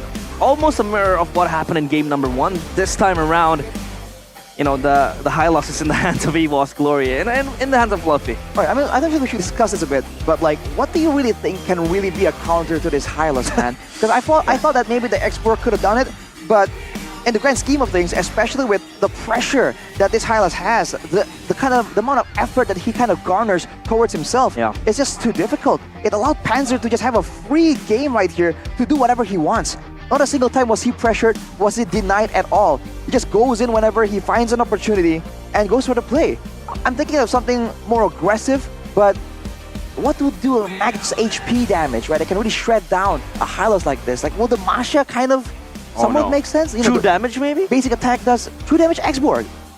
Yeah, I mean, yeah, that's true. That's true. I think on paper it does make sense for the X-Borg, right? But you need a lot of time. Exactly. With the X-Borg. I think the real way Time is money. is try to ignore the high loss. It's because the way we're thinking about it right now is we're thinking about it. How do we tackle the high loss front to back?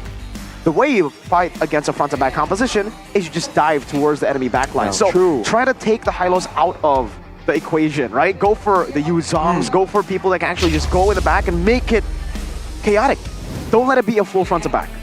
Well, player of the game, though, for game number 2 is the Hylos, the horseman himself, Fluffy, presented by our official tournament smartphone, Samsung Galaxy S24 series. Wow, the horseman. Horseman. I think, again, I would also think that diving past, ignoring the Hylos, we brought that out a bit in game number, in the discussion earlier. The issue is the backline is a Zask. Right? That's the thing. That's why they had the backline both is a layers. Claude. So it's so good that everyone is just moving forward at the same time. And by all means, it's still a risky play because if you ignore the Hylos, he is constantly slowing and dealing damage to everyone by default, right? With the second skill. He just leaves it on right there and it adds up. I wish we can really see the exact amount of damage dealt by Fluffy in this game because he wasn't really being aggressive. He was just being the horse. It was so hard to tackle down the high loss. But then again, if you want to avoid it, it comes charging towards you. So you kind of really ignore it full-fledged. You can't let it run to your backline and then force you to fight it. Because, yeah, it was so insane the fact that you have high loss in the front line and then Panseer just comes in with the Violent Requiem. So much layering coming from Evor's Glory that just kind of stops Dewa United in their own tracks. And then the combo as well. This big AoE from the Zask, from the Hylos, from the Guinevere even, right? The Violent Requiem. And then having a jungler like a Roger, right? That can just chase everyone down. I mean, that's part of the reason why it was so difficult. Some fights were still kind of somewhat even, but the thought in the back of your head that the Roger is about to come out of nowhere, right? From the woods, from the bushes, to just take you out. He was have to play once more. Initially, that was looking kind of okay, but then they overcommitted.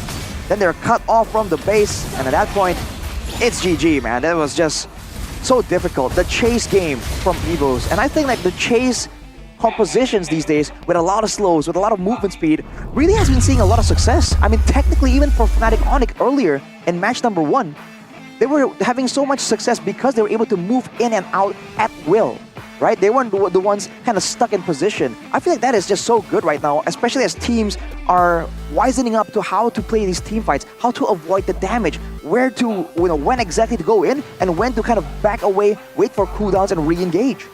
Yeah, so good from Evor's Glory. I feel like that push and pull that they have, the composition that they kind of drafted here. In fact, they can force Dewa United to get out their resources just to take down and eliminate this high loss, and then they re-engage for the second time. They still have Panseer to do so. They have Annabelle that can jump towards the backline, and the fact that when that happens, Dewa United, they don't have any more resources left with.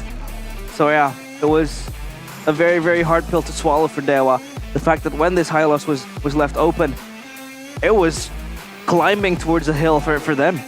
Every single time, right? I mean, how annoying is the Glorious Pathway? Not only does it slow you, but it gives the enemy team Movement speed. So much movement speed, right? At that point, you have to try to push the horse back. You gotta try to make the horse, run back because, oh, look at this. Damage taken 165k. It almost feels like he just marches down with no care in the world. And with everyone hitting him, he's like, aha, stop. Please. That tickles. Tickles. Stop it. Stop it, you. Man, cut it out. Hey, stop it. And he pops Revitalize. That's like, that's oh me. My God. That's me when I'm boxing with the kids at Sunday school, man. Like, they're just Wait, you box with kids? No, I'm play boxing, right? But they're I thought you punch him, in the face. No, they're punching my legs. I'm like, oh, I'm hurt. Not really, though.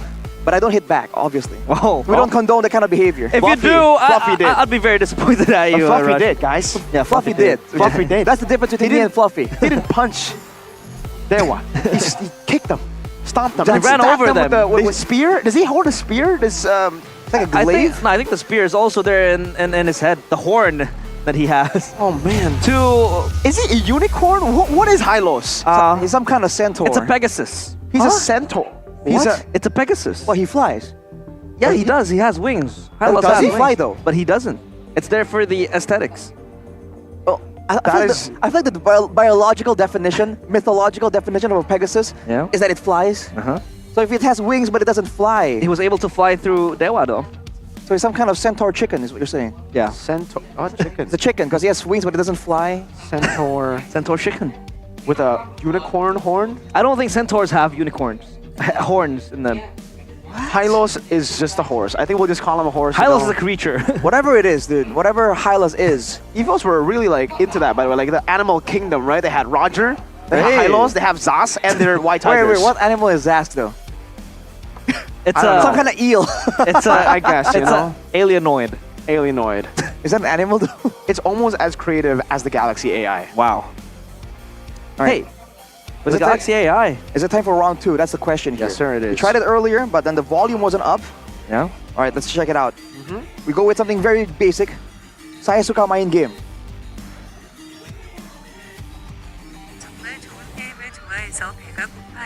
Oh. Can you ask what is Hylos?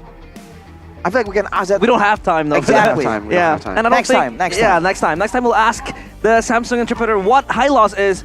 But this time around, I feel like we have an interview upstage with Bude Clara Mongstar. We're still waiting for her to prepare her, her topics to ask a few of our audiences and maybe players later on. She's still somewhere behind the stage, still looking for her microphone, it seems. I wonder if she will ask, right? Like, so what exactly is Hylos? Can we ask her what Hylos is later on? Explain. Maybe. Yeah, let's just ask her now. What is so Bude Hylos? Clara Mongstar, what is Hylos? Wait, no, not yet. No, I don't She think doesn't she wanna has answer. Yeah, she She doesn't doesn't want to have the answer. answer. Yeah, she doesn't want to answer it. Classic Bude, bro. Yeah. BCM. Maybe we'll find our answers in the land of esports and gaming. Wow. Wait, land of esports and gaming? Land of esports?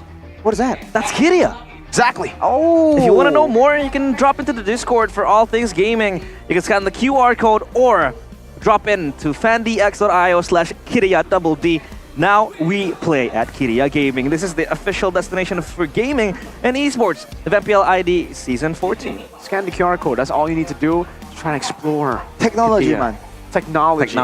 Knowledge. Buy yourself a house. Knowledge, you know? Knowledge. Integrity. I really wonder if she now knows what Hylos is. I think... Has she Googled? Maybe. We have to ask BCH. Bude Clara Hylos. BCH? Bude Clara Hylos. That might be that the a- new technology. If Hylos keeps on... Somebody make it happen, bro. Yeah, let's just ask her. Bude Clara, what is a Hylos? Yes, di sini Bude Clara menanti seperti apa hasil We should edit the untuk match photo kedua and put, di like, game Bude's yang face on Hylos. ketiga. Dari kedua tim semakin memanas dan mereka nggak ada yang mau kalah pastinya. Ini adalah match point terpenting untuk mereka. Game point yang mereka butuhkan untuk mengamankan kemenangan. Namun kita melihat EVOS, mereka benar-benar membawa angin segar, membawa line up baru, membawa gameplay baru, dan juga tentu saja semangat baru. Game ketiga akan seperti apa, tapi Bude penasaran. EVOS fans, kalian punya apa yang baru? Wow! Oh wow! Rach is back! Yes, hello Rachel! Kita langsung panggilkan Rachel Cia! Hai guys! Hai MPL, apa kabar? Baik! Anak macan yang telah hilang akhirnya kembali pulang. Inilah dia, Rachel Cia. Berapa lama kamu udah aduh ya ampun. 2 tahun sih. Berseason-season. Betul, 2 tahun berpetualang di luar, sekarang pulang ke rumah. Pulang ke rumah. Dan gimana rumahnya nih? Kangen banget, mana rumah aku? EVOS fam semakin solid ternyata. Semakin solid ternyata. Semakin solid. Kamu balik kaget dong? Kaget banget. Ini muka-muka lama dan muka-muka baru juga sih. Wow. Wajah lama tetap stay, wajah baru juga memperamai. Namun, kamu kan mungkin di sini hadir di momen-momen kayaknya krusial banget ya untuk EVOS. Ya, gimana sih kamu mungkin ngeliat perjalanannya EVOS sampai mungkin titik ini? Aku selama 2 tahun pastinya masih tetap pantengin EVOS dari jauh gitu kan. Asik. Tetap hati aku masih biru.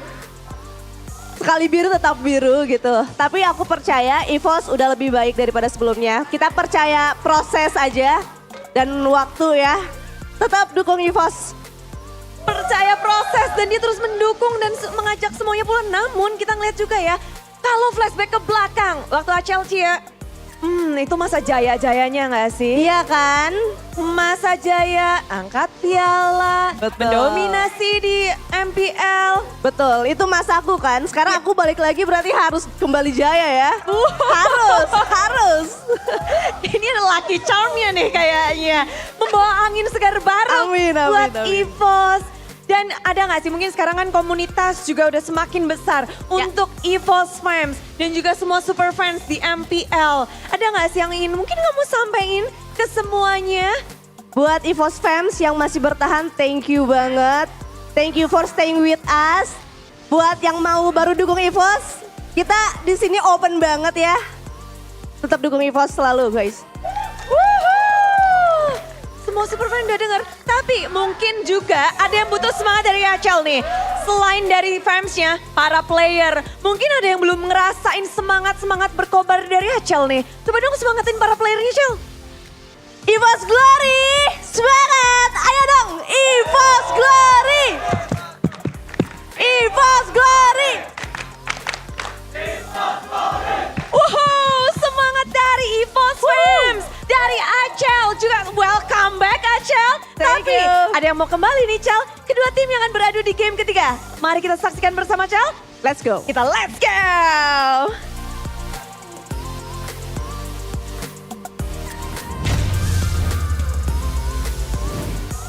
Not only players returning back to their former teams, also brand ambassadors and talents like Rachel Shia back there.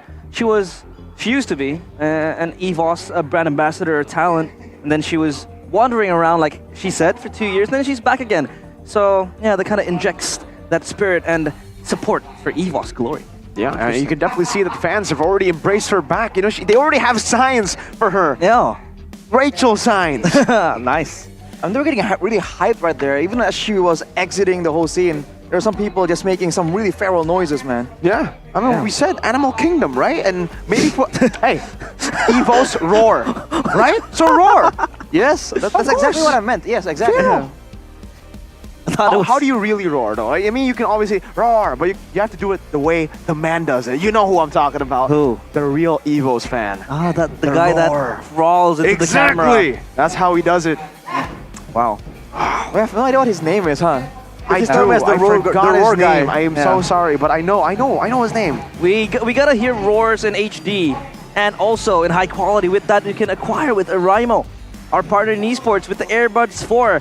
You can also be amazed by the LED power display. His name is very Guntur. epic.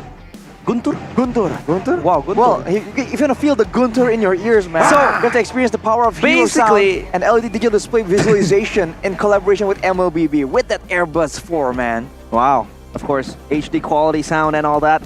But for Guntur, for most people that don't know what Guntur means, okay? Guntur basically means lightning. No, it means thunder. And what does Thunder. lightning means thunder? And what does thunder sound like? Wait, lightning does not mean thunder. Hello. Roar. Lightning is thunder. Brother, that is not the case. It's the same, no? Roar. It is not the case, no. It is the same. Lightning is what you see, the flash. Okay, so thunder is the sound. Oh, that's what you call onomatopoeia. Do you know what that is? No. Onomatopoeia, basically, that is a word that is derived through sounds. Like a roar. Like a roar. It's called a roar because tigers create that roar sound. That's some good connection you have, you know, to a lot of different things. And I Yeah, think if yeah, viewers I'm want lagging that behind. connection, I'm a king of... they can go and use Games Max Booster. Yeah, of course, Games Max Booster. You can watch your favorite team compete in MPL Season 14. And you'll truly want to play too. Because I've been seeing this high loss pick and I want to play as well. Absolutely. But of course, with the glorious pathway that kind of speeds you up, you don't want to get slowed down and ruined by the lag. So you can now buy the Games Max Booster at tsal.id/GM Booster. Fantastic.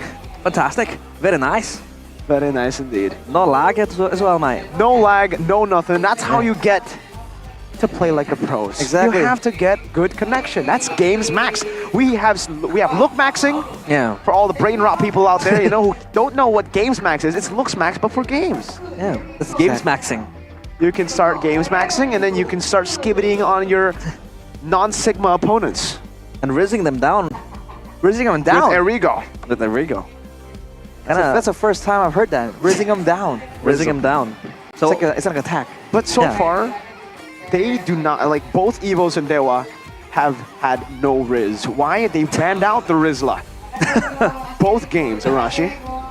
Wow. Cool. The Rizla I can't himself. spell it again. The Rizla himself. Wait, my projection towards the Rizla now is not the same anymore. Thank you for that, Miracle. Now he's the Rizzler. So what do you think the penalty zone pulls people back in? It's the Riz, Wow. bro. Don't let him Is get that in Riz, Don't bro? let him get in his zone. And I thought I was the king of yapping. Hey, we're certified fact yappers. Exactly. Yap facts. Get in line, bro. Everyone's a yapper here. My bad. Literally professional yappers, but let's yap about the previous game recap for just a little bit. Damage dealt to hero, 47,000 for Sorizo alone. It's not like he wasn't doing damage. It just isn't enough damage, man. And on the other side, you're seeing why that Zas is just such a nuisance, man. 56 was it? He was doing a ton of damage in relative safety. The Zask wasn't forced to do anything too crazy, wasn't taking unnecessary risks, and still was able to do the most damage in a game where Evos were basically dominating. That's the power of the Zask, man. And I don't think Dewa would want to let go of that Zask again. And we also underlooked the... Underlooked? Underlooked. Underlooked. We Okay. underlooked the thorn in the middle of the players of EVOS, which was Anavel. Anavel didn't really get that much of an airtime, but quietly he was prowling and pouncing and getting the gold and the damage. And once he was there, apparent existent in the team fights, he was shredding the players of Dewa United down. So basically, he was also the guarantee. It was also the insurance for EVOS to dish out the damage. And yeah, that was a good game from Anavel. The fact that he was able to roar as a wolf, even though he is a tiger, but yeah, still the same family. Animal Kingdom. It's the way it is, man. The AK. You have to get that killer instinct in you, man. The wildness. I think it's what Evos has at their disposal. But can they bring it out once more in the drafting phase of Game 3? Or will it be stifled once more? Because for Dewa, they've taken away the Tushin, they've taken away the Rizla, and they've taken away the Zask as well. The Hylas, though, is up for grabs. Is Evos gonna risk it? Do they have a solution? Man, too. They're gonna let it go to Dewa United if they do first pick it, because we haven't really seen it being first picked. It's either going to be a Valentina first pick most of the time since game 1, and it is going to again be a Valentina first pick. So a huge opportunity for EVOS Glory to snatch it from their clutches with the high loss. Do we even see the high loss here? Because in both games, it was picked in the last phase. Last pick in first phase, right? Game 2, last pick of first phase. First Exactly. phase. Yes. So again, for Evos, do they even want to pick it up here? They went for the Roger and the Zask earlier. Now no Zask, I think it does fit, right? Now, if you do want to go for it, I think the Roger together with the Hylos would be a solid choice to go for, because then you have Flex and you have a very strong hero. But they decide not to use the Roger as Flex instantly. Usually you pick up a Roger so that you have Flex. Yeah. Now it's Roger Jungle confirmed with a Harith, and honestly, I feel like for Dewa, they could just pick up the Julian. Hylos. And they could go for the Julian, yeah, but I think it might be a bit too risky to leave because they need a gold lane pick here. It's definitely going to be taken out away from them if they leave it towards the second phase, because again, Evos have already picked 2 possible gold laners. They've denied 2 possible gold laners away from Dewa. Yeah, Moskov Claude all up in the cards for Dewa United by EVOS Glory, opening up their cards that quick, and there you go. Prepare for another ride, because this horse will pounce and charge at you. And the Moskov as well being picked up by Watt. How would you describe the matchup of Moskov and Harith? Moskov and Harith? Yeah. I feel like Harith very much still has the advantage right there. Better poke, better sustainability as well. Evos though now, they try to match that same solution, the Hylas with the X-Borg. We'll see if Fluffy, a very adept X-Borg player, right, has a better time dealing with this Hylas, or is it actually just that much more inevitable in the current patch, the Hylas? I love the answer from Fluffy, right? He basically he's saying, the Hylos isn't a problem, Sorizo, you are, brother. I'm gonna show you how to get it done on the X-Borg, because Fluffy, he was able to do exactly that last season when Sorizo was in Bigatron. Fluffy on the X-Borg, that was his signature pick. He always plays X-Borg, and when he does, man, all the health bars gets absolutely obliterated. And for Evos, they're the ones that ban out the Hayabusa this time around because they already have the Roger picked up for themselves. Hayabusa banned out. Just trying to thin down the options for Ray to pick up the assassins.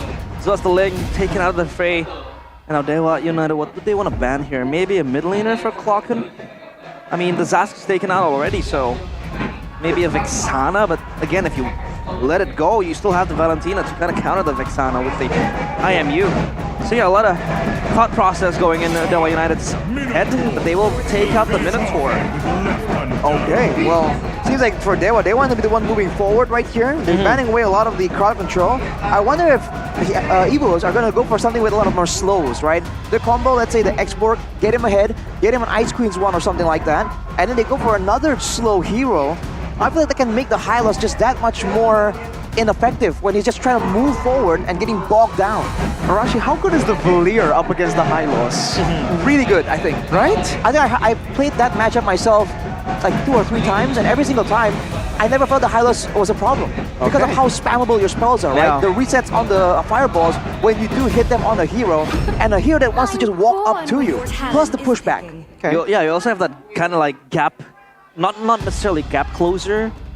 How would I describe it? Gap further? Yeah, you have a, right? You have a pushback. Yeah, you basically. Have a way to disengage. Yeah, you have a peel, a self peel that you can create. You can pick up for yourself if the Hylos comes charging. Well. Yeah, free purify with the ultimate. So a very interesting pickup if they do go for the Valor. But the Julian now for Ray, he has been very likable of this hero.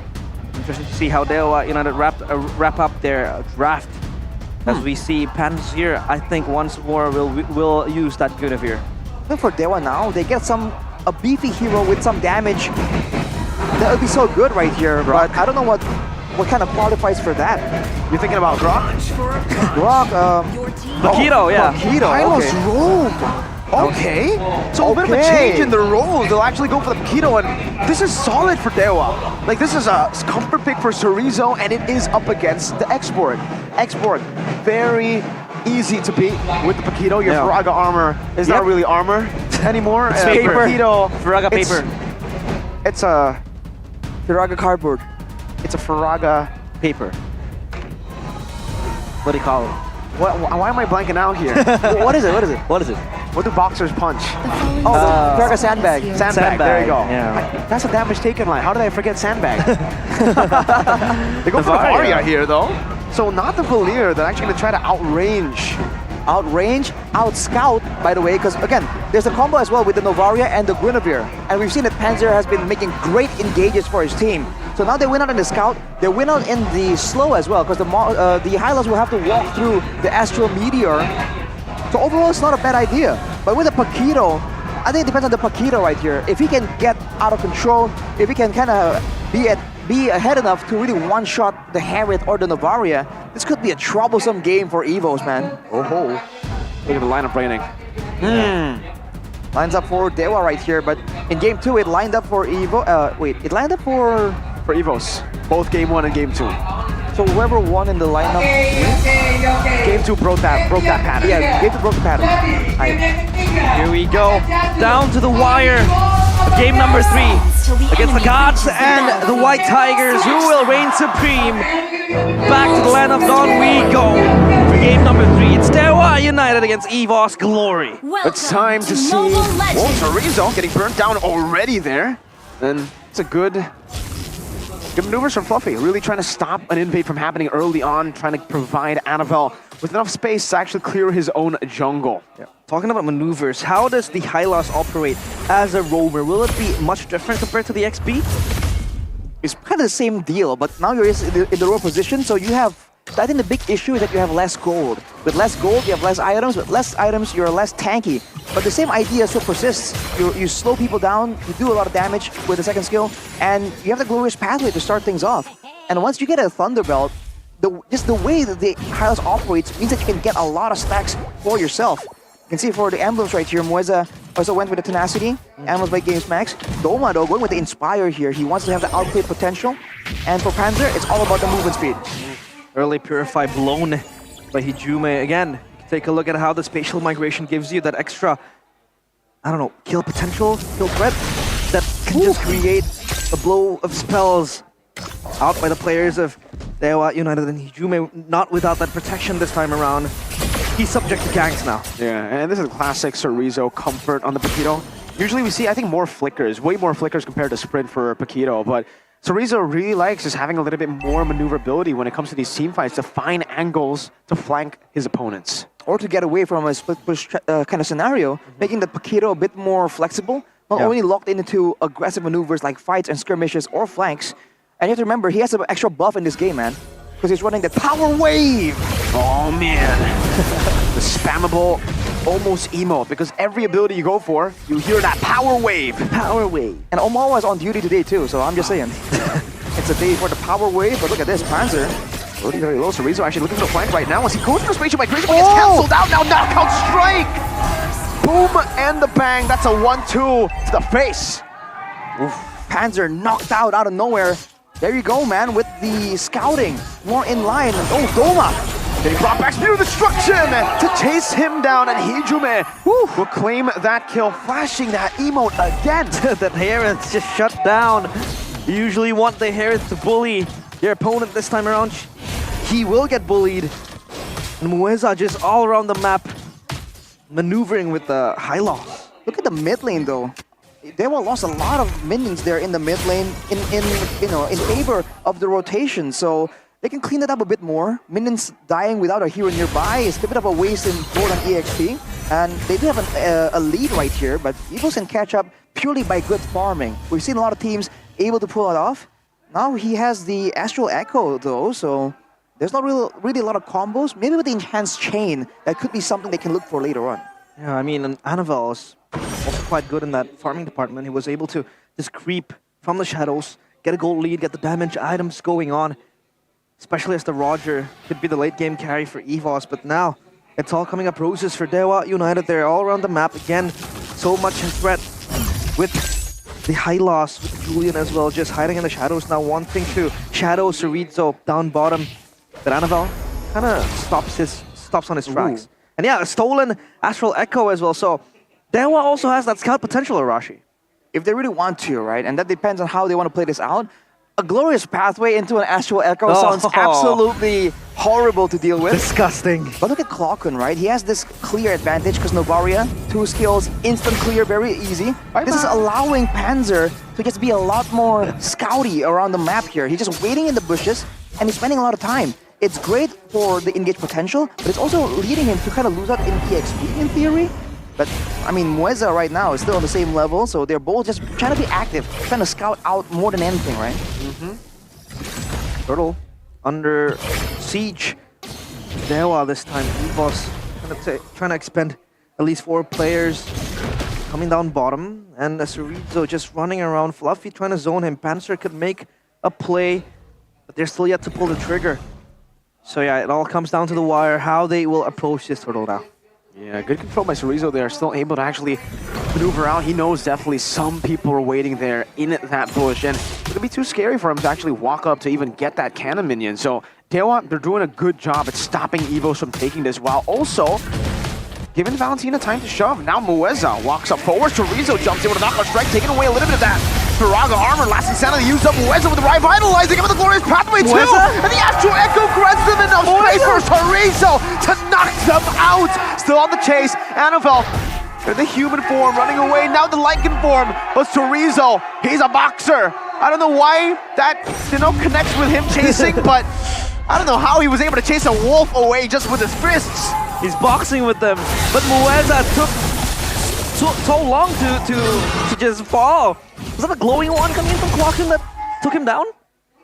Oh, not quite sure at this point, but Chorizo 1v2. Dangerous play here. Oh, goes over the knockout strike, the 2-man, and he gets out! As Nice would say, bobbing and weaving. Bobbing and weaving, getting away from all the danger. Chorizo, man, even with the sprint right there, allows him to chase so much more. He's going with the Hunter Strike for his item, though. That's where the damage is coming from. Doma, though, has the Starlium. He's going head to seize. Oh, man. What a Chad. Absolute Chad. He has Clockun in his sights, man. No one else, most likely. But for now, I think for the biggest thing to pick up right here is the fact that the glowing one is completed for Clockun, so he rushed it out even before his boots. He wants to get that healing reduction to try and deal with the Hylas, but again, with the Revitalize, we saw that Mueza lived for way too long right there. That should not be okay. Yeah, he's just acting all the damage, absorbing, soaking it again and again. Even with the glowing one, it had to take him quite a few seconds to finally fall down an initiation, but it's all going to be good. No, it's going to be a fight. There's no destruction. One now pushing Doma back into the pathway, and Ray just claims all the kills. It's a double for Mr. Ray and a win for Dewa. Chorizo on the bottom side of the map though. Now goes for the knockout strike onto Annabelle, who's still able to shot so much damage. Chorizo bobbing and weaving. The Astral Echo. Nah, he has that sprint. He's a sprinter on top of a boxer.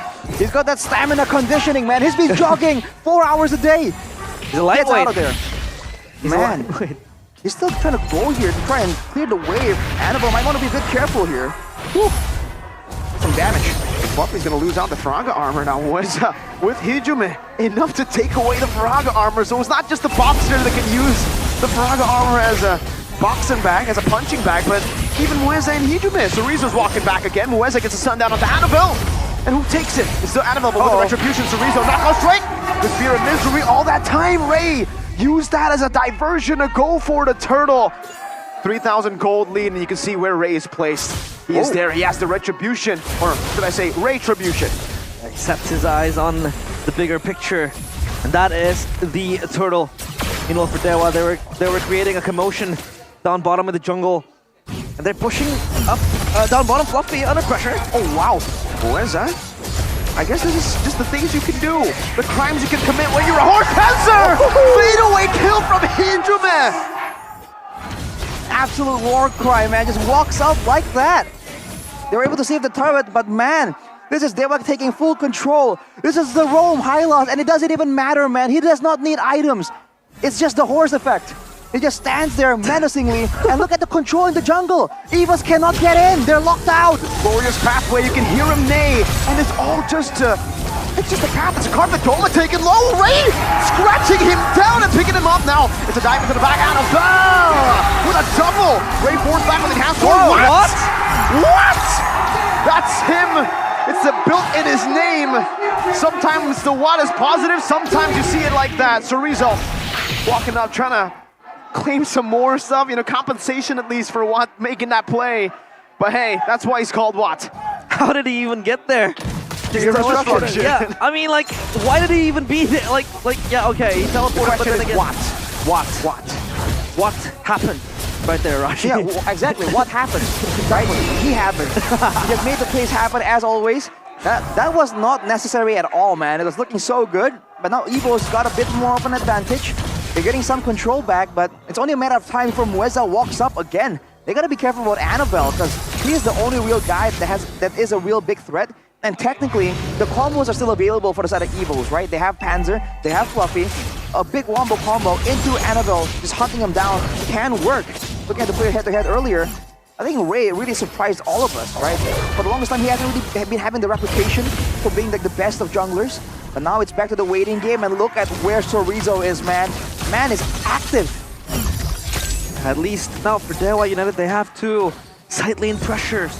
With the Moskov, with the Paquito, the Moskov can join the fight anytime soon. Oh, here we go, they're running. Glorious pathway into the back. Annabelle gonna be stunned up, and the Lord knocks him off. What takes him down? But Clockun is still able to recover for the team, and now it's Chorizo rotating as well. Watt claiming the double. Chorizo to knockout strike 2 times to knock Fluffy up.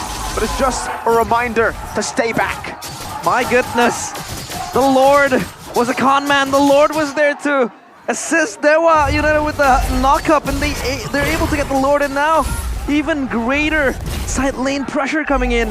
But at least Evos, they're able to throw down the pressure. Oh, what? Real disruption, now Common Last Insanity, but it does no damage because the Faraga armor was dealt with. Clockun gets a shot down, and now the Astral Echo, but there's no way you can go for the chase, not that far. I like how Mueza was at below a quarter of his HP. He just stands there and takes an Astral Sphere from Clockun. It doesn't even matter. It tickles, man. That's the kind of front line that Evos are dealing with right now. It has to be demoralizing. They lost all 3 of their turrets, only leaving the ones in the base. This means that Dewa has a lot more control, and they still haven't solved the Sorizo problem. It's a Sigma horse, Mueza. A So Skibidi strong, horse? Skibidi Sigma horse. He's able to just get the meteors, the spheres coming into him without even any form of hesitation. In a blink of an eye, he just stands there, runs to the backline of EVOS, even in the Lord, even in the mid lane, and every other part of the map. And now, for EVOS Glory, what are they waiting for? What are their timers now, Arashi? For Evos? I don't know, man, because I don't know when are they going to have enough damage to really be a threat to Mueza, to the Hylas in general. And to top things off, Dewa right now are going with a very burst-heavy kind of composition. So if Evos even spend a slight bit of time over-committing towards the Hylas, that's where the Enchanted Scythe comes through. That's where, you know, the knockout strike ×2 comes through and Panzer gets stunned up. Facial migration, Hejuman with the chase again! Panzer is 1-6! Doma is 0-4! The substitutions haven't worked out, not for Evos. This is going from bad to worse. The gold lane, the roam, all just deteriorating for EVOS Glory. Is it the stage jitters? Is it the nervousness? I don't know, but for Dewa United, they're playing a very solid game. Almost a reflection, almost a semblance of game 1. Well, exactly. It's just, I dare say it might just be the Hylas difference, man. Because initially for Evos, things were going fine. Then the Hylas happened. And that was the same kind of story for Dewa in game number 2. I don't know if it's that trio, if it's that strong, but it's sure, this match certainly makes it seem like it's just that much more impactful than we would expect. I think it is more impactful than Roger Harris first pick, you know? The Hylos. Can't even bank on the Harith now that he's 0-4. And Annabelle as well, so hard to access the backline because you have Mueza standing in front of you. Sorizo just running down at you. And now the Lord low HP. They're gonna go for it. Ray wins out the Retribution. Mueza still in the midst of it all. Pops in Revitalize and is just tanking everything. Mueza is unkillable. And he marches forward despite getting picked off. Finally, the last Insanity gets him down. Ray now with enhanced sword. Chorizo still escaping somehow. Panzer not able to find a kill. Watt still able to Abyss Walker out. Hejuman in that push. Okay, Mueza at least gets punished, right? He was standing there for way too long. But at what cost, man? They took every single ultimate, I believe, to really shut him down. And even there, it was fortunate that Dewa didn't lose any members there, trying to overcommit still without the main front line to absorb the damage. This is the problem, right? With the Paquito being more of a split pusher, more of a damage healer, there isn't really two engage tools. It's literally just the glorious pathway and the stun for the side of Dewa. And it's still working. It's still working with no problems whatsoever. Whoa. Hejuman stole last Insanity. Decides to use it just for the Faraga armor there. And now another last Insanity. Ray gonna be caught. Winter Crown still there. Annabelle tries to jump on him and Ray's gonna be picked off. What? Sorizo, knockout strike, and the disengage. Dewa slowly but surely losing composure. Okay, that's the question raised by Arashi. They don't really have that heavy lockdown. It's just the glorious pathway and that kick and rush composition. It works. But now it feels like EVOS kind of sees through that loophole. They're able to punish the players of Dewa United one by one. You need to remember that the longer the game goes, the more Novaria becomes a problem. Dealing damage to your team before the fights even begin. And as of right now, already with the Divine Glaive, potentially going for the Holy Crystal as well. It's a waiting game. Litho stolen by the Star Shatter as well, the Astral Sphere coming through. Man, I feel like earlier, I think Ray really was trying to go for an Enchanted Scythe burst damage potential, but he was alone. Without a team around to try and back him away, without a team around to kind of force the opponents to respect the danger and back away, that means that the Julian has all the skills on cooldown and no way to escape. He needs to be a bit more careful about that. Yeah, the Lord advantage as well. No gold benefit for Dewa United because they had Ray falling down. And you can also see Sorizo there picking up the Oracle alongside Fluffy. I feel like Sorizo wants that extra bit of tankiness, also wants that extra bit of healing. Either to revitalize or the high loss. But again, EVOS, they're at least quick to respond to the side lane pressure coming in from Sorizo, from Watt as well, especially when they have the Novari can just fly around. And then you also have Annabelle ready to pounce anytime soon. This time around, maybe they're just playing the waiting game, patiently waiting for that Lord to spawn and maybe siege it down. I wonder how the mental game is going here for the newer players, right? Especially for Hijume and Clocken. Both of them are kind of trying to make their own place right here. Both kind of critical to the winning strategy of both teams. And at the same time, Doma, right? 0 and 4 right here, but he is still the goal laner. He is still the go-to source of damage. But we have to wait and see if that's going to be enough. Moeza and Hijume once more is doing a lot of damage when Fluffy already forced down to close to half his HP. Look at Chorizo, always on the Paquito, just going to the split push. Fluffy, he's a bit more tanky this time, you know? Last time, Hijume could just use one rotation and Fluffy's Faraga armor will be completely depleted, but this time around, he's actually still able to keep it intact. So, again, Evos are scaling. It's slow, but they are scaling. Yeah, scale potential that they have, but at least for Chorizo, he's able to pull one member to that top side. This is going to be a 4v4 slowly but surely. Dewa, they do have the upper hand because they lose at least one. The source of damage in the hands of Clocken, but Hijume just feeling the damage so insane. Chorizo still relentless up top, and this Lord down to half HP. I mean, Hijume is just walking forward, doing damage, knowing he has the Purify. He knows all he has to worry about is the spatial migration coming in from Panzer. As long as that doesn't hit him, he's fine. He just walks up and he just chunks Fluffy down to such low HPs that now they back away. Evos make their way back, but they might be a bit too late. We go on to Moeza. As expected, Panzer doesn't use Violet Requiem there. It's going to be too risky. Now goes for Violet Requiem and has a flicker as well, but it's onto Moeza, who still has it revitalized. He's able to escape for a bit, but Fluffy goes in for last insanity. Meanwhile, on the backline, Chorizo tries to go for the flank. Fluffy going to be knocked up, loses his immortality, has another 2 health bars that they need to deal with. Chorizo gets out, still has his immortality. Hijume coming down. Chorizo loses his immortality. Now last insanity from Hijume, chasing him down to the back, pops into winner crown. Will there be backup? Is the question. Hijume trying to go for the play. Clockhood is burning down, but somehow he stays alive. He stares at his shadow, and Hijume falls in that altercation. Clocken still alive. They re-approach the Lord, this time Dewa unpoised to continue it. The waves on the top side is still, seems like it's still geared to push for the side of Dewa. So they're still, it's not game over just yet. And look at Chorizo, man, just blocking everyone. This is the new Lord that just takes so long to burst down, and it does so much damage. The Evos can take this, but they gotta be careful here. So Watto, what is going on? Jumping forward, able to escape again. Enhanced sword from Ray. Annabelle with a Lycan Pal Spear. This puts it in the backline. Ray wins out the Retribution and gets out with the enhanced sword. Chorizo still able to escape, has the sprint. Annabelle tries to run him down, but he's a bit too fast. Wow, man, a bit too close for comfort right there. Dewa with the risky plays, but we love to see it. It worked out for them. Evos on the defense, they have the Novaria, they have the Export, they have the late game Harriet as well. All the damage tools available, but Dewa, it's on the shoulders right now to really stop the members of Evos from being able to clear it. They're sending Chorizo to the far side, trying to make sure it all crashes at the same time, and keep your eyes open for Moeza, man. They are not pushing the top side because they know they want to have the Hylos available for this next altercation, but it might be a bit too late. Evos might be able to get their hands on the Lord before Moeza can be up. Oh, the SOD doesn't connect. Clocken, Fluffy, and Doma dealing with the Lord, and it's an evolved Lord. The fact that they bursted it down so low is concerning for Dewa United. Far lane, Chorizo not even able to do anything. Hijume almost getting sniped by Clocken.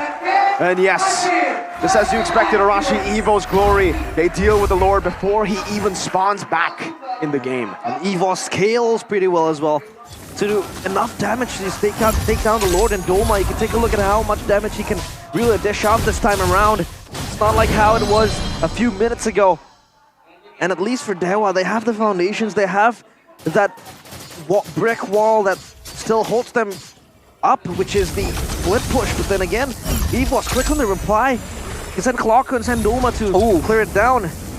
Look at that, It's going to be man. very interesting. Ice Queen's one computer for Fluffy. We were talking about this a bit earlier, even in game number 2. This allows him to chase down members and also kite back a lot more efficiently. Now if Moeza or Chorizo are kind of in a tough spot with Fluffy around, there's an extra bit of slow that the members of Dewa need to try and keep in mind. There's slows coming in from the Ice Queen's one of Fluffy, but also from all the spells coming in from Clocken. They can play a game of tug of war again. Kiting. Fluffy. Has the last insanity, but just gets out there. Spear of Destruction. Eats it all. The glorious pathway gets placed down, and Lot takes it. Annabelle caught there, stunned up. Ray picks up the kill. Doma able to disengage, but they lose Annabelle. 50 seconds on the death timers. By the way, Clockun got Wishing Lantern. Oof, Annabelle deleted. And Watt was waiting for his time to jump, and he did. This time around, Evo can't defend with their jungler. Fluffy! Dashes forward, purifies out, now Panzer! Spatial Migration is about Reckless. Doma deleting him and Fluffy melting him. Doma now going to be engaged upon. What is there? Chorizo tries to look for an angle to take Doma down, but there are too many bodies to get through. Meanwhile, base turret number 1 finally taken down in the bottom lane. The minions. Wow, I have never seen so much suspense when a frontliner falls. And it just shows the magnitude that Mueza has with the high loss. If you cut through the high loss, you can basically cut through the backline of Dewa United front to back again for EVO's glory. There is no other front line except for Chorizo.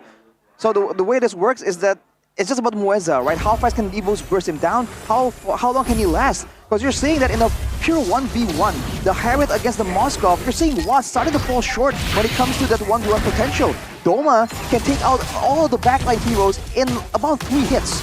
That is the kind of damage that EVOs is swinging around right now. And of course, they still have the Panzer playmaking potential, and Hijume does not have a Purifier ready for the next fight. Big timers on the cooldown. Ray still waiting. Panzer jumps in with a Spatial Migration. Isn't able to connect it. Ray down the Retribution! Doma jumps to his death! Watt able to get out of Last Insanity. Now the Last Insanity from Hijume. Fluffy losing immortality. Panzer going to be chased out by Chorizo. As that's going to be Fluffy losing his Faraga armor and now his life. Chorizo with the chase. Panzer still able to escape, but with the Lord, with a 5-man advantage. They're going to go straight for the base. A good sphere down. Watt is going to target it down. The cannon going to clear it out, but it's not going to be enough. Dewa win it out 2-1. The gods still reign supreme. They show that they bleed, but they are still immortal so far. Taking over EVO's glory 2-1. And that was an insane last fight, but Retribution time and time again on a point today. Oh man. What can you do against that high loss? They threw everything, and the kitchen sink, and the whole house onto the high loss, but the horse prevails. He wasn't even taken out in the final fight. There was just not enough damage at all, and they will completely abuse it, man. One front line, no engage two, no problem. We just run through you completely. Ooh. EVO's glory left with no fangs, with no claws, and the sons of God, they rejoice in celebration. Glory pathway, or glorious pathway rather, becomes the path to glory. Not for EVO's glory, but for Dewa United. Oh man. The new roster brings a new game plan, and Dewa has succeeded in defeating the Tigers. They tried the team fights, didn't work. They tried the split push, didn't work. In the end, they went back to the basics. They went back to the wilder instincts, fighting the animals, fighting the beasts in a game of their own. Yeah. And they came out on top, man. Dewa United. Every single time we see them do crazy plays again and again, but this time it really paid off, and I don't think EVOs were ready for it. That last fight was also kudos to Watt. He was basically hitting the Lord, but his passive was reflecting towards Annabelle. Annabelle went down to like half of his HP, even so low that he had to step away from the Lord, unable to retry it.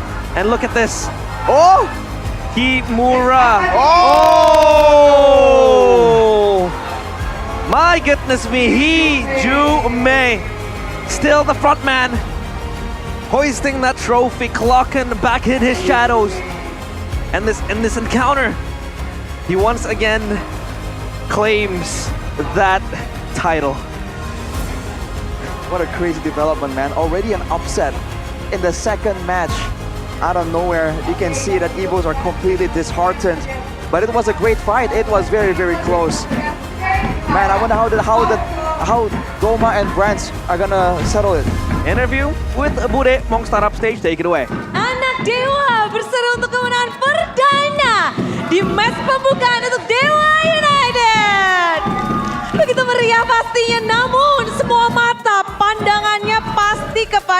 Hijume. Halo Hijume, welcome back. Ya, welcome back. Membuka match hari ini untuk Dewa. Bagaimana match pembukaan kalian? Seru sih, seru banget. Seru banget karena ngelawan EVOS langsung kah? Iya. Gimana ngelawan mantan langsung nih di depan mata? Lumayan kuat. Cuman ya kita persiapin kemarin sih lawannya Dream sama Brands ya. Cuman ya mungkin ada kendala. Agak berbeda dari yang kalian prediksi berarti ya. Lalu gimana kalian menyikapi? Wah, playernya ganti nih. Enggak lah, kita tetap respect aja mau siapapun yang main. Mau siapapun yang main. Apa kalian berganti strategi langsung? Enggak ada sih, tetap respect aja Bude. Tetap respect aja. Namun kita tahu sendiri kamu pernah satu tim bahkan bersama dengan tentu saja EVOS. Namun sekarang kamu melawan mereka. Bagaimana sih kamu melihat EVOS di season 14 ini di match pembukaan mereka?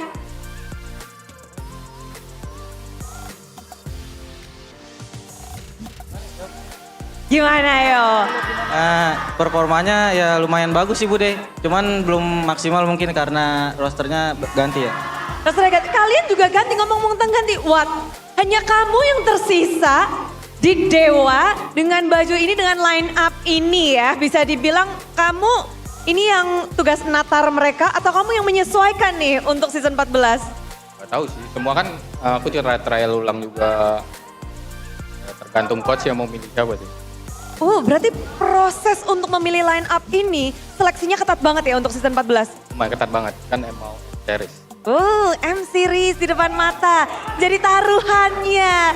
Namun untuk sekarang dengan hasil ini kamu melihat gimana sih untuk Dewa di match pembukaan ini? Apakah cukup meyakinkan untukmu? Masih jelek sih, jelek banget. Masih jelek? Jelek banget. Apa? Kenapa? Menang loh. Ya menang sih, cuman masih performa kita masih jelek banget sih. Oke, 1 sampai 10? Berapa ini kamu skor Masih untuk Dewa? 1 kayaknya dan. Masih 1, berarti masih serem ya. Masih akan ada 2, 3, 4, 5 sampai 10. Proses, percaya proses. Percaya. Percaya proses, tapi kayaknya kalian langsung ngebawa juara MDL nih. Ada Mueza hadir di MPL setelah menjuarai bersama dengan Geek Fam Junior. Baru season lalu, Bude teriakin nama Mueza, sekarang sudah ada di MPL. Gimana? Apa nih yang kamu rasakan mungkin dari perbedaannya kah? Atau vibes-nya saat bermain di MDL dan juga MPL? Cuma ngerasa beda di vibes penonton aja sih, kayak MPL kan lebih rame. Cuman kalau buat di stage-nya gitu sama aja sih, karena kan mainnya bareng tim, jadi kayak percaya diri, masih percaya diri. Timnya soalnya nge-support banget. Abang-abangannya nggak serem? Nggak. Nggak? Nggak. Wah, jadi kalau kamu boleh mungkin kasih tahu sedikit, gimana sih untuk kamu di match pembukaan ini, persiapanmu atau hal yang mungkin bisa kamu share sama kita untuk pengalaman pertamamu ini? Gimana ya, kayak sebenarnya pasti deg-degan ya, karena kan first debut juga ya. Terus kayak lawannya EVOS season lalunya runner up, terus MSC kayak, tapi udah siapin mental dari hari kemarin-kemarin lah. Jadi kayak hari ini harus sudah ready. Mau siapapun yang main tetap respect, tapi kayak udah pasti ready lah buat mental, insya Allah. Insya Allah, dan mental dari Mueza memang terbukti kali ini. Dan Ray, kamu kembali hadir ke sini. Welcome back. Ya Bude. Gimana? Senang. Senang? Ya. Kamu bisa kayaknya ngebabat Anavel, apakah mengingat dengan playoff season lalu, kamu jadi bisa balesin ini? Kenapa? Kamu udah bisa, bahkan kita lihat retribution dari Ray begitu mengerikan. Lawan Anavel, apakah kamu sudah bisa membaca dari Anavel? Enggak sih Bude, hoki doang itu. Pencet doang dapat tiba-tiba. Hoki Bude akhirnya muncul di sini. Hoki dan pencet. Dan akhirnya ini benar-benar baru banget Sorizo yang terakhir nih ya. Sorizo. Halo. Di tim baru. Apa yang kamu nantikan nih di tim barumu? Yang dinantikan, main aja sih. Apa yang ingin kamu tunjukkan juga nih? Sorizo di Dewa United. Lihat aja nanti. Sorizo yang lihat aja nanti. Oke. Namun kata-kata penutupan dong Sorizo. Buat anak Dewa, makasih banget lah udah datang buat dukung kita. Makasih. Makasih. Itulah dia. Namun terima kasih juga Dewa United kemenangan pertama. Caster tolong break it down.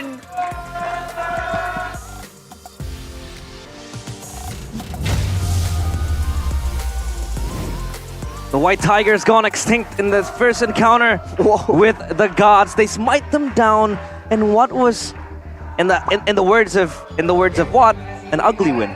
Yeah, an ugly win, and I was about to say, you know, if we went back here, that shouldn't be a win that they should. I mean, obviously they should celebrate, but they shouldn't be proud of that. They should still look at that and think there were a lot of mistakes that we made, and I'm glad to see it just spoken out by Watts, the veteran himself. He knows that that win was not a convincing win. It should have been, but the fact that they threw a couple of times and they acknowledge that means that they are, at least they have really good mentality to improve in the future. Yeah, that's By all means, we saw a lot of fights just go kind of back and forth, and technically, considering how well things were doing for them, right, I feel like there were ways that they could have made it cleaner, right? There were some plays, though, that were really so risky and a bit out of sync, like here, when Hijumi was going so far deep and the rest weren't really on the same page. So communication is definitely something that can be improved on for sure.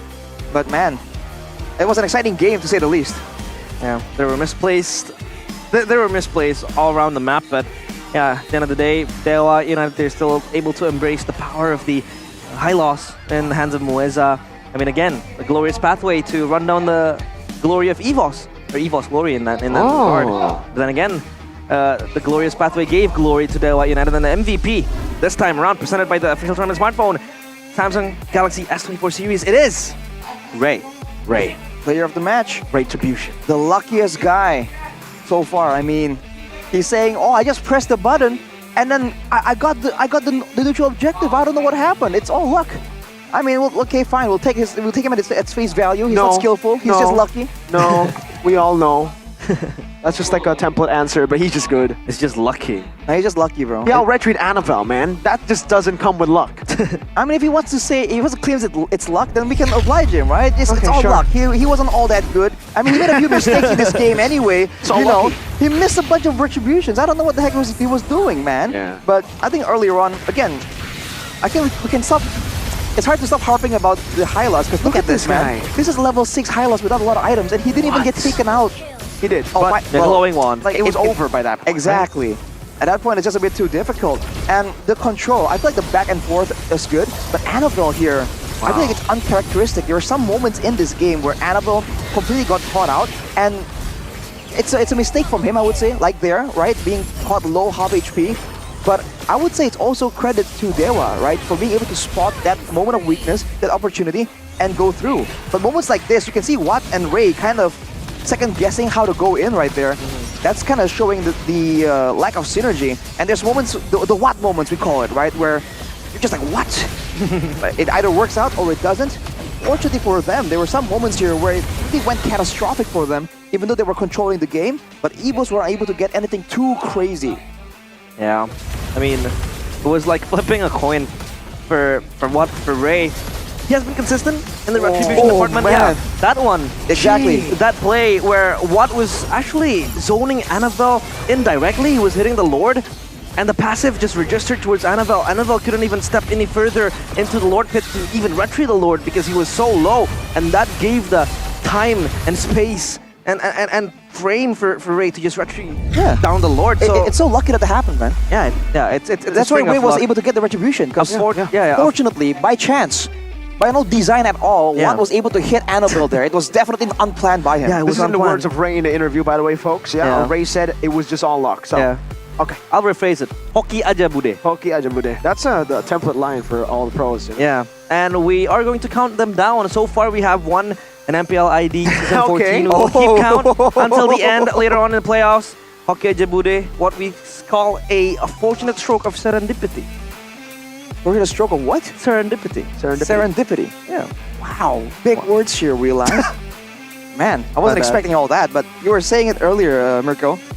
Old Crystal and then the Wishing Lantern on Novaria. That is an obscene amount of damage, man. It gives you, what was it? After 800 damage, it gives you an extra 10%, I think, if I'm not mistaken. About 10% extra damage on the next spell. So on Novaria, you're just proccing it left and right. So again, considering that is what is going on, how is Mueza not taken out a lot easier, man? That is crazy. I don't know. We haven't really seen any kind of solution for this Hylos just about yet. So I think in the next few days, teams are definitely going to be picking it, and teams are definitely going to try and rack their brains to try and find some kind of solution, whether it's from the draft, whether it's from the items, or some other way. Because Fluffy, if Fluffy can't do it on an X-Borg, I don't think anyone can, right? Fluffy is one of the more notorious X-Borg players. He got to scaling relatively okay. He even got the Oracle, he got to the Ice Queen's Wand, so he has all the tools available. And Mueza is like, yeah, cool story, bro. I think for the moment, the solution is just to ban out the Hylos. But yeah, For now. we will keep tabs on what the solution will be for the teams playing. Maybe, other teams would craft something to just put down the Hylos, but so far you have to deal with the fact that the Hylos can contain 203, I'm a loss of count, 203? 1,953. Help me, guys! 203,953. Thank you. But yeah, gold moment by UBS Gold. Paksain Aman, atas. let. Gue scan. Aman, aman. Dia. Lihat guys. Harit dipegang. Harit dipegang. Nice. Go TW. Main bawah dulu ya. Di jalur ya, di alin ya. Ayo, boleh. Gambling dia. Dia mau gambling. Ayo, gue demekin. Nice banget. Tarik. Menang. Fokus. Xbox guys. Mati. Santai, fokus lagi udah. Engo ini guys, percaya sama gua. Win lo guys. Mati, itu retri deh, woi. Santai, kalem. Respect lagi guys. Respect guys. It was apparent that I can't count. Yeah. But the players of Dewa, they can communicate. They can definitely. I mean, Hijume, props to him, man. He is a vet. Everybody's a veteran except for Mueza, technically, right? But Hijume was the guy who was telling everybody to calm down after that scrimmage. He's like, guys, calm down. Chill. Respect. They killed 3 people there. Yeah. And he was still like, guys, respect. They can still come back. So, hey, I'm glad to still see that, right? Because in the game, they definitely lacked composure in a lot of different skirmishes. Oh, yeah. But the fact that they acknowledged it, Watt acknowledged it in the interview, and then there in the comms, they already acknowledged it, and by the end of the game too, means that they are, so far at least, it looks like they are a team that catches on to the mistakes quick. Yeah, you gotta keep your composure as well, just to, set your sights on the real target, on the bigger picture, on the objectives, and that is what they did. Yeah. I wonder if Hijume was like, guys, relax, we won the fight, but we have to beat them in the match, because I wanna talk some smack. Kimura's back is in the back rooms, prepared with a picture of me. Kimura in the back is like, here. it's like, okay, do I pull it out? No? Yes? No? Several times Kimura stood up and he's like, oh, not yet. He hasn't been able to pocket, but of course, new roster brings new game plan. Dewa succeeds in taking down and defeating the White Tigers. Of course, like match number 1, we will be hearing the losers interview backstage with Bude Clara Mongstar. Take it away. Yap, berada di area yang sepertinya banyak awannya nih karena kemenangan gagal didapatkan. Halo Netomea. Halo. Analis dari EVOS untuk season ini berarti ya? Ya. Welcome ke MPL. Namun semuanya pasti penasaran, runner up season lalu datang untuk membuka matchnya melawan tim Buncit. Gak bisa ngedapetin kemenangan, what happened nih? Tadi sih lebih ke, kalau kita udah discuss ya, tadi lebih ke eksekusinya kurang matang aja. Kayak tadi ada yang mau A, ada yang mau B, lebih ke kurang chemistry-nya aja, tinggal lebih di iniin aja sih, lebih dipakemin lagi aja. Dari mungkin apakah dari komposisi player yang baru ini? Enggak sih, kita semua udah latihan semuanya kok 7-7-nya, jadi mau kombinasi apapun tuh udah siap sebenarnya.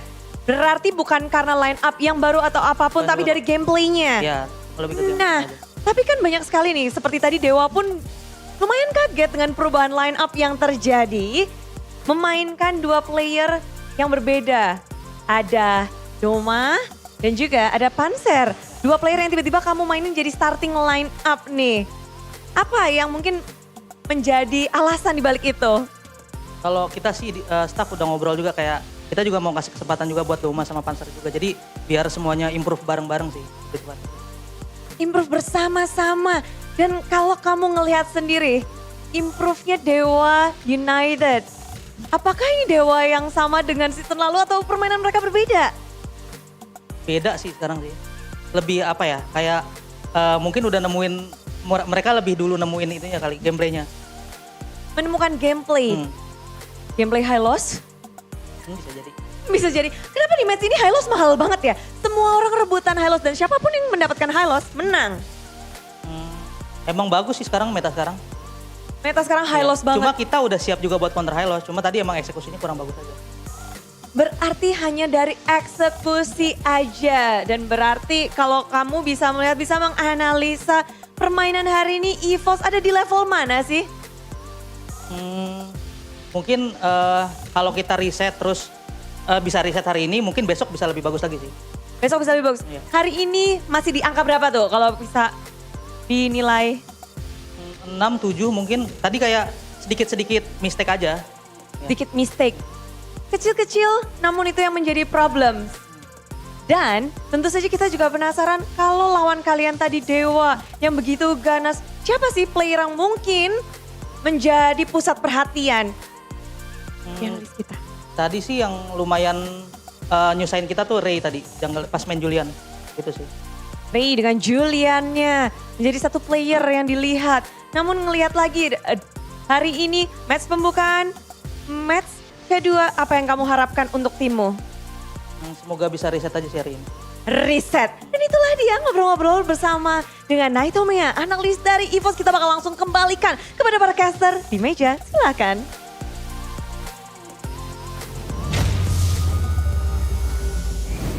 And that was Naitomea. Naitomea. Dreams, So they had Dreams and Naitomea. Yeah, Dreams and Naitomea. Dude, the combo. Yeah, the combo. And Unfortunately, Dreams didn't play. yeah, I mean, we were kind of glazing and hyping up the high loss and Mueza as being the most pesky member to deal with, but it was actually Julian by Ray in the hands of in the eyes of Naitomea that was very hard to kind of take down, you know? Yeah, for sure.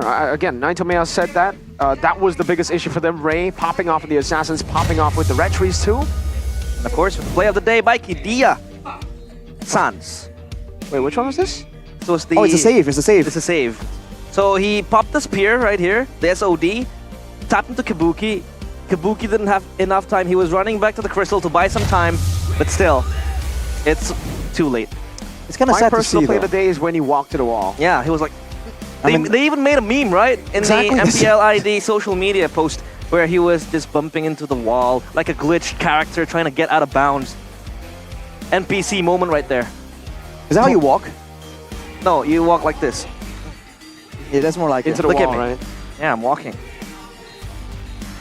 That is not how you walk. That's That's how falling. you swim, Arashi. Yeah, you're swimming. I mean, what if you're like walking? No, you With- have, you have with to aggression, you know, have like- to do it naturally, Arash, like this. Look. That is not Looks like, natural. that looks like you're rowing. No, you like you Really? did the cha-cha. It's like, Oh yeah. Looks is like that? you're Lord dancing, and that has changed. And I think Annabelle, unfortunately, he tried to do the Lord dance, and unfortunately as well, he started it. I think he was behind the Lord, and Yeah. he just got pierced by the Moskov so much. Indirectly as well. I think directly. He got pierced directly by the Moskov there. Oh, Ray would say it's lucky, Yeah. but I would say that was just good timing for everyone. And by the way, the improvement on Ray, phenomenal stuff. Very Really nice. solid stuff. yeah, good red trees, a good playmaking as well. Yeah, and I feel like the selection, right, on the which skill to empower was great. There was a moment there, I believe, where he escaped with like an enhanced sword at the last second. I'm like, whoa, that was smooth.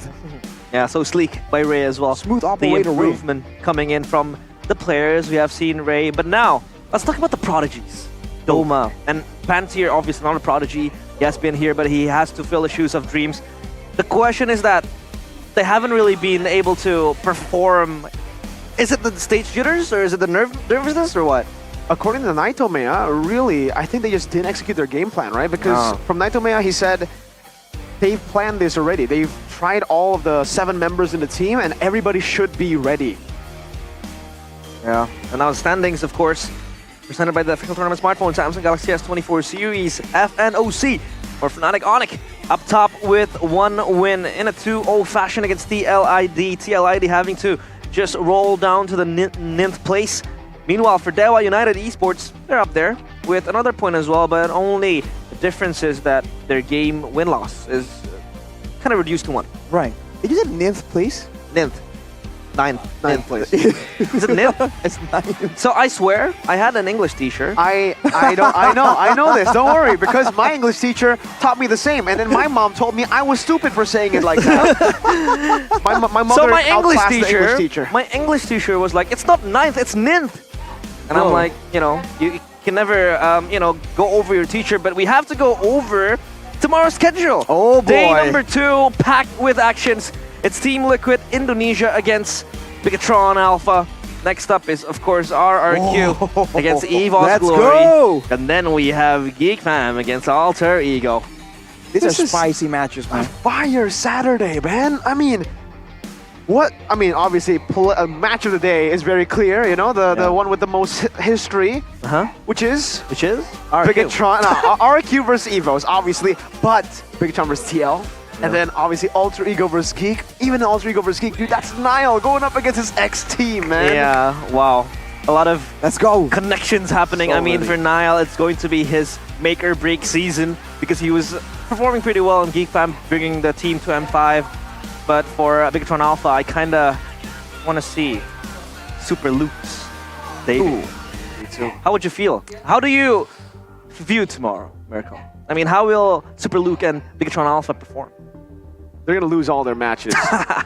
Oh, hang on a minute. Whoa. You already know. That's his play. No, it has been a mere bless this season. This season, it's been one day, buddy. No, I mean like this year. But of course, This year. this year, it has been mere bless all over. I don't know. Let's hope I cursed them in the right way. But yeah, the Whichever that blessing. is. Yeah, a lot of blessings, but of course, the blessing that is most important is to come here and experience the heat. Check it out. The electrifying roars and chants from the fans only through buying the ticket with MPL ID Season 14. You can purchase it through the new application through GoPay. You can get an extra 10% discount, and also with the exciting matches up ahead, like how we have mentioned to you, TL ID versus Bigatron, Geek Fam versus Ultra Ego, and also Dewa against Geek Fam. Then I'll realize you look kind of slick today, and Rashi too. And I think I also kind of look slick today. But unfortunately, Something is lacking. something is lacking. Today is not Saturday. That's what's lacking. Well, yes, but if we had the Saturdays, drip. We talked about drip the whole time, but we forgot to mention the drippiest part. Yeah, your face is a big part of your drip, right? I want to look like a Buto with the glasses, kind of sleek. Yeah, winning looks, or rather looks. I'm trying to help Luke win. Luke? Yeah, winning looks. But yeah, winning looks for winning gamers, brought to you by Saturdays and MPL ID. This eyewear is the secret weapon for dominating the battlefield. Available at www.saturdays.com and all Saturday store. And also, for those of you guys who already have the Saturdays, you guys can probably see what's on your screen right now, and that's ad-libs for MLBB Kadita Battle Emote. Yes, Merdeka. I said the ad-libs. You know why? Because Pantang Mundur is in Indo, and I'm going to have to ad-lib it by translating it over. What does Pantang Mundur mean? Never surrender. Never Not surrender. surrender. It's like never fall back. Never back off. retreat. Never retreat. back up, basically. No retreat. But Don't the back message off. is No don't retreat. surrender. Yeah, don't surrender. Because soon is going to be the Independence Day of Indonesia. Merdeka, of course, and MLBB as well. We are going to celebrate it with the Kadita Pantang Mundur Battle emote. You can make your games more competitive by spamming it, because most of the players, they go 0 and 5 and then they go FF. They want to end the game, surrender. No, you don't do that. You have to Pantang Mundur. You don't have to back off. Exactly. Never surrender, man. Keep going until you're 0-10 and keep spamming that emote, man. Pantang mundur. Keep going till you're 0-7 like a Rashi. Maybe if that happens, you stop playing the game. Anyways, though, right? You guys can also try a new hero, right? Because if you go 0-7 on a Minotaur, maybe Minotaur is not your hero. Maybe you can go Franco, because Franco has gotten a new MPL skin, and I know for a fact Rashi knows how to land skill shots. Yeah. So, Rashi, do you Yes. want to use the new Quantum Vanguard first week 30% off MPL skin? Why not? You have to. Why would I say no to that? You have to use this skin. Quantum Vanguard, of course. You can enjoy a 30% discount in the first weeks. Don't miss out. Because miss with out. skins, you will perform better than a 0-7 roamer. Oh my god. It's not. KB did him dirty, okay? It's no one particular. It's a not named. It's a random. It's a random, you know? It's a random that I mean in my rank game. A random that I play a lot with. A random that KB plays a lot with. Yeah. A random that is not really a random. Maybe a random that's here today with us. I'd like to take this moment to remind you that misinformation online can be a very dangerous thing. And that's why we are not for misinformation. We're here all with the facts. Yeah. And tell them another fact. Another fact is, of course, the Youth Fair exciting events, a sneak peek with many more exciting events coming soon. Will be revealed in a video sooner or later. And I have already, got my hands on the new Sylvana skin. Hey, same. It looks like my English teacher. Oh, what? I will not be buying it then. A lot of colors. a lot of colors. She brings color into the class, and at least she's a good teacher, right? She is. Maybe she is, giving you misinformation, but she's a good teacher. Yeah, you guys are chameleons. Join the youth all fair. the colors. Because it's going to be from the 17th of July all the way to the 31st of August. Youth Fair Exchange, redeem Sylvana's painted skin, Classroom Glam, an animated avatar border, a battle emote, and more. All for only 500. No, I'm joking. It's free. It's free. See, you can do it now. Gratis. Yeah, it's all for free. Free, bro. The Classroom Glam. It also has a painted skin. I don't really like painted skins because I like skins the way they are. You don't like painted skins? I don't like. You don't like painters? No, it's not. Nah. What's your beef with Mr. With Van Da Gogh? Vinci? Van Gogh or Da Vinci? I mean, both are painters, Yeah, right? that's true. Or Bob Ross? Bob Ross? Yeah, Bob Ross. He paints a lot. Yeah, he does. But you don't touch the essence of art, right? If art is displayed like that, you don't want to modify it. You don't want to scramble all over it and I like call it it. another art. He's the type of guy to order steak and not dip it in ketchup. Exactly, man. I don't eat my steak with ketchup. He's the guy who Exactly. orders ramen. You're not. And he doesn't stir it. He just takes the toppings up and then eats the noodles. I'm a man who doesn't mix my bubur ayam. My chicken porridge. Yes, that is... You have to mix it, bro. No, you can't. Don't mix it. You have to. No, you don't. You We're don't have to continue mix the it. discussion backstage, but for now, Yeah. ladies and gentlemen, I think we're at the end of the day. End of the day, and that It's is so it fast. for day number It is. 1 of MPL ID Season 14. Week 1, day number 1, and we will see you tomorrow for more MLBB action because MPL ID Season 14, we own this.